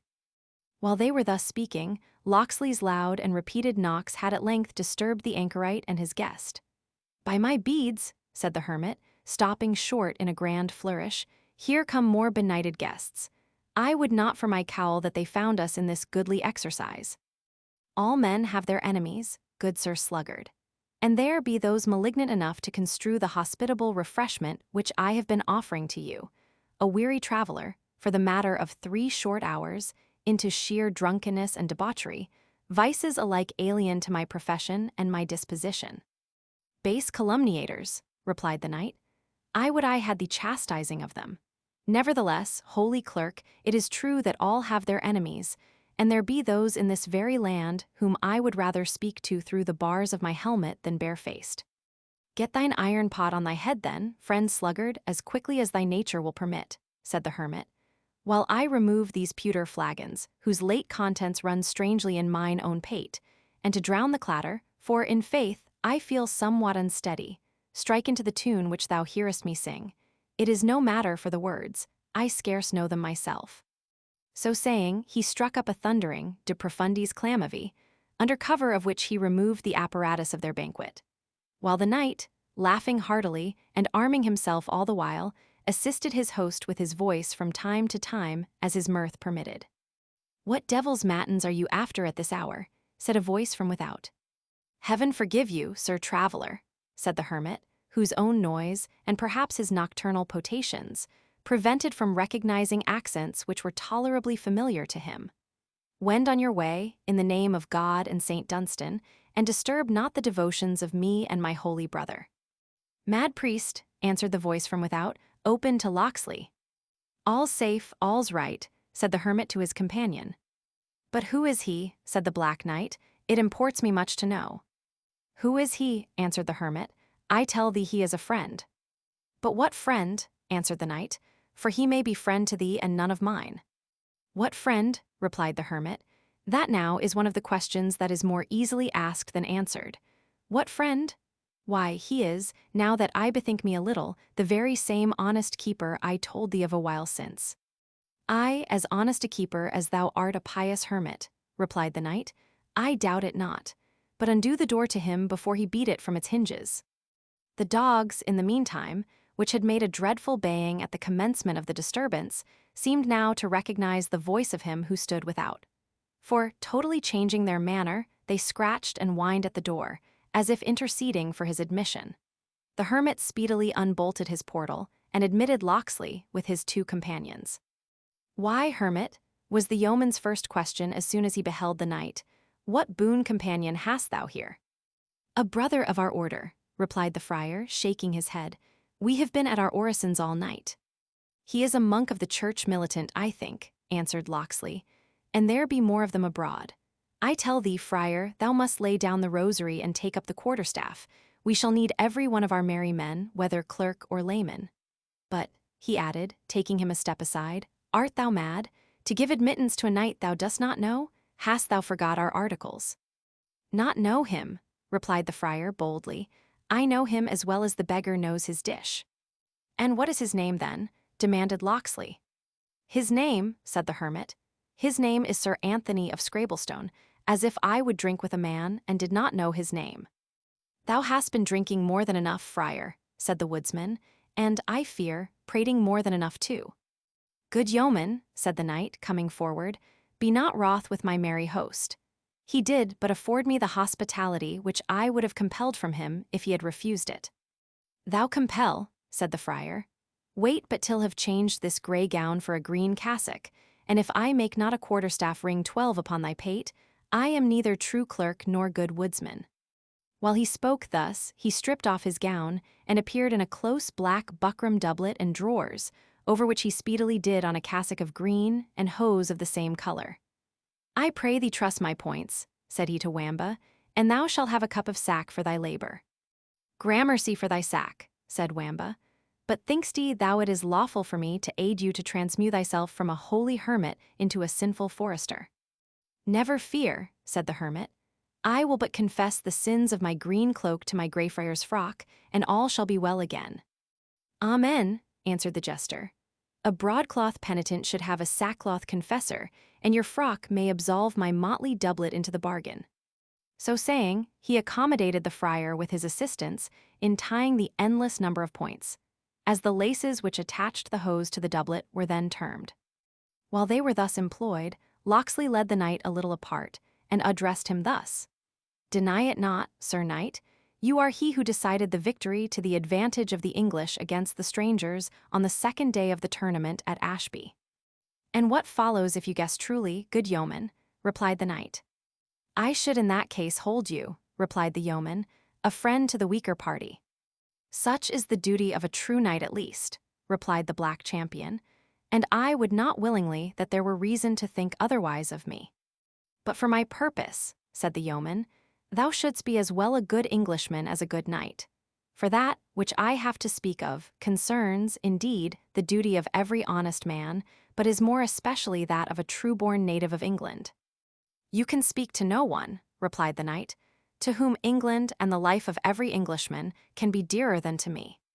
"I would willingly believe so," said the woodsman, "for never had this country such need to be supported by those who love her. Hear me, and I will tell thee of an enterprise, in which, if thou be'st he really that which thou seemest, thou mayst take an honourable part." A band of villains, in the disguise of better men than themselves, have made themselves master of the person of a noble Englishman, called Cedric the Saxon, together with his ward and his friend Athelstane of Koningsberg, and have transported them to a castle in this forest, called Torquilstone. I ask of thee, as a good knight and a good Englishman, wilt thou aid in their rescue? I am bound by my vow to do so, replied the knight, but I would willingly know who you are, who request my assistance in their behalf. I am, said the forester, a nameless man, but I am the friend of my country and of my country's friends.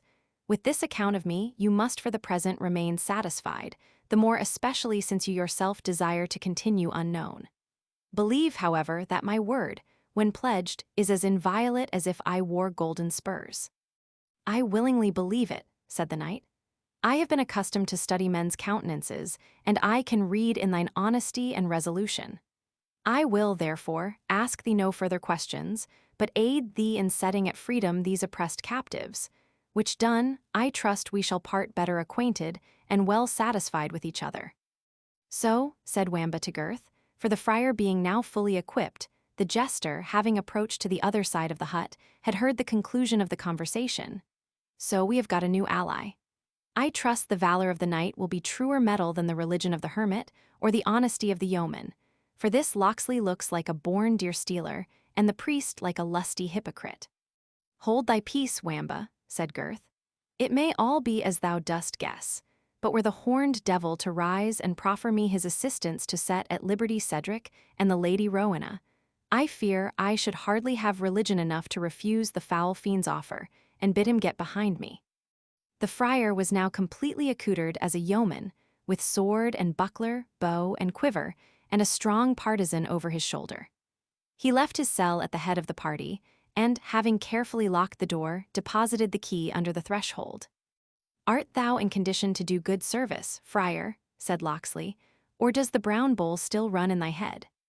Not more than a draught of St. Dunstan's fountain will allay, answered the priest. Something there is of a whizzing in my brain and of instability in my legs, but you shall presently see both pass away.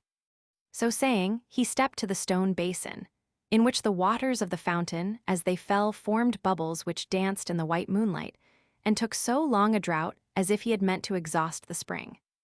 When didst thou drink as deep a draught of water before, holy clerk of Copmanhurst? Said the Black Knight. Never since my wine-butt leaked, and let out its liquor by an illegal vent, replied the friar, and so left me nothing to drink but my patron's bounty here.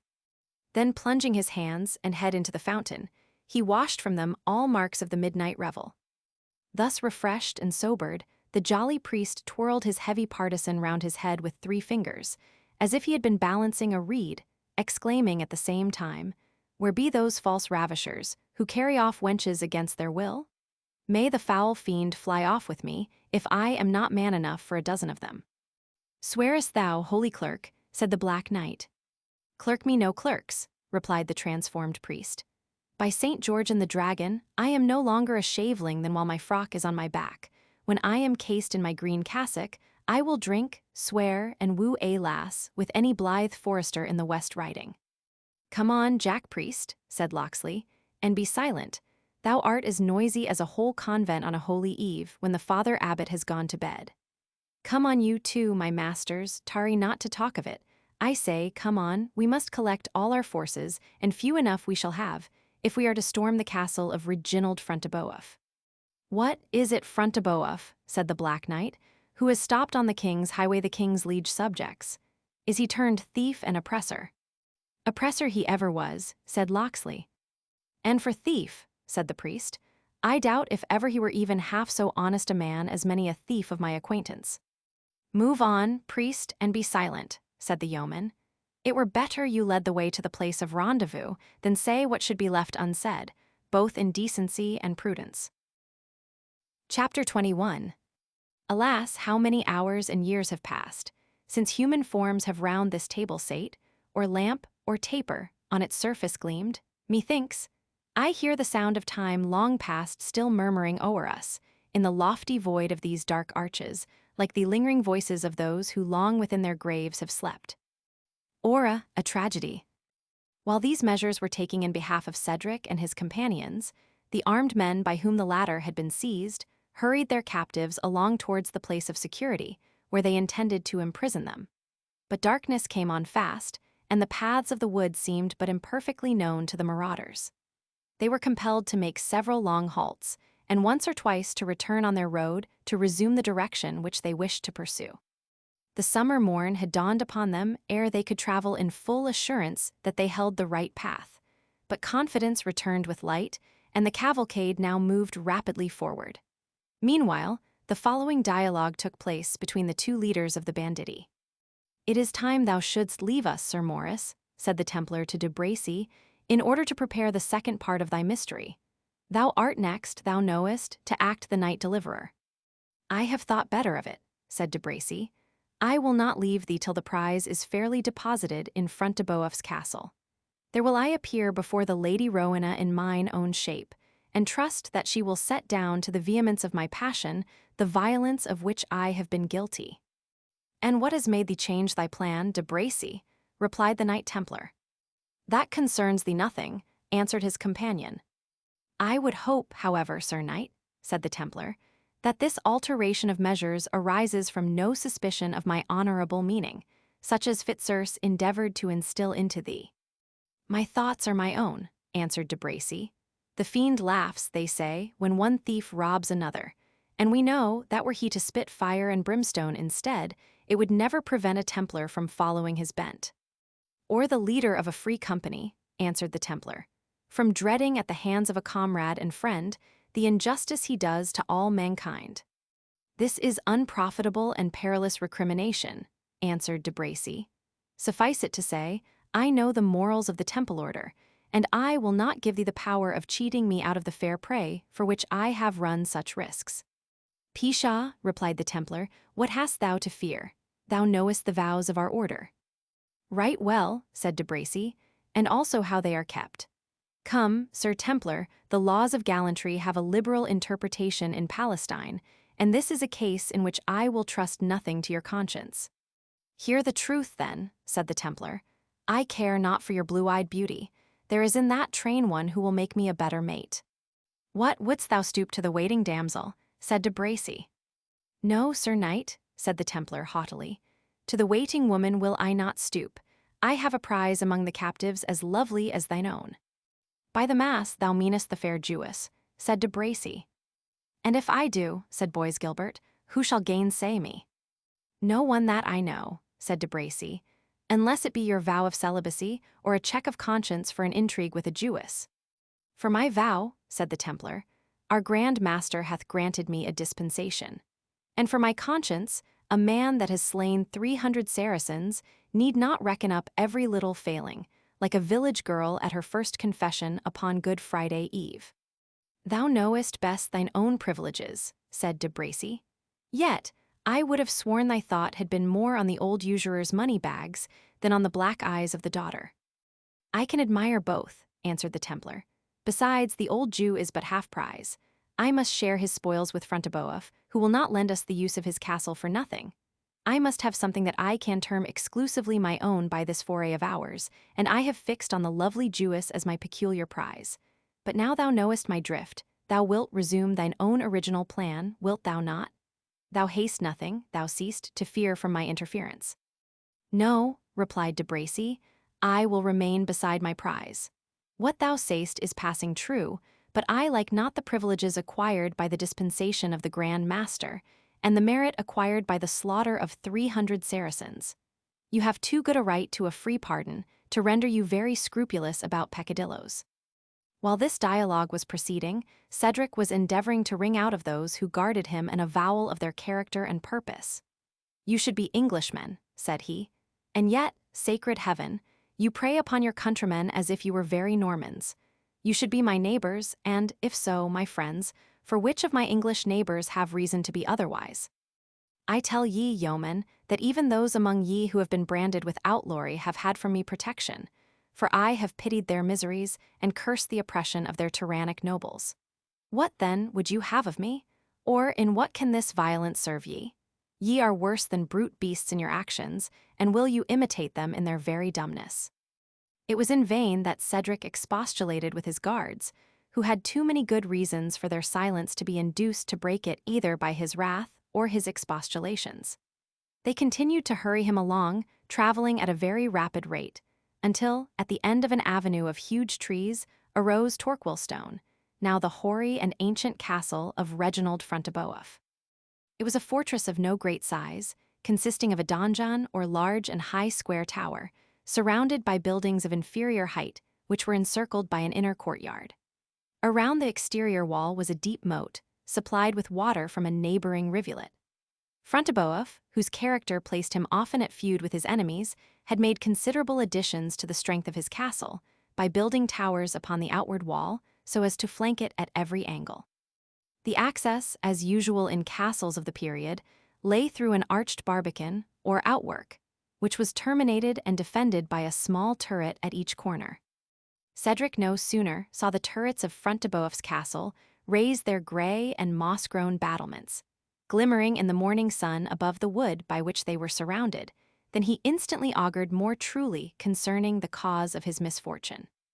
"I did injustice," he said, "to the thieves and outlaws of these woods, when I supposed such banditti to belong to their bands. I might as justly have confounded the foxes of these brakes with the ravening wolves of France. Tell me, dogs, is it my life or my wealth that your master aims at? Is it too much that 2 Saxons, myself and the noble Athelstane, should hold land in the country which was once the patrimony of our race?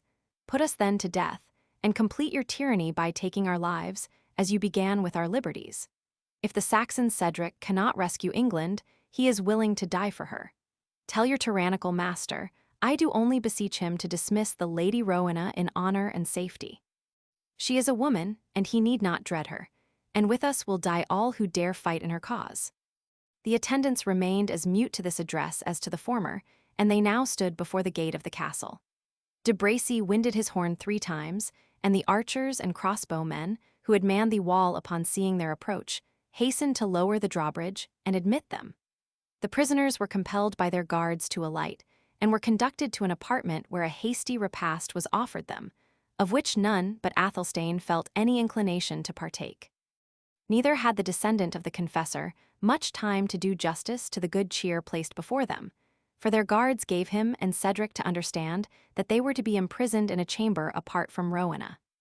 Resistance was vain, and they were compelled to follow to a large room, which, rising on clumsy Saxon pillars, resembled those refectories and chapter-houses which may be still seen in the most ancient parts of our most ancient monasteries.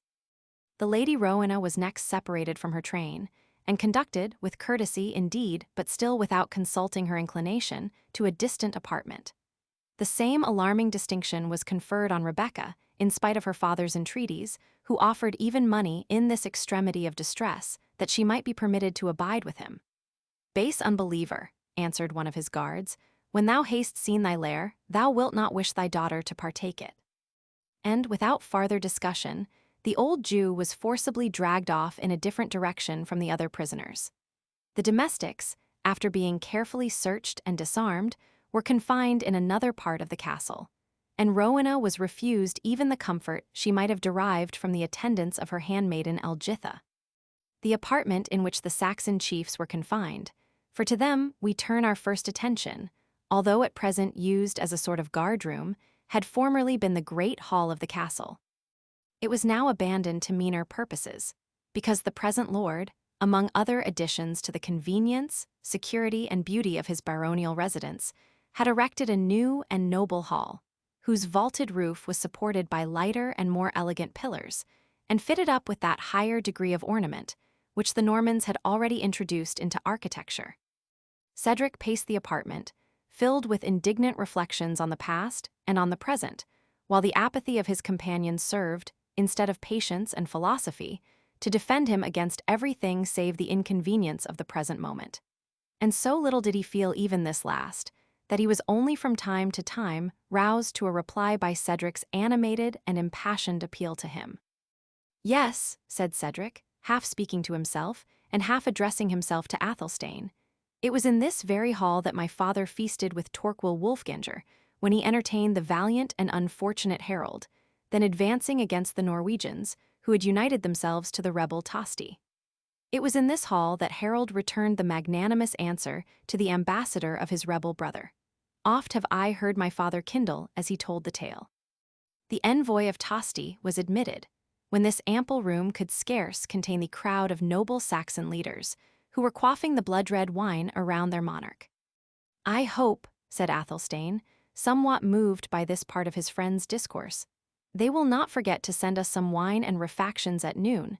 We had scarce a breathing space allowed to break our fast, and I never have the benefit of my food when I eat immediately after dismounting from horseback, though the leeches recommend that practice."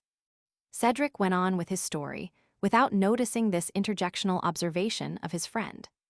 "The envoy of Tosti," he said, moved up the hall, undismayed by the frowning countenances of all around him, until he made his obeisance before the throne of King Harold. "What terms," he said, "Lord King, hath thy brother Tosti to hope, if he should lay down his arms and crave peace at thy hands?" "A brother's love," cried the generous Harold, "and the fair earldom of Northumberland." "But should Tosti accept these terms," continued the envoy, "what lands shall be assigned to his faithful ally, Hardrada, King of Norway?" 7 feet of English ground," answered Harold fiercely, "or, as Hardrada is said to be a giant, perhaps we may allow him 12 inches more." The hall rung with acclamations, and cup and horn was filled to the Norwegian, who should be speedily in possession of his English territory. "I could have pledged him with all my soul," said Athelstane, "for my tongue cleaves to my palate." "The baffled envoy," continued Cedric, pursuing with animation his tale, though it interested not the listener, retreated to carry to Tosti and his ally the ominous answer of his injured brother.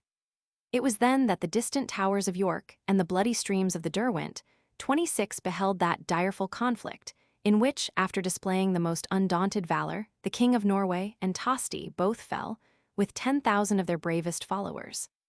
Who would have thought that upon the proud day when this battle was won, the very gale which waved the Saxon banners in triumph was filling the Norman sails and impelling them to the fatal shores of Sussex? Who would have thought that Harold, within a few brief days, would himself possess no more of his kingdom than the share which he allotted in his wrath to the Norwegian invader? Who would have thought that you, noble Athelstane, that you, descended of Harold's blood, and that I, whose father was not the worst defender of the Saxon crown, should be prisoners to a vile Norman, in the very hall in which our ancestors held such high festival? "It is sad enough," replied Athelstane, "but I trust they will hold us to a moderate ransom. At any rate, it cannot be their purpose to starve us outright, and yet, although it is high noon, I see no preparations for serving dinner. Look up at the window, noble Cedric, and judge by the sunbeams if it is not on the verge of noon." "It may be so," answered Cedric, "but I cannot look on that stained lattice without its awakening other reflections than those which concern the passing moment or its privations. When that window was wrought, my noble friend, our hardy fathers knew not the art of making glass, or of staining it. The pride of Wolfganger's father brought an artist from Normandy to adorn his hall with this new species of emblazonment, that breaks the golden light of God's blessed day into so many fantastic hues. The foreigner came here poor, beggarly, cringing, and subservient, ready to doff his cap to the meanest native of the household. He returned pampered and proud, to tell his rapacious countrymen of the wealth and the simplicity of the Saxon nobles. A folly, O Athelstane, foreboded of old as well as foreseen by those descendants of Hengist and his hardy tribes who retained the simplicity of their manners. We made these strangers our bosom friends, our confidential servants. We borrowed their artists and their arts, and despised the honest simplicity and hardihood with which our brave ancestors supported themselves, and we became enervated by Norman arts long ere we fell under Norman arms. Far better was our homely diet, eaten in peace and liberty, than the luxurious dainties, the love of which hath delivered us as bondsmen to the foreign conqueror." "I should," replied Athelstane, "hold very humble diet a luxury at present, and it astonishes me, noble Cedric, that you can bear so truly in mind the memory of past deeds, when it appeareth you forget the very hour of dinner." "It is time lost," muttered Cedric apart and impatiently, "to speak to him of aught else but that which concerns his appetite. The soul of Hardicanute hath taken possession of him, and he hath no pleasure save to fill, to swill, and to call for more. Alas," said he, looking at Athelstane with compassion, "that so dull a spirit should be lodged in so goodly a form. Alas, that such an enterprise as the regeneration of England should turn on a hinge so imperfect. Wedded to Rowena, indeed, her nobler and more generous soul may yet awake the better nature which is torpid within him. Yet how should this be, while Rowena, Athelstane, and I myself remain the prisoners of this brutal marauder, and have been made so perhaps from a sense of the dangers which our liberty might bring to the usurped power of his nation? While the Saxon was plunged in these painful reflections, the door of their prison opened, and gave entrance to a sewer, holding his white rod of office.